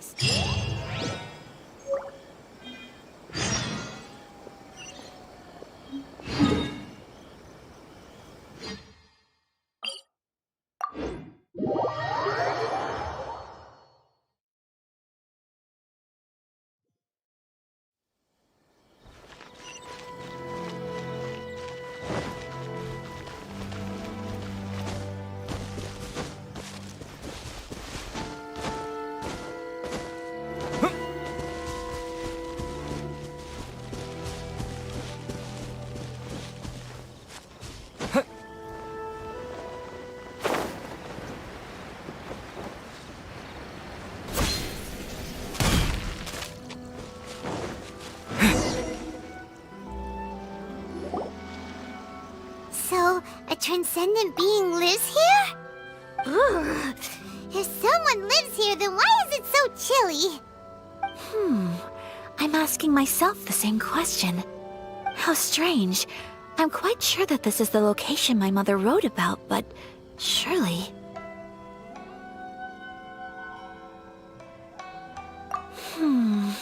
I'm starting to have second thoughts. But since we're here, I still think we should go inside and explore in full. Yeah, makes sense. Who knows? Maybe there's a surprise waiting in there for us. So, what does the notebook say exactly? Let me think. A crane brings one fresh flower in its beak to decorate my hair, while a white rabbit sews a hemline from 4 rays of moonlight. Dressed appropriately, I face eastward and call out Tsubaki's name 7 times. In the blink of an eye, I'm standing on the path that leads to her house. Sounds like a fairy tale. So your mom would do a little ritual, and just like that, Tsubaki would come to meet her?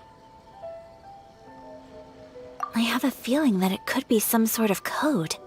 Let's get a little closer before coming to any conclusions. Good idea.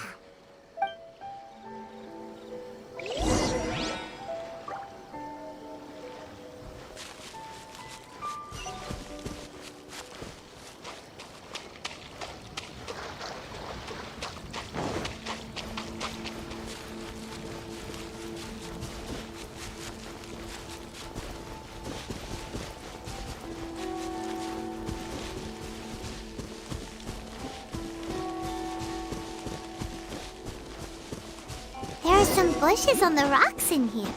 Could that be anything?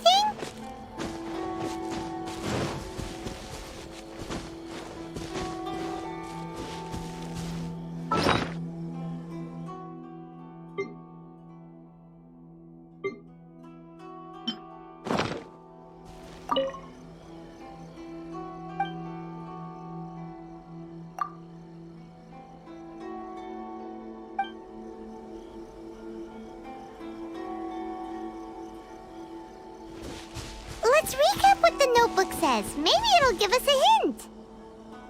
A crane brings one fresh flower in its beak to decorate my hair, while a white rabbit sews a hemline from 4 rays of moonlight. Dressed appropriately, I face eastward and call out Tsubaki's name 7 times.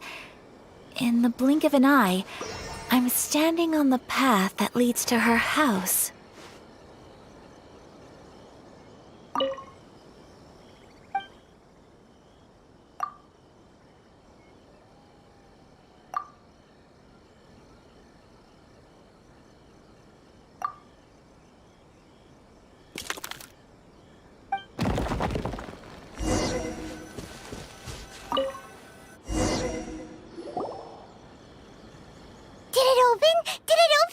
Did our Inazuma Adeptus leave any treasure here? What's this?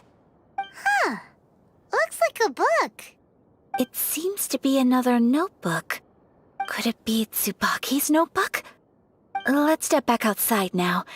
The atmosphere here is different than I'd imagined. Somehow, it makes me a little reluctant to open the notebook. Paimon knows what you mean. Reading in low light is really bad for your eyes. Come on, let's get back outside.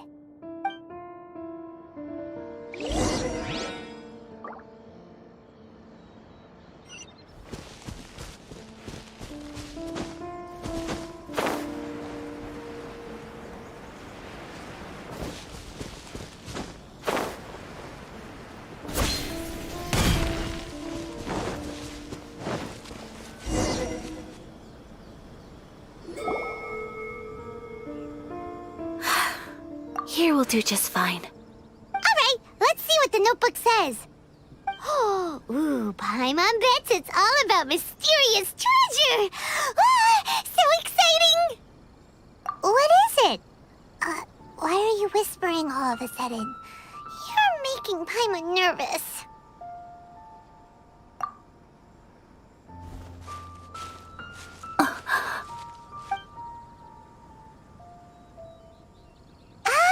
You want to let Ayaka read the notebook without distraction. Seems whatever's written in there must be pretty major after all. But, based on her expression, probably not a treasure map.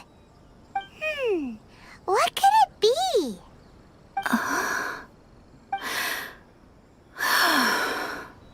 Traveler, Paimon, sorry to keep you waiting so long. No worries, it wasn't long at all. You're a very fast reader. Yes, I have. I think I ought to share the truth of this notebook with you both. Even though the contents are completely different than what I was expecting. Different how? You mean it wasn't a Fox Envoy who wrote this?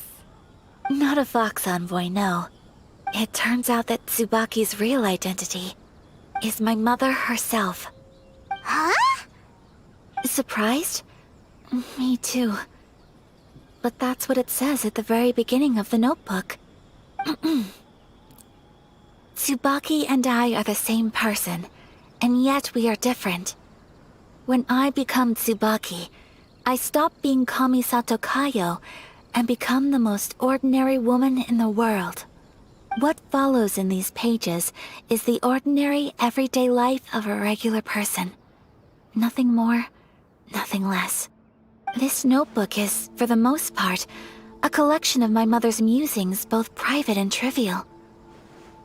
All of the things we thought were about Tsubaki were in fact about my mother herself.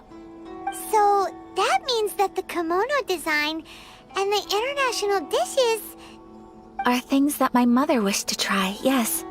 I'm sure this all sounds utterly bizarre to you, But to me at least, my mother's behavior is completely understandable. Or to put it another way, I actually have another side to myself as well. I was at a loss for words when I started reading the contents of the notebook. It almost felt like someone had looked inside my mind, examined my thoughts, and then written them all down on paper. Ayaka. From the moment my mother married my father, she became the mother of the Kamisato household, and with that came all sorts of duties. At the same time, the prestige of the Yashiro Commission brought its own share of responsibility. On top of that, every action she ever took was seen as representing the Kamisato clan. People were always watching her.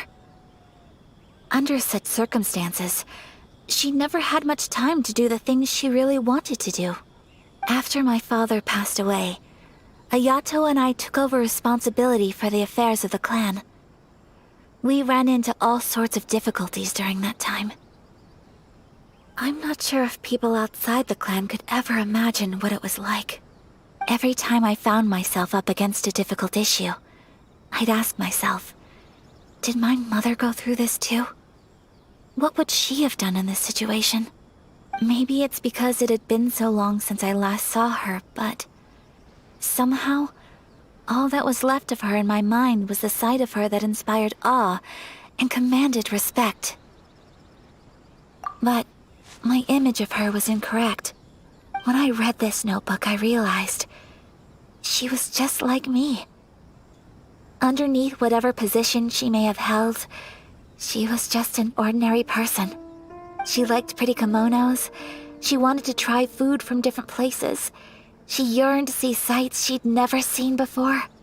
Maybe this all sounds immature to you, but I feel just the same way. I want to live life not as Kamisato Ayaka, but as an ordinary woman. Mother wrote that she'd always wanted to go to a local Inazuman festival. She said that sometimes, on a clear night, if you looked out from our house, you could see lights off in the distance. I've seen those lights too. It looks so lively with so many people. And it's so brightly lit, it makes the whole sky glow. Of course, sometimes it does make me a bit anxious from a public order perspective. But for someone of my position to just show up at a festival with no warning, it could be considered improper etiquette.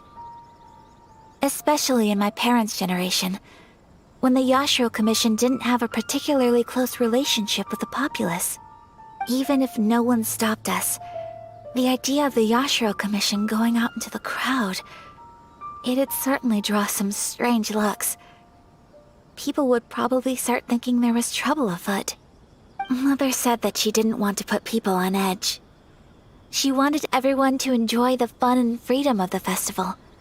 She didn't want to disturb them, and didn't have much free time anyway, so she never went. Not even once.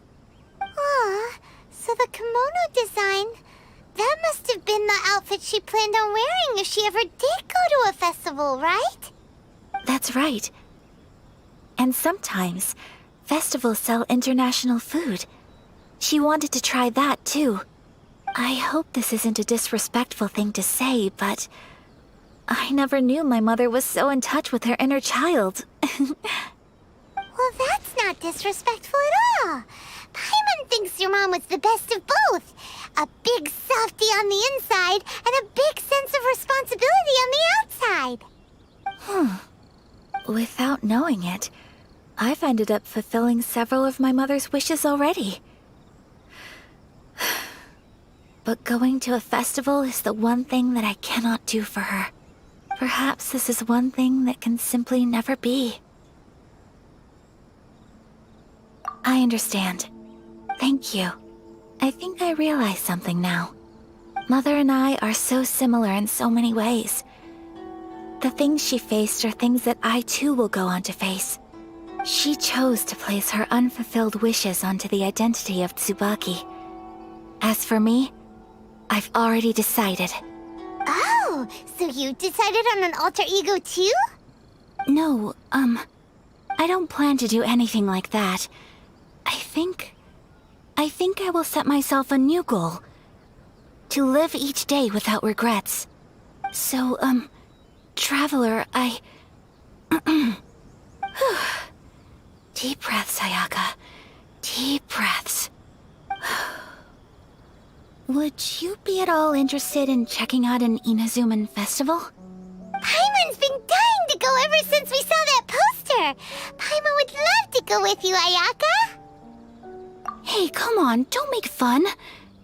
It's just because I used to have the same concerns my mother did. But now, I don't think I need to worry about it so much. I'm going to be true to myself and fulfill the wish that my mother and I shared. I know that you of all people can understand me going my own way on this. So, let's do this, you and me. Let's go to a festival together. Paimon wants to come! Festivals here have loads of tasty snacks too, right? Oh, and fun and games! Great. Thanks, you guys. If we head over now, we should still make it in time.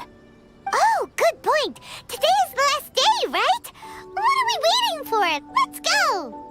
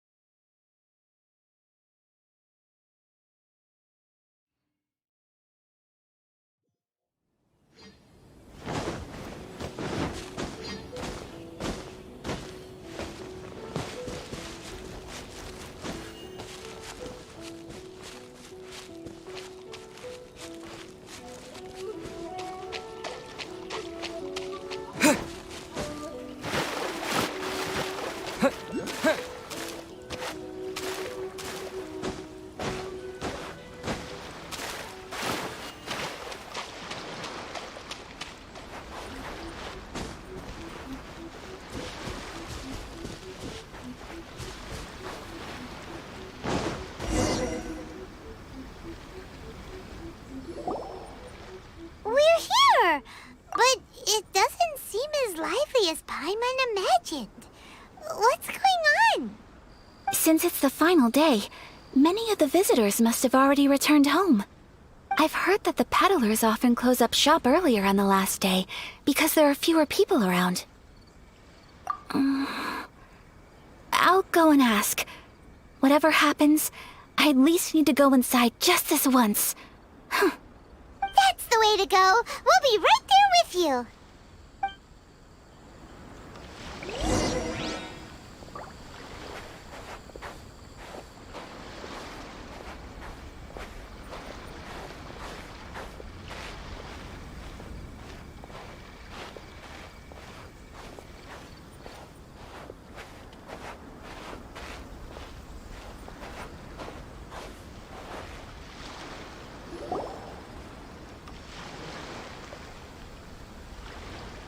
It hasn't closed yet. It's just that there aren't many people left. Let's hurry and see as much as we can. Hey, look at that stall! They have so many masks! Paimon's heard that everyone's supposed to wear a mask at these kinds of festivals. Is that rule still around nowadays, or...? That used to be the custom, yes. And today, it's still a popular way to dress up during festivals. But it's not a hard and fast rule. Hey! Is that who I think it is? Miss Kamisato, right? Oh, greetings. People seem to recognize Ayaka wherever we go. Guess that's just what it's like when you're a famous Inazuman. But of course! The Kamisato clan leads the Yashiro Commission. It's one of the most well-known clans in Inazuma. Not least because back when Master and Miss Kamisato had just taken over the family's affairs, they used to make public appearances all the time. Some of the younger generations have never even seen Miss Kamisato in person before. Being the age I am, I'm lucky enough to have seen her on many occasions over the years. You're too kind. My brother and I simply go where we must to fulfill our duties. But this is the first time I've seen anyone from your family at a festival. There must be some official business, I take it. Oh, there isn't actually. Today, I'm taking my traveler friend here around to see the sights. Oh, a traveler? Huh. Now that you mention it, you do look like you've come a long way to get here. First time in Inazuma? Hope you enjoy yourself, young one. Ah, excuse me 1 second. Hey everyone, listen up! Don't close up yet! Miss Kami-Sato has come to join the festival! No, it's not like that. Please, there's no need to make a fuss. We're just here to... Yeah, thanks a lot, mister. If you hadn't let them know, they'd start closing down about now, right? At least it sure looks like that time of day. Yep, you got it. But on account of this being the first time Miss Kami-Sato has ever come to the festival, it seems only fair to keep things open a little longer. Oh, here's a couple of masks for you. On the house. No.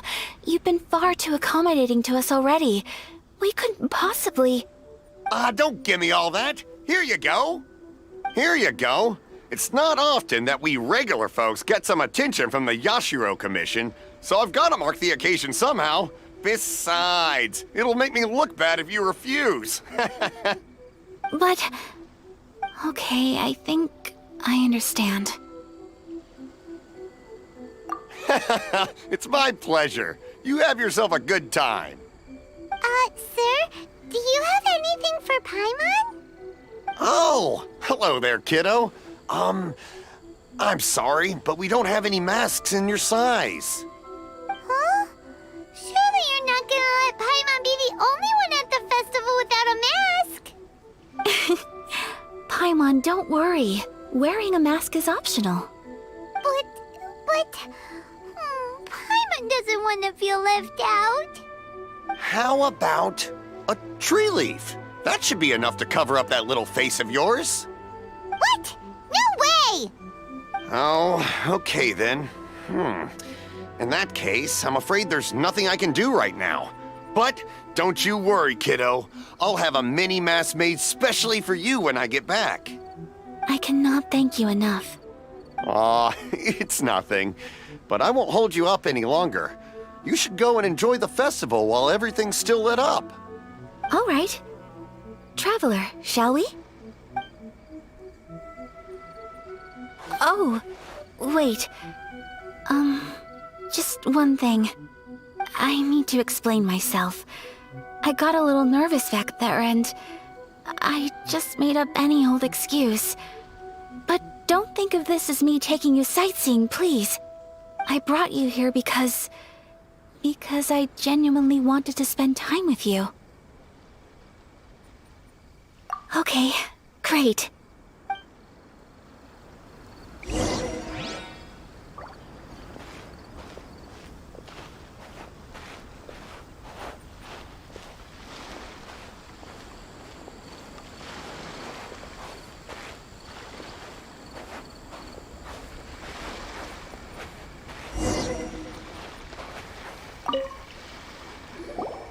Traveler, look! This stall's doing fortune slips. Miss Kami-Sato! Hello there! You're out with friends today? Oh, what a rare privilege! Welcome, welcome! Would you like to give it a go? Okay. How much is it per draw? I wouldn't expect you to know this, but the Yashiro Commission was very good to my uncle on my father's side at one point in time. Thinking about it, it was when your father was around. I think he dealt with it personally. So you see, how could I possibly take your money? What? Are you sure? Of course. If you like what you see, then please, be my guest. Same goes for your two friends here. Traveler? Paimon? What do you think? It seems like everyone wants to do something nice for Ayaka. So, if they insist, who are we to resist? Well, if that's how you feel, then okay. We'll take you up on your kind offer, sir. Let's each do a draw. Alrighty then. Whenever you're ready. Draw a slip and reveal your fortune.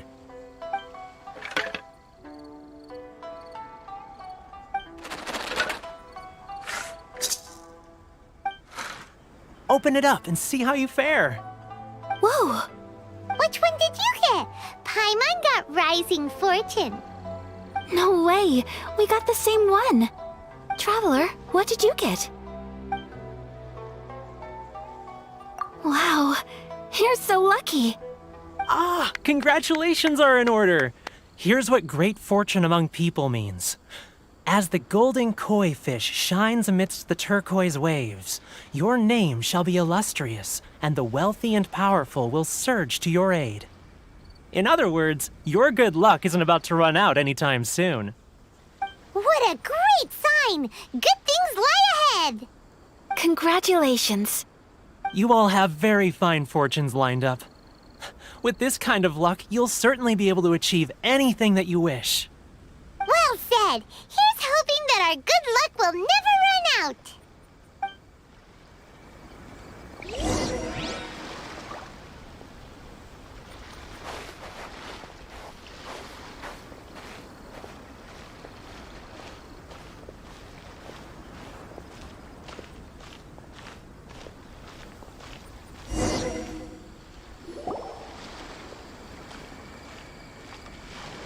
This food stall sells all kinds of Inazuman specialties.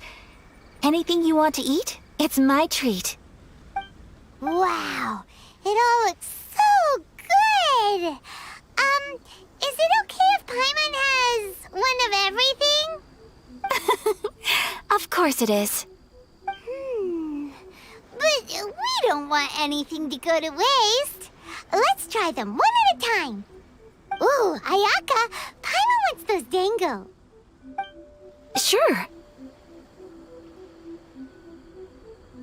Those look good too. Ooh, but so do the egg rolls. Paimon will try an egg roll too, please. All right then. I too shall have a Sakura mochi. All right, coming right up.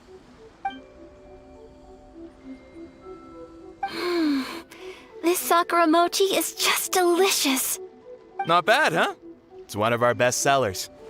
Oh, please, sir. Paimon would like some more. I don't know if it's rude of me to ask, but how is this kind of snack actually made? You want to try your hand at making it yourself? No problem. Just give me a second and I'll write out the recipe for you. Ooh, a new recipe?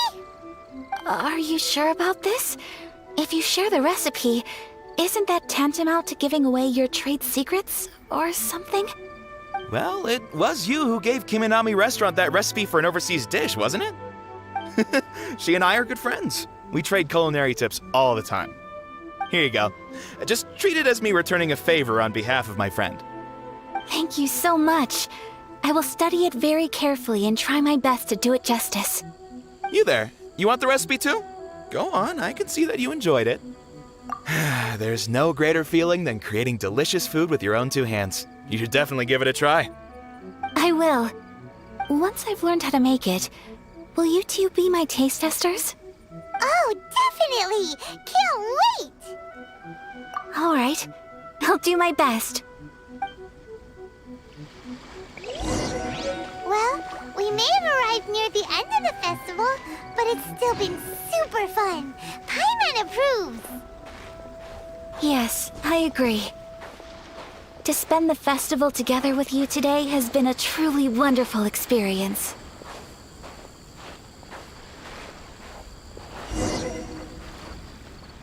This stall sells prayer plaques. It's an Inazuman tradition. You draw your wish onto a pentagonal piece of wood called a prayer plaque, and pray that it will come true. Sounds similar to the way people in Liyue release lanterns during Lantern Rite. Those are used for making wishes too. Welcome. Looking for prayer plaques? Every wish is sacred, and you've still got time to make yours before the festival ends. Looks fun! Shall we give it a try? Oh, wait, there's writing and drawing involved? Ugh, count Paimon out then. Paimon's head's feeling kind of fuzzy after eating so much just now.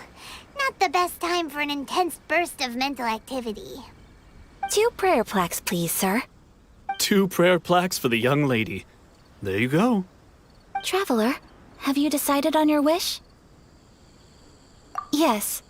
You can either draw a picture to represent your wish or write it out in words.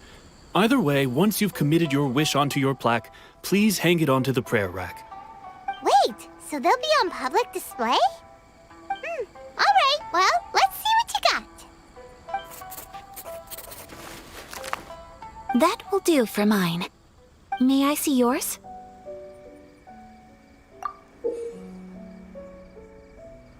This is you and your sister, isn't it? It's lovely.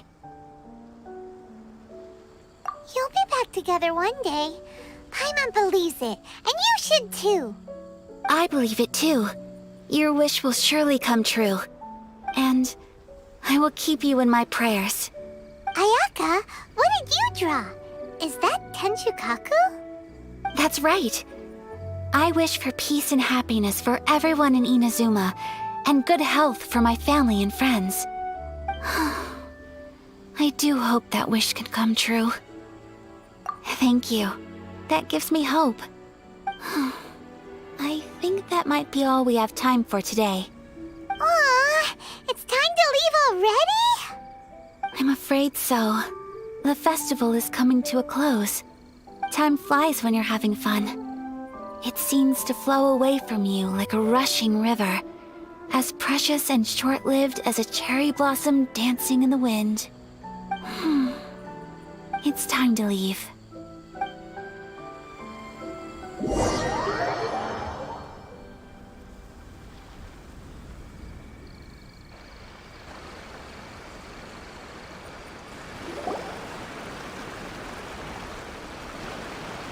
Traveler, today was the first time in my life that I've ever been to a festival. You've known me for some time now. I think you understand my personality, don't you? Knowing me, I just know that today could not have been such a happy day without you. So thank you. Today really meant a lot to me. And the memories will always have a special place in my heart. Festivals are great. There aren't many rules. Everyone has that smile that comes from deep inside. And it's just so carefree and happy. If I ever get the chance, I want to go again. You too? Great! You know, we're kind of similar. Me with my brother, you with your sister. Sometimes I feel like I can relate to the determination you must have to get your sister back.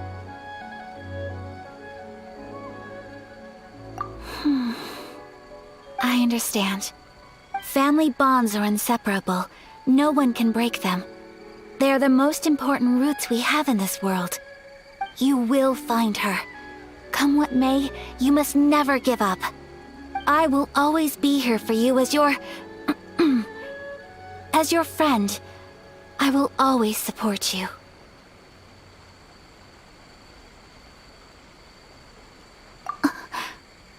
As long as you're happy, I'm happy.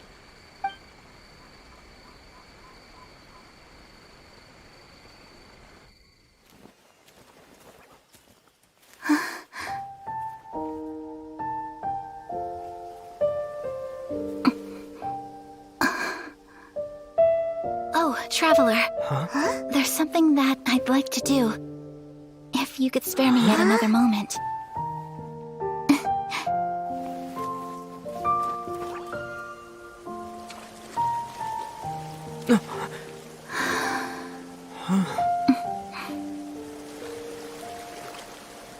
Please, keep your eyes on me.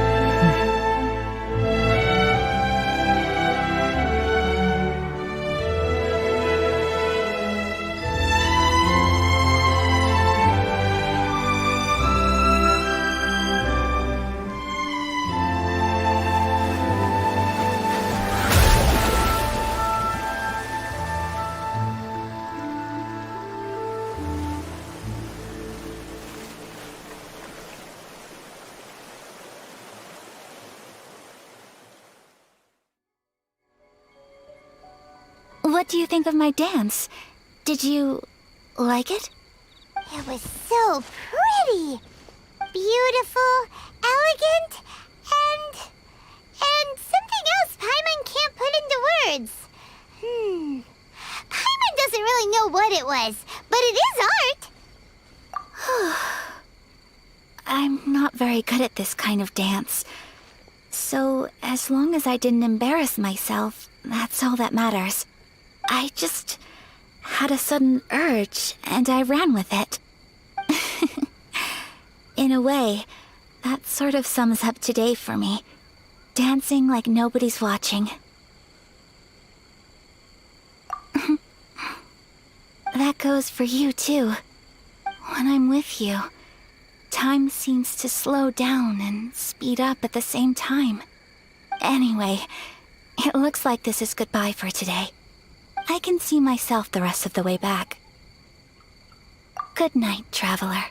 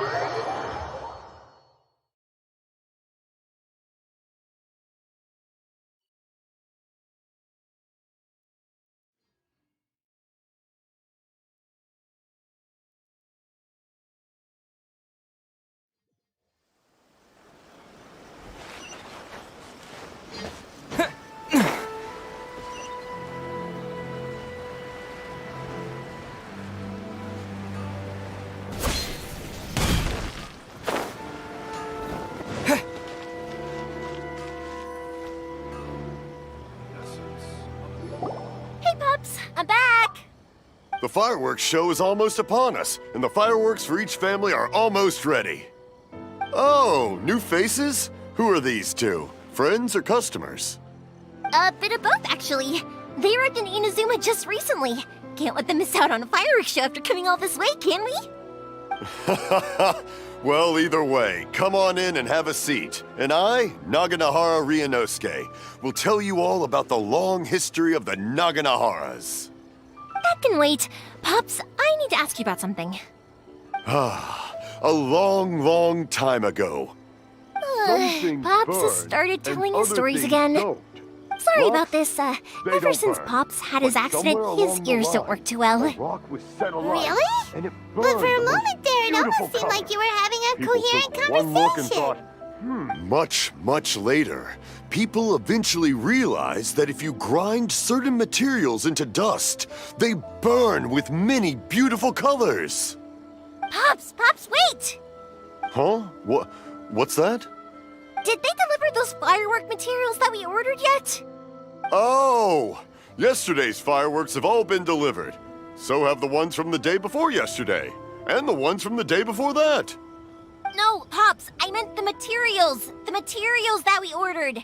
They should have arrived today. Ah, today's fireworks are almost ready too. Don't you worry.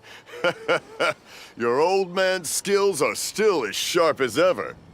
No, Pops, the materials. The raw materials for making fireworks. Sorry? Materials! Oh, the materials! Yes, the materials! Sorry, Paimon got all excited because you finally got the message across. The materials aren't here yet. The couriers did come over to explain why, but, well, I think they did, but I couldn't quite hear what they were saying. No worries. As long as we know, that's fine. We can just make them later. Don't forget to take the goods in when they deliver them, okay, Pops? Of course. Leave it to me. Oh, sorry if we were a little loud. It's always the way, though. It's like that every time I need to ask Pop something.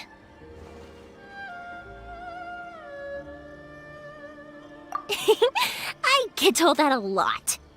Because my Pops is deaf, he never argues with anyone and never contradicts them. He just listens cheerfully.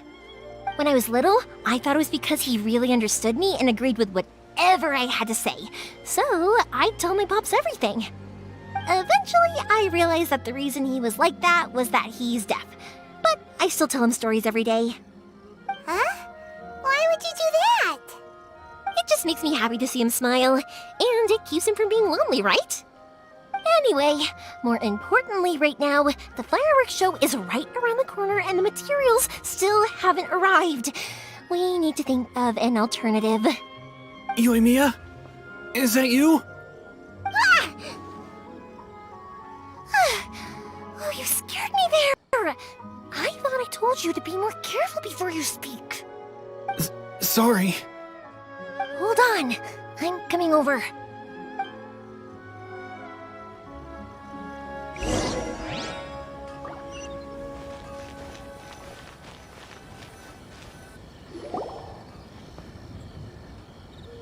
No one's looking. Okay, you can come out now. Come around the side. We're lucky that no one from the Tenryo Commission was around. Otherwise, we'd all be in big trouble. Sorry, I guess I was a little rash, but when I heard you come back, I just... Don't worry, Sakajiro. So far, at least, everything is going according to plan. We're going to look for firework materials shortly. While we're out, we'll sort out the boat situation for you, as promised. Thank you for all your help. He's one of our old customers. He came back to Inazuma from the outside world not long ago. While he was smuggling himself in, the Tenryo Commission found him and put out a warrant for his arrest. An arrest warrant? Shh! Keep it down! We don't want to draw any unwanted attention. If Sakajiro was caught, there's no knowing what crimes they could charge him with. All we can do is find him a boat and send him out of Inazuma again. Yeah, we know it's going to be dangerous, but there aren't many other options left. What if the boat capsizes? Drowning is really scary. If things are this bad, couldn't you have just not come back in the first place? Well, there's something I felt I had to do. But as soon as I got back, I started hearing about all these unbelievable changes. I had made my mind up originally, but now I'm not sure anymore.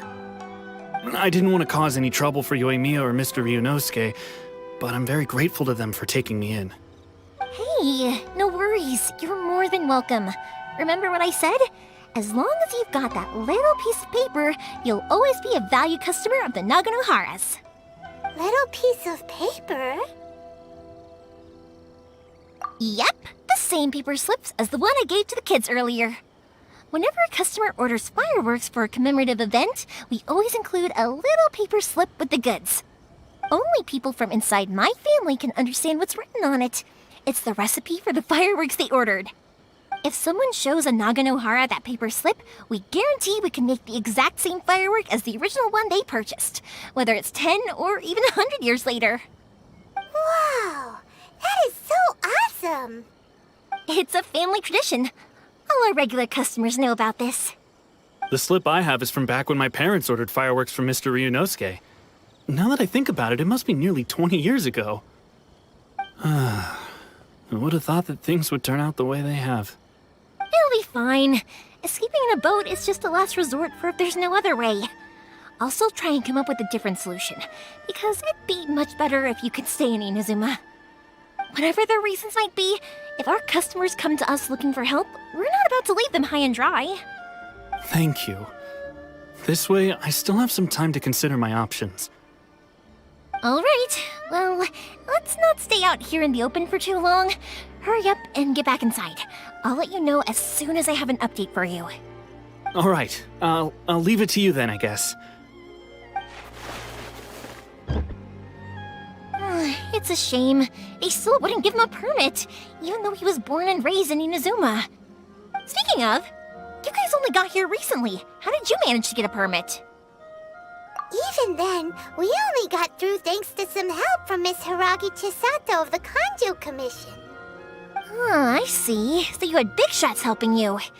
I guess that won't be of much help to Sakujiro. I just wish the commissions could be a little bit more flexible. I bet nowhere else you've been is quite like Inazuma, huh?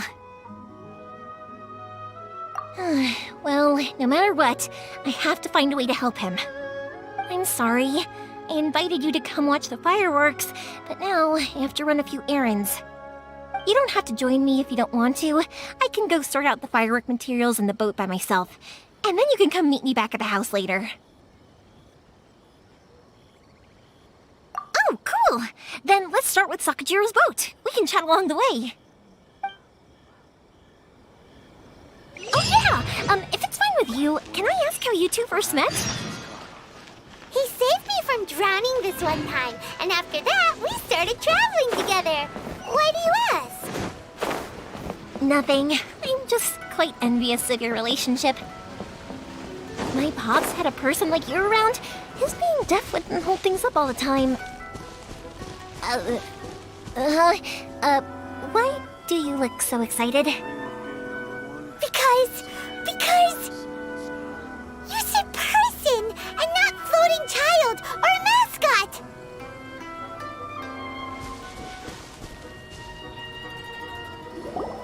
Koichi, I'm here! How is the boat coming along? Yeah, it's, all right, I guess. I was questioned, though. Wait, should we really be talking about this in front of them? Oh, don't worry, they're my friends. You can trust them. They came with me to check up on the boat. Yeah, you could say we're all in the same boat here. Oh, I see. Sorry, I didn't mean to doubt you. I'm just being cautious. The boat is ready, but I'll have to be discreet moving it here. Huh? Why is that? Because of the Sokoku decree, the Tenryo Commission is really suspicious of any kind of seaborne vessel. Even the smallest ones, they'll stop and interrogate us, demanding to know what we plan on doing with it. It's a real nuisance. I understand. I'm sorry for dragging you into this mess. Don't be silly. I'm actually happy you came to me for help. I've always come to you for fireworks, and again this time, so just consider this my way of saying thank you.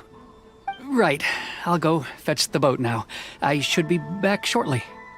Thank you. Oh, if it's on the way, you can always pick up your fireworks from my house. Everything was made in strict accordance with what was on the paper slip. You won't find the slightest thing wrong with them. All right then. The fireworks show will be starting soon, won't it? You should make sure your new friends get to see it. It's an Inazuma tradition after all. Yep, that's the plan.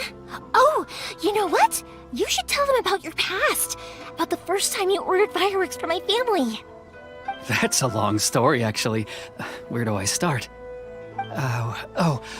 Maybe I'll come back to that after moving the boat here. Oh, right, yeah. Got caught up in the conversation there. Okay, well, I'll leave you to it for now and meet you back here later. Lucky you reminded me. Otherwise, I would have ended up chatting the rest of the day away.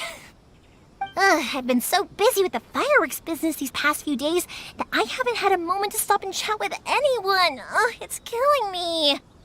Of course, Pops is happy to listen to me chatter away, but because he can hardly hear anything, it's difficult to get an interesting reaction from him. And I'm doing it again, aren't I? What I meant to say was, while Koichi is bringing the boat here, we should try to find some firework materials. I need to make fireworks not just for you guys, but for those kids and Sakujiro as well. We're missing a lot of materials. It'll be fine. It's actually like this every year. There's always a bunch of extra orders to slot in here and there. When people want fireworks, it's always because they have something to commemorate. And if they miss the chance, they might never get another one. So, no matter how busy I am, I'm always happy to take their orders. So, what you're trying to say is that you enjoy the work? Oh, I do! I really do! Being born into a family of fireworks makers, I feel like since I was a kid, I've been obsessed with watching things go boom! And then seeing all the lights and colors and... What I really wanted to say was, don't worry about me. It'll all be fine. Sorry. It's just that good conversation can be as fleeting as fireworks sometimes, you know? So, when I'm in the mood and I've got a lot to say, I just have to get all out there in one go and leave no regrets. Let's head to the city. I think I'll try my luck with some people that I know. Question! Doesn't it hurt your voice talking all the time? It can get uncomfortable, I guess, but what else would I be using my voice for? Huh, you kinda have a point.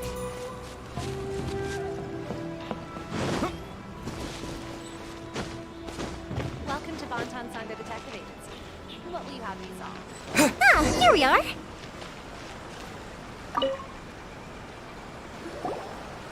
Hello, Morihiko.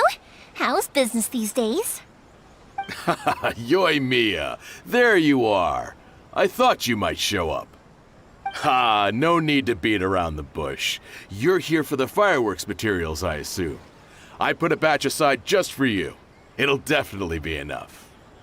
Huh? Really? How did you know? Because a fireworks show is coming up. And that usually means you'll be running all over the place trying to get your hands on some last-minute materials. I've come to expect it now. There's always a few extras unaccounted for, eh? Oh, I'm so sorry for bothering you every time. Ah, come on now. You know I didn't mean it like that. I'd sooner have my business go under than turn down one of your requests. What about you two? Are you the ones needing some fireworks made?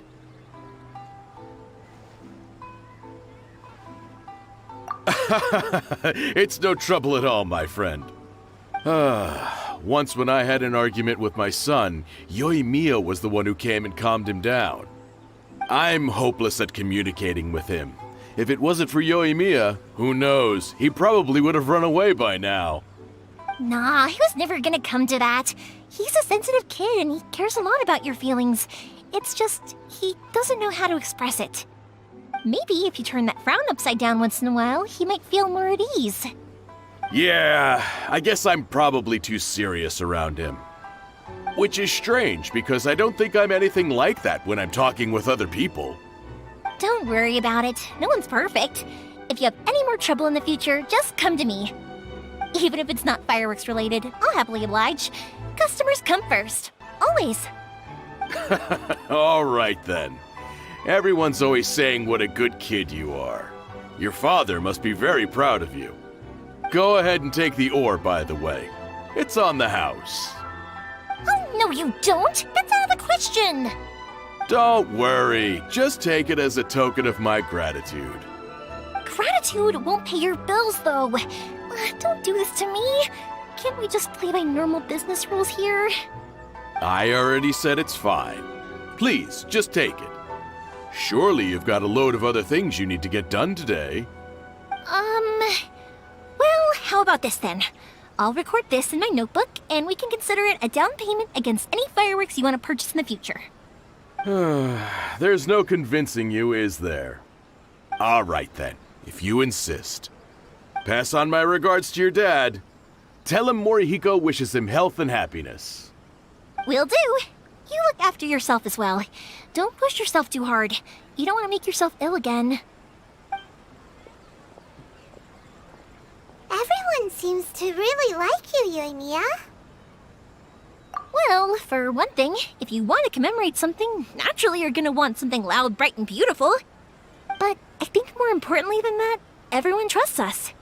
If it wasn't for our customers, we wouldn't be able to stay in business. Anyway, we've gotten all the materials we need now, so that solves that problem. Next, we just need to go find someone to process them. More interesting for the protagonist to discover.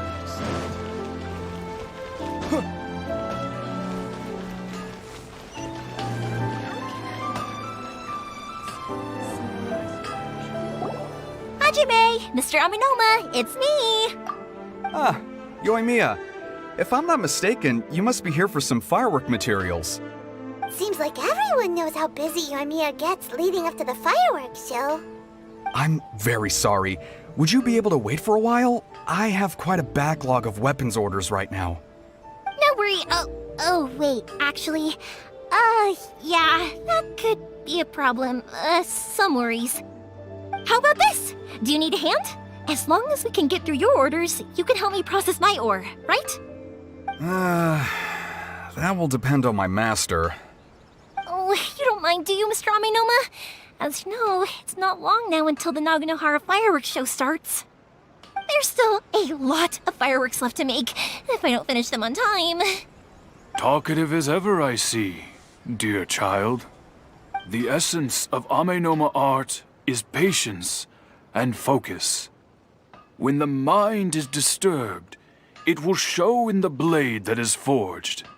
If you badger Hajime like this, you will only succeed in disrupting his concentration. But this is a special circumstance, surely! The Naganohara fireworks show is right around the corner! So give me your ore, and I will process it for you. Huh? Master, you mean you'll do the work personally? Is that so surprising? It is, after all, the only option. Thank you for helping out, Mr. Aminoma. You're quite welcome. The Naganohara fireworks show is an important event. This I know well. In addition to this, I am indebted to Ryunosuke for all the business he has given me. But Yoimiya, you should plan things more carefully in the future. Do not rush everything at the last minute. I'll try my best. In the future, I'll get some extra materials in to cover any unexpected changes of plan late in the day. Though for you, dear child, no matter how much you prepare in advance, it may never be enough. Excuse me. I will be back shortly. Wow, Mr. Aminoma! Just look at the shape and size of these grains! It's beautiful! I'm at a loss for words. It's been a while since I've seen you take up your tools, but it looks like your craft hasn't degraded one bit. Of course. I have studied these techniques my whole life. They are impossible for me to forget. So have Amenoma Art and Naganohara Fireworks been working together for a long time already? Back in the day, it was my master, and Ryunosuke's father. The people may have changed from one generation to another, but the ingredients required to make fireworks have remained the same. Hajime, in the future, this will be up to you. I know. All right, I won't bother you guys any longer. Oh, remember to come and watch the fireworks. Okay, time to head off. Koichi probably isn't back just yet, but let's go wait for him.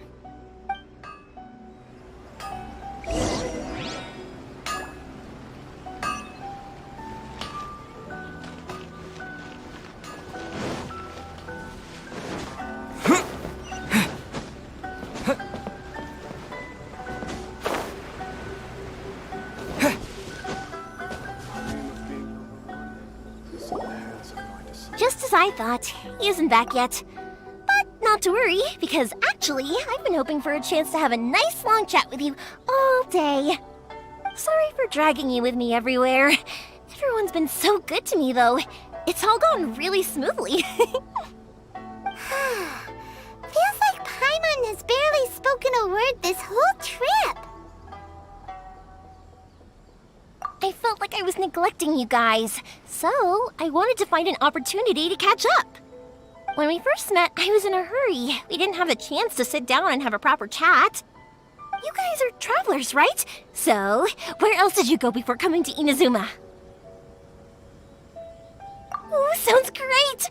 I heard they pretty much have no rules over there, right? So people are free to live their life however they want, doing whatever makes them happy. My pops actually received a gift from one of his old customers over there. It was from the winery or something. Dawn Winery! Their dandelion wine is super famous. Yes, that's the one! I remember when he drank it.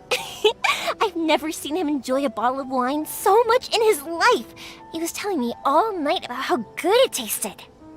My friend once said to me that only people with a strong will and a clear purpose decide to go traveling. Maybe it's to see a certain view or to fulfill a certain wish.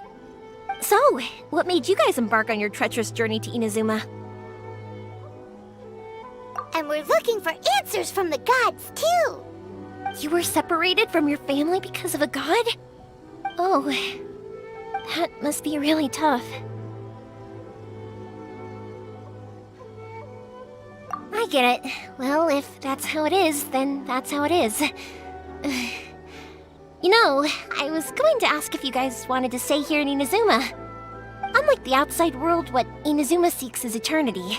In other words, a state of tranquility where very little ever changes. The advantage of that is that if you're ever tired from your journey, Inazuma's a great place to come and rest. Let me put it this way. I was just worried that you might be getting weary. If you keep pressing on in that state, you might start to lose sight of the things that made you want to start your journey in the first place. Sometimes. That's also just how it is. When you're exhausted, everything becomes an uphill struggle, even trying to have fun. You won't be able to enjoy yourself if you're too tired. An adventurer friend of mine once told me that if you're too focused on reaching the end of the race, you'll miss a lot of opportunities and precious moments to be had along the way. Don't worry though, I'm sure I can think of some way to get you feeling relaxed and happy. And you're here now, so even if you're gonna leave eventually, I want to make sure you at least leave with fond memories. Who knows? Once you're reunited with your family, maybe you'll find Inazuma the right kind of place to call home. I already have an idea of the color and type of fireworks I want to give you guys. I'll keep it a secret for now, though. Yoimiya, I'm back. Sorry to keep you waiting. Let's head over to the boat. Or, did you want to keep chatting a little longer? Okay, good. Let's go then. Just act naturally, though we don't want to raise any suspicion. If it can withstand the storms out on the ocean, it must be super sturdy, right? Absolutely. Rest assured that the quality is guaranteed.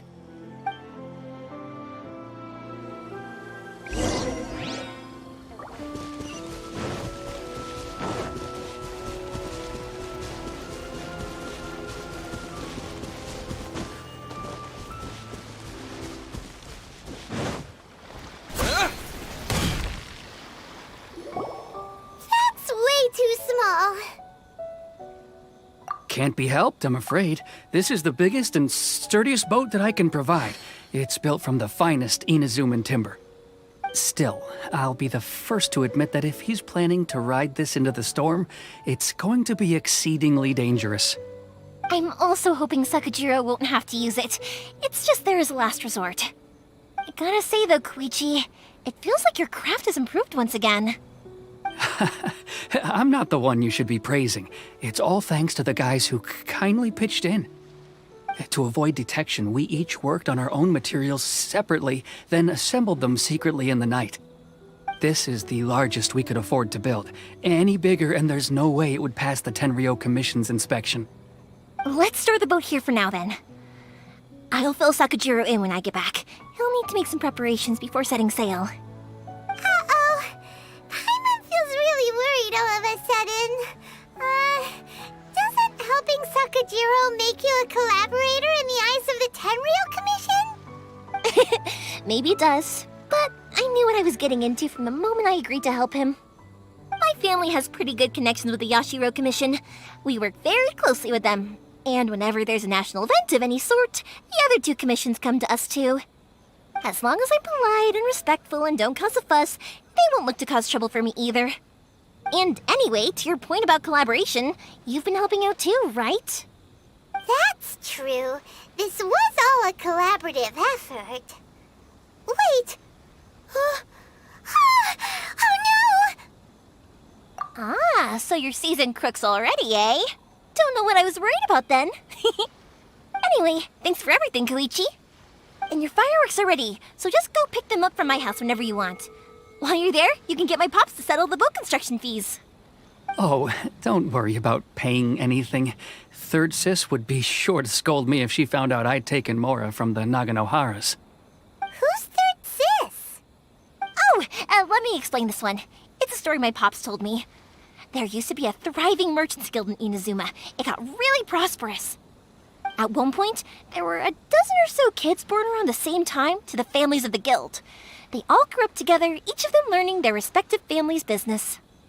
They were a tightly knit group of friends, but eventually, they all grew up and decided they each wanted to go into business themselves.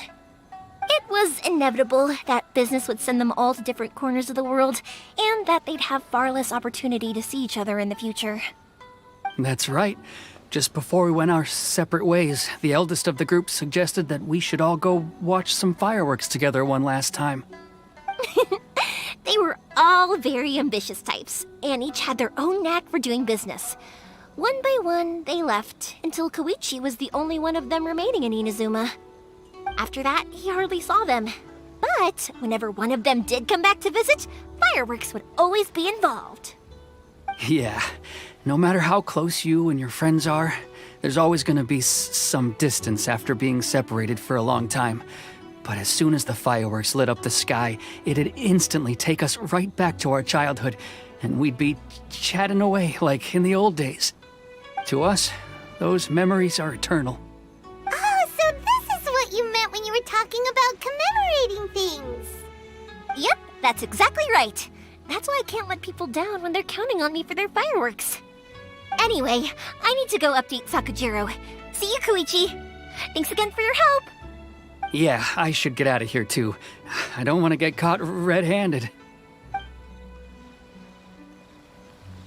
Okay, story time. So, whenever Koichi brings one of his friends from the trade association to see me, they always mention how they used to play with me when I was a kid, or held me once as a baby, or something. But there are so many of them in that friendship group, and I don't remember anything from that age anyway, so I never have a clue who they are. One time, he shows up with another one of his friends, and the friend asks me if I remembered him. So I'm like, yes, I do! You held me once when I was just a baby. Koichi just bursts out laughing and says, actually, this is one of his carpenter friends. Turns out he's a lot younger than he looks. Just a few years older than me. I went bright red and must have apologized like a million times. It was so embarrassing.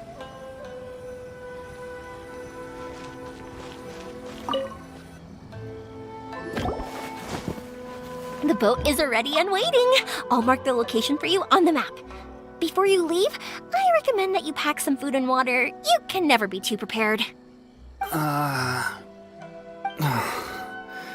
After how much effort it took to get back in, it's hard to convince myself to leave again. Especially when I'll be going up against the stormy ocean on a tiny little boat. My prospects don't look great. Well, they won't look much better if you get caught by the Tenryou Commission. I'm afraid that sooner or later they are going to find you here. Time is starting to run out. I'm sorry. I'll make sure to get out of here before they come. I promise I won't cause you and your family any more trouble. I didn't mean it like that. If we ever ran into any problems, I'm sure I'd figure something out. But if the Tenryou Commission does catch up to you, then make a run for the boat. Okay, I won't let them catch me. But... no, I guess this whole trip was a waste in the end. Why did you want to come back to Inazuma anyway? Is there something you wanted to do? I didn't used to like this place at all. That's why I left. But looking back on things now, I was really just running away from my responsibilities. Once I started to realize that, I got restless. I couldn't stop thinking about the people and the things I'd left behind. So I... forget it. What does it matter now? It's too late anyway. I originally wanted to make up for all my regrets, but instead, I found myself in the situation I'm in now. What a pity. Talk to us about it. Maybe we could... If only there was no Sakoku decree, huh? Anyway, don't worry. We're not going to bother you about it. We'll keep trying to buy you as much time as possible until you reach your final decision. The Tenryo Commission. If only they weren't so overzealous, there might be a way. Oh, that's right! That elderly couple, old customers of ours, their son's in the Tenryo Commission, isn't he? Yeah, quite high up as well. That's it. I'll go talk to them. Maybe they can do something. Are you sure they won't just report me instead? Oh, don't worry about that. They're really nice people. I know them well. They won't cause us any issues. All right, you should get back indoors, Sakujiro. We'll be back in no time at all. Okay, let's go. Time waits for no one. Wait, hang on. What about the fireworks? All those materials? There's so many orders to finish. Pops! Pops! No, never mind. I know. I'll write him a note telling him to sort out the fireworks. Ahem! Why did you cut Paimon off earlier? Because what he needs isn't an answer, just time.